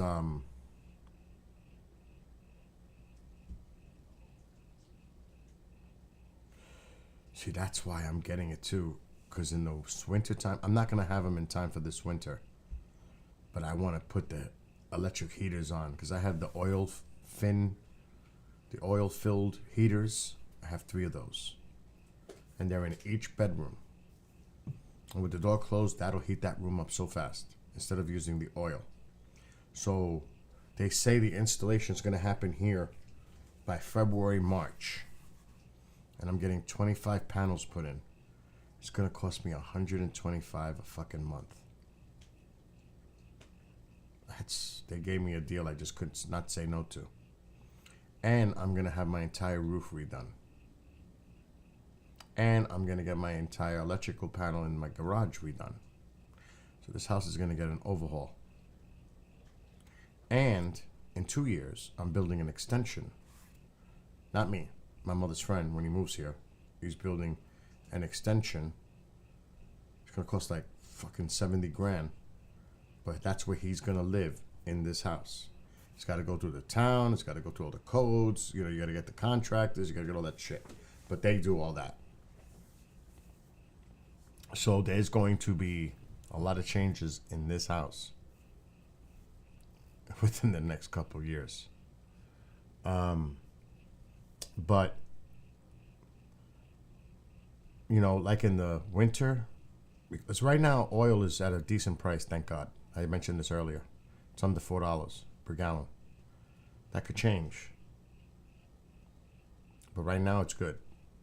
And that's a big concern here. In the summer, it's about the air conditioners and the pool. And that can raise the electrical usage.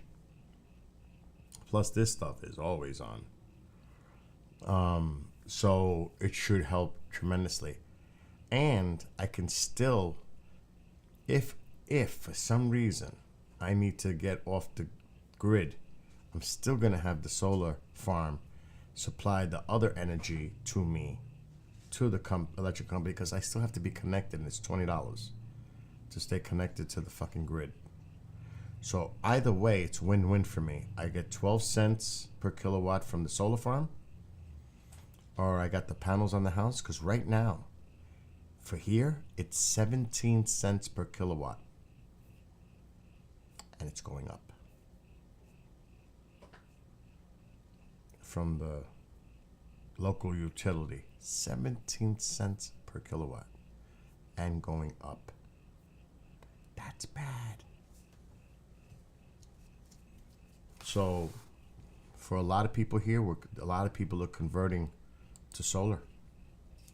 And New York State gives you, if you pay taxes, New York City gives you a $5,000 credit, tax credit. Yes, that's what New York's doing. That's the one good thing about New York State with the solar. They are really doing a lot to promote that. And the great thing about the panels is that they monitor them 24/7. If something goes wrong with them, they come out to fix it. He told me 1 out of 100 panels can be faulty. If any leaks happen on the roof, they're responsible up to 10 years.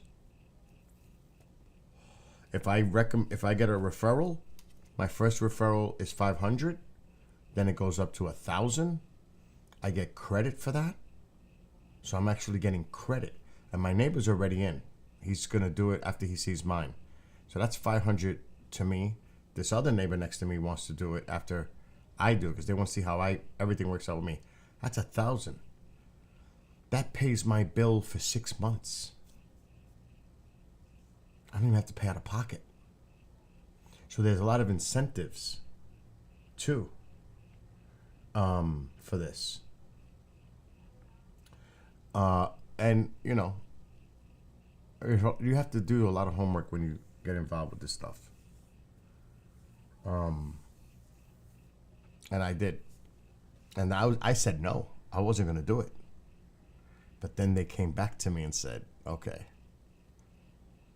we'll offer you this amount. And I said, bring it. 125 is, I'm paying fucking 300 plus a month on electrical usage right now. Even with the solar farm. Because shit is always running in this house. It's a very active house. This stays on all the time.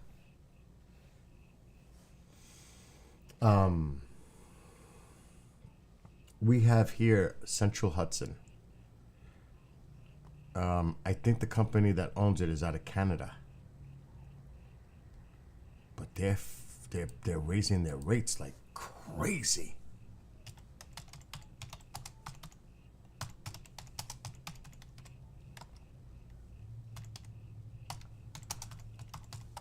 I don't know. Last I saw it was 17. See, these are the things I check. I'm always on top of stuff. And they won't even put the rate. They won't even do it. Like, I don't know. I don't want to show my information.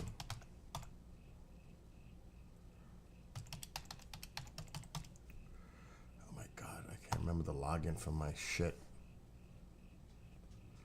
Oh, I spelled it wrong.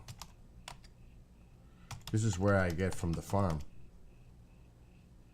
I was one of the first people to get the power from because what they did is they went around the neighborhood and they had to get a certain amount of signatures that they would get the energy from the farm. Then they installed the farm. I'm grandfathered. I cannot give this up because I was talking to a lot of people and they said, don't do it because they're not going to give you that deal now.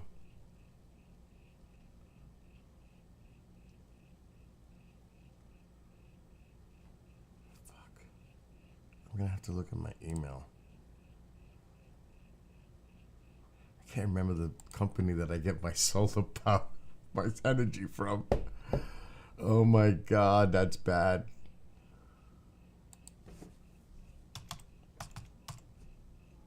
That's it.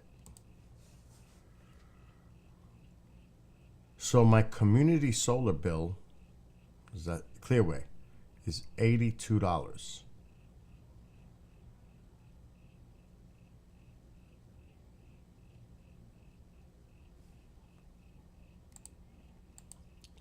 And whatever I can't get from the farm, then it kicks in with the utility. That's what kills me. That's why I want to get the panels.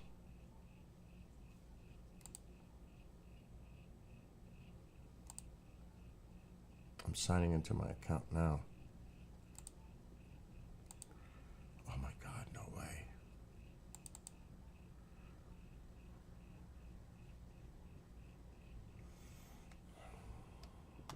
I don't remember my user shit.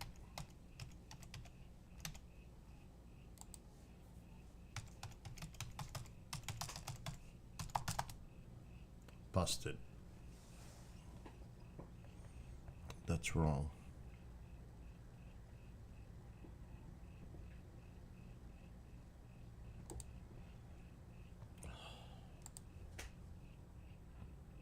I gotta look this up.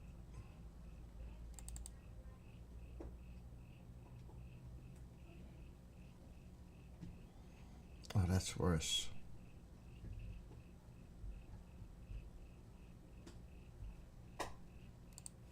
Tycho, what in God's name are you doing?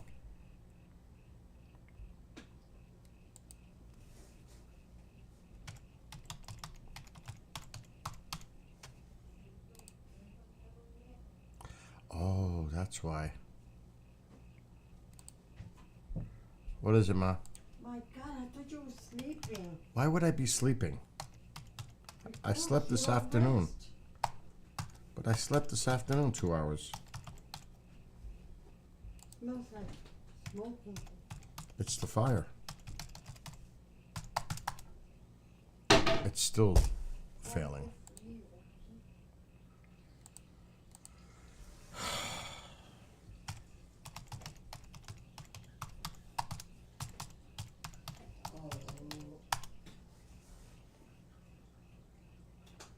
Now check your email.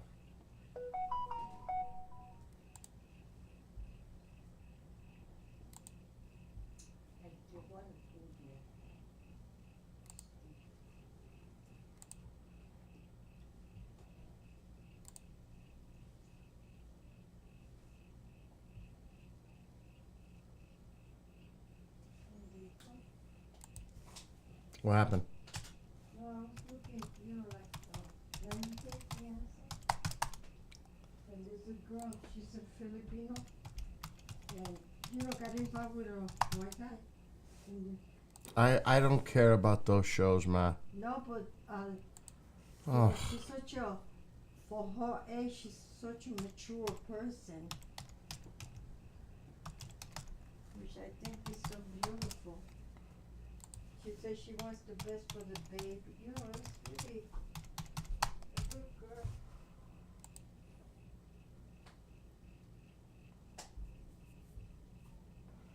What the hell?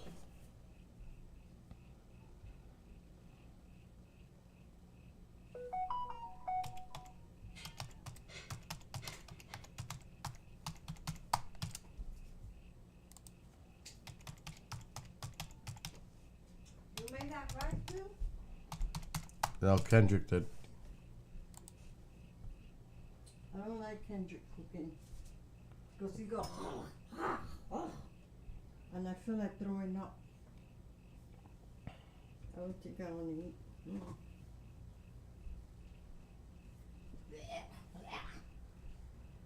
Can't take that. See, so this is where the problem is.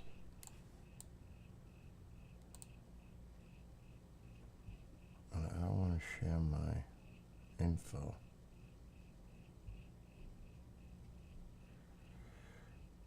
Too much.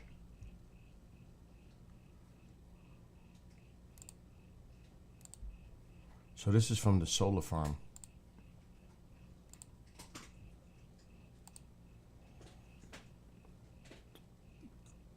This is what I get from the solar farm. And you could see the kilowatts right here. And the credits. I'm paying 12 cents. Locked. forever from the solar farm. Like I said, the local utility company is charging 17 cents now. This will never change.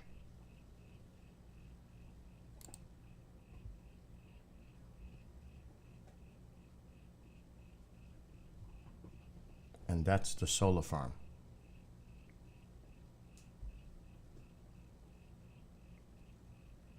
And there's a lot of these popping up.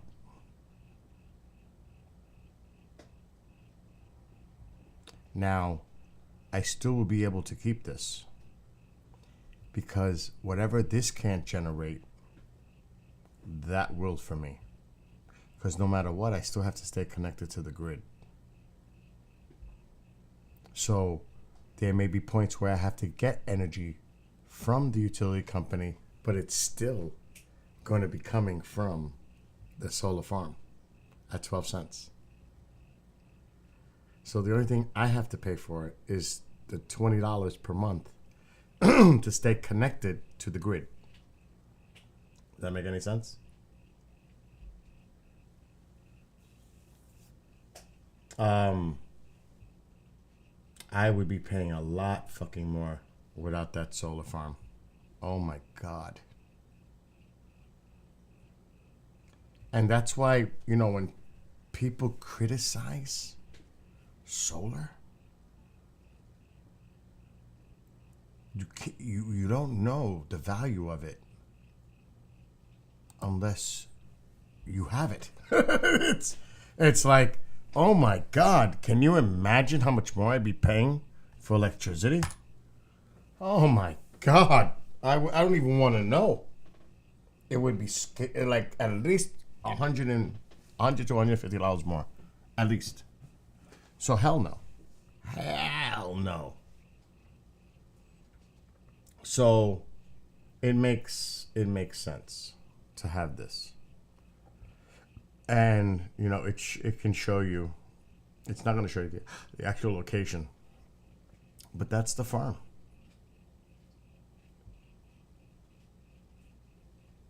$8,702, and Walden is about 15 minutes from my house.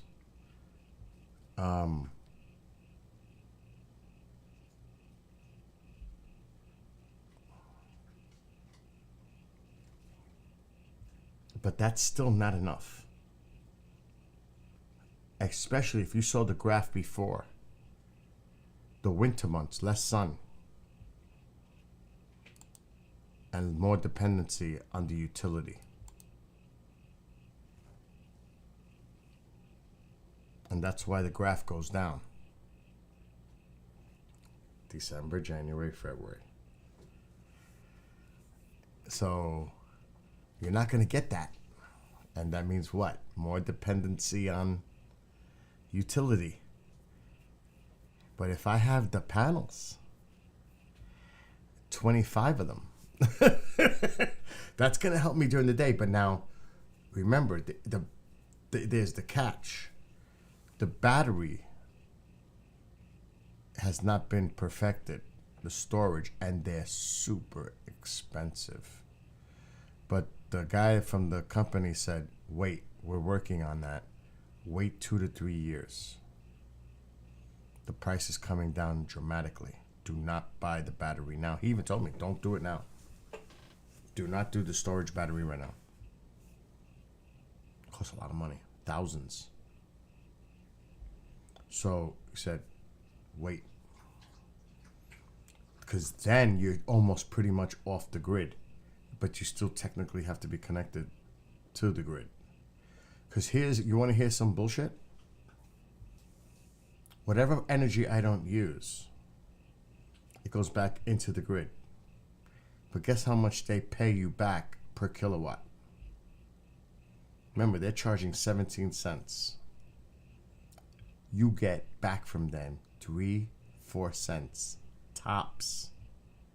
What kind of deal is that? That's how they take advantage of it. They're taking the power from you, but they're not paying you equal value. Of course not. They're going to pay you pennies. Oh, and that's another thing. You know what my neighbor? Okay, the guy that I talked to, he's like the top realtor for this whole area. This guy's big time. And he told me, Bill, I bought 3 electric cars.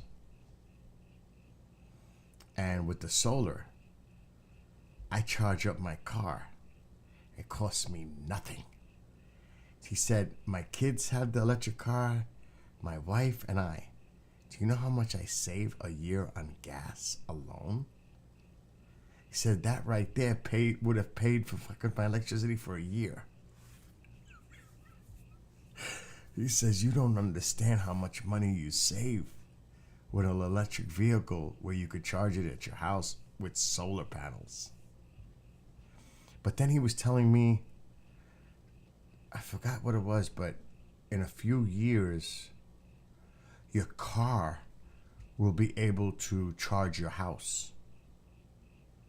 These electric cars. He was telling me something crazy. Like, I don't remember exactly, but he says, you wait 5 years. Your car will be able to be your backup generator for your house. He was telling me something. I can't remember exactly, but I was like, holy shit. He says, Bill, next vehicle you get, or get another one. Get an electric car. And I was like, I was like, this sounds really interesting. Because I do a lot of local driving. I don't do too many long distance driving. But he caught my attention on some of the information he was telling me.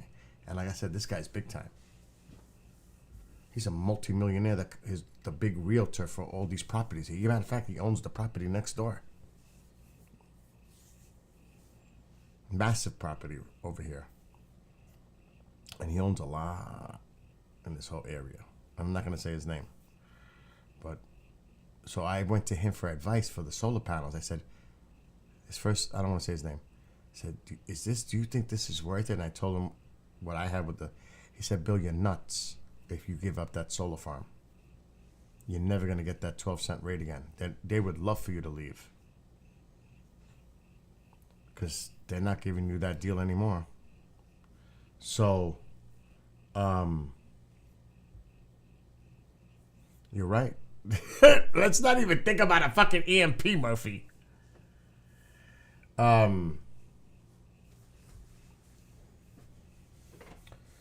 So, yeah. We shall see. Like I said, I'm going to be the experiment. But my neighbors down the road have solar. 2 houses right down the road. They both have solar. But I want to see how this goes. But I can't lose. Because I'm already saving money with the solar farm. This is just like a icing on the cake move. Yeah, EMP changes things a bit, I think. That's true. But see, Silent Reaper, if you have a home that is solar powered, you're not using electricity. Your solar power is actually where the electricity is coming from to charge your vehicle. They have these special things that they connect. The solar, they do it. The companies do it. They install the whole thing that has to be done to have that capability to draw it from the solar. So it's not, there's equipment involved. But I hear what you're saying, though. As far as the grid needs to be upgraded badly. And believe it or not, a lot of it is incorporating the solar power element of it. You could look it up. No, he's right. Definitely right about that. But you have to look into it a little bit more deeper. Well, it depends. Reaper, it depends on numerous things. If your house does not qualify to be in enough sunlight, you're out off the bat. My house hit the 100% number, which is rare. You have to be like over 60 something percent. I forgot the number the guy told me of sunlight to hit the panels. The panels have to get that sunlight. If you don't get that sunlight on your roof, they're not going to install them. You don't qualify. That's the first thing. So not everybody can get solar if they wanted it, because it depends on how much sunlight you get on your house.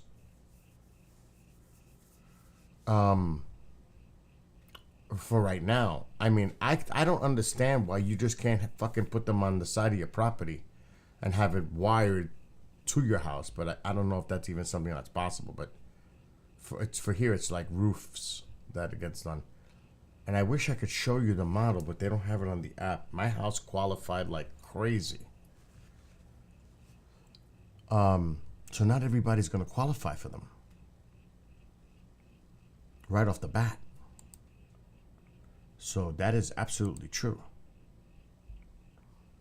Like, no,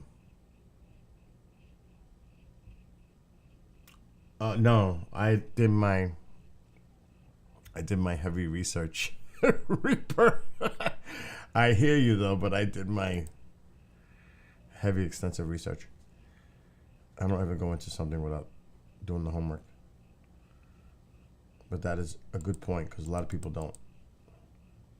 And then you're screwed. Once you got that contract, you're dead. You're locked.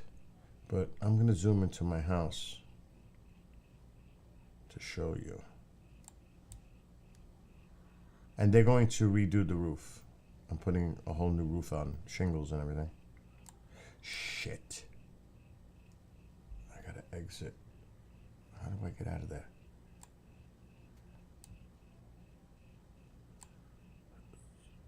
So this is my house. Right here. So believe it or not, even on these sides of the roof, not as much as this, and the garage, but I have 100% sun on my fucking roof. It's always in the sun. So I happen to be in a good qualifying position, because the way this house is here, this one has solar panel. The one next to it has solar panel. My neighbor's gonna get it. This one wants to get it now. I'm gonna get it. So it's popping up all over the place. I'm trying to spin it. So I'm gonna see the garage too. And believe it or not, there are gonna be panels put on that fucking garage, because I need to. So that is absolute sun. These trees aren't even here anymore. This is all gone. This is an old Google photo. This is all gone. But my house isn't completely, it's all sun all the time. So I'm, one of those rare cases that, because that roof is not that sharp slope. I mean, I could walk on my roof. It's not a steep angle. So the sun hits everywhere. Now, obviously, this is the east side. This is the south side. That's north, and that's the west. But they still pull in a lot of power with the panels, even on those sides. But this is the big spot. But I'm not putting the panels there, because this side of the house can get torn up in a couple of years, because I'm either I'm gonna extend the house out or back. Now you have to be 10 feet away from the property line to build. From here to here is about 50 feet. I have like a half a football field on the side of my house. It doesn't look it, but it's big. It's a fucking image. So, like, you see how my front of my house is? That's where the camera is. The camera is like right there right now. So I have, this too. I have a little piece here, and then the woods. So it's a nice little piece of land.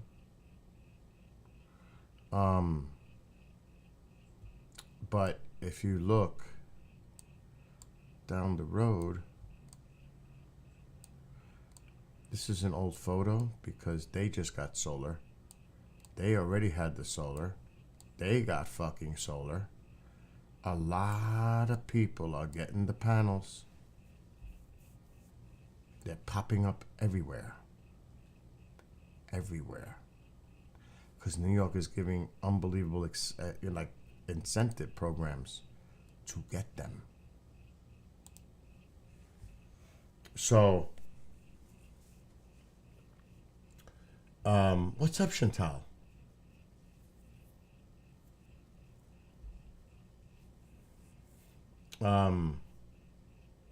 It's,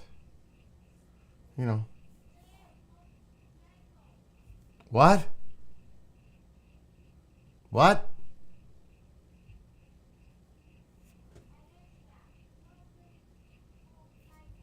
She wants me to call Tycho. Here it comes. For Billy. Call Tycho. Let me mute.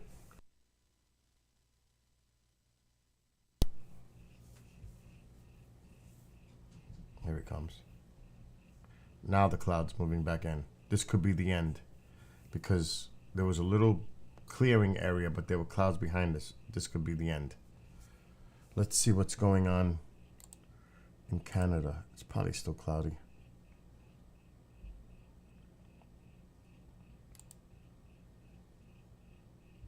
Yeah. Toast. Hawaii's nice, but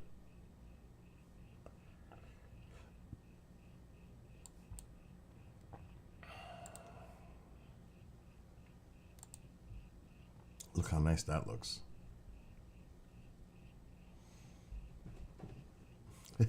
And look, on that screen is the Orion 2. It looks a lot better than my Orion. Oh my God. Yeah, the clouds did come in fast, Kevin. But, yeah. Now's the fun part. Well, not really. How long? I must be streaming for hours. 5 hours and 5 minutes. But last night I did almost 9. The night before I did 9. So 5 hours ain't nothing. And actually, this is, like I said, the bad part. Going outside and bringing the equipment in. I can't stand it.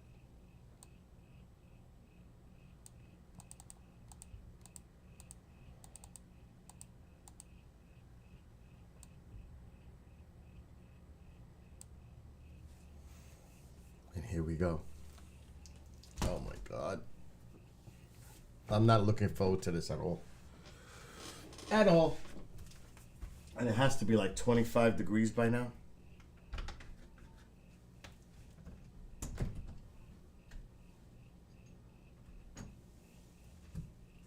How is this? This is Tycho. This is a glove. I wonder where that came from. Lunatic.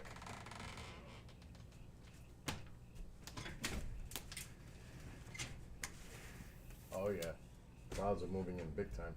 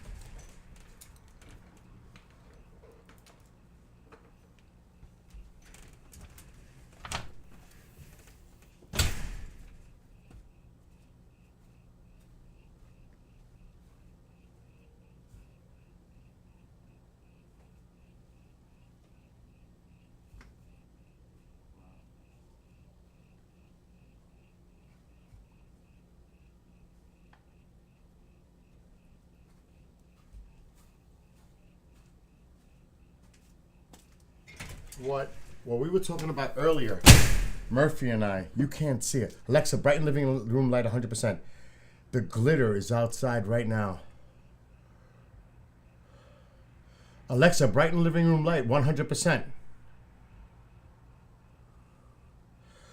You can't see it because it's melting as I brought it in. Okay. You have to see that glitter effect. It is beautiful out there right now. The way everything is got the glitter. See, it's melting quick. It looks awesome. It almost looks like there's gonna be some fucking fairies around. It looks awesome.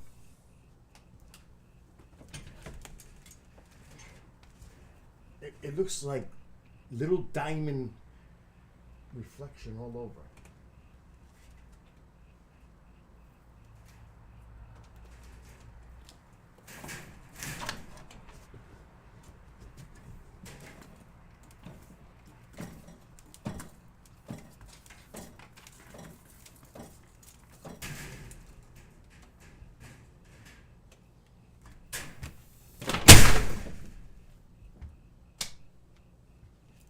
Go. Back off.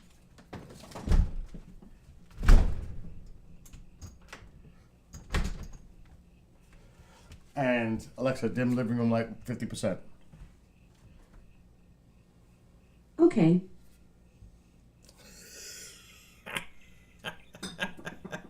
Look at the sticker. I don't know if you could see it. Oh, it's the wrong side.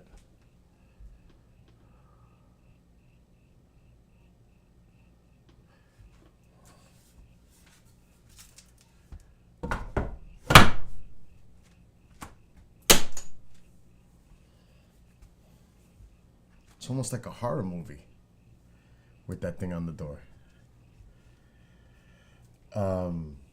Albert, what's going on?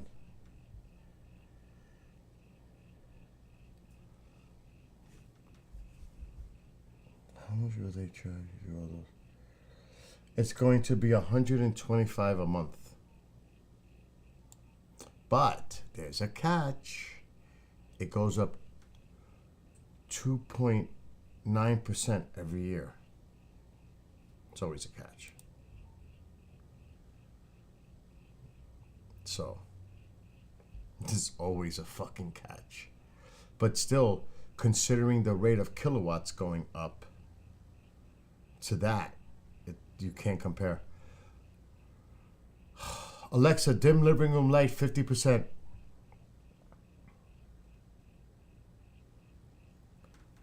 Okay. Okay.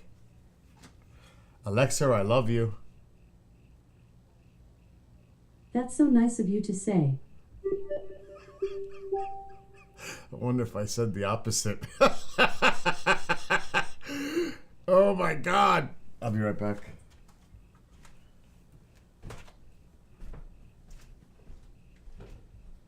Where is he? Oh.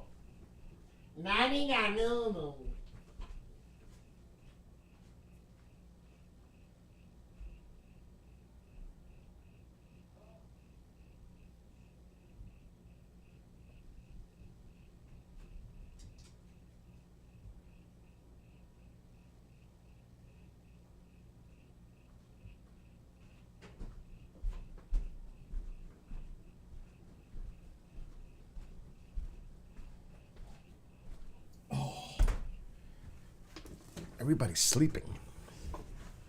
I'm like the only person awake. That's a good thing. Peace, finally. No worries about anybody coming in bothering me, even though it's 2 a.m. No, go figure. Gage, well, I'm not leaving yet. If you're leaving, you have a great night, Gage. Matter of fact, I might play some, well, it won't be on YouTube, that's for sure. I might game and listen to a little music for a bit. I'm not sleepy.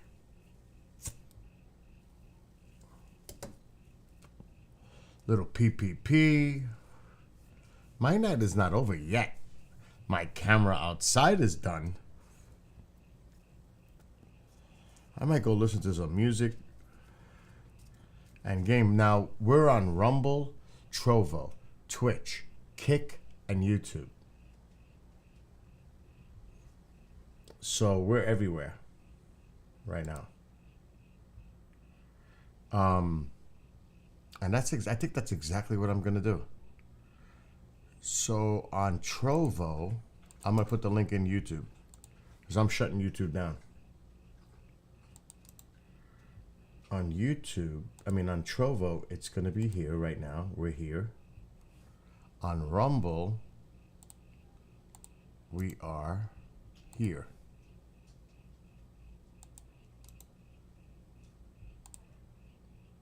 On Twitch, we are here.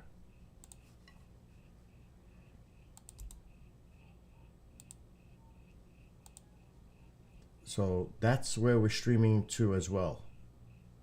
So like I said, we're on Twitch, we're on Trovo, Rumble, Kick. I'm not putting the Kick. Nobody goes to Kick. So pretty much that's where we'll be for a little while. But I'm gonna stop the YouTube stream because I think I'm gonna race for a little while. Tell Mike I said what's up. Have a great night, Chantal. Okay, YouTube is booting up. We're gonna go do this.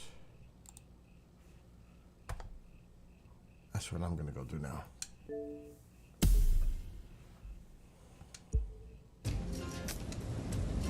Oh, sounds on. I think I'm gonna do a little racing. All right, for those on YouTube, the links are there. I'm gonna take the clock off. We don't need the clock anymore. I'm going to say goodnight to all of you on YouTube. Have a great night, morning, day, whatever it is, wherever you're watching. Be well, be blessed, be safe. And probably tomorrow night after I'm done with all the shows, I'll be on. I think I want to hear a little music before I go to bed and game a little. So we'll say goodnight to all of you on YouTube. For those who want to join us, you have the links. If not, good night. I'm out of here.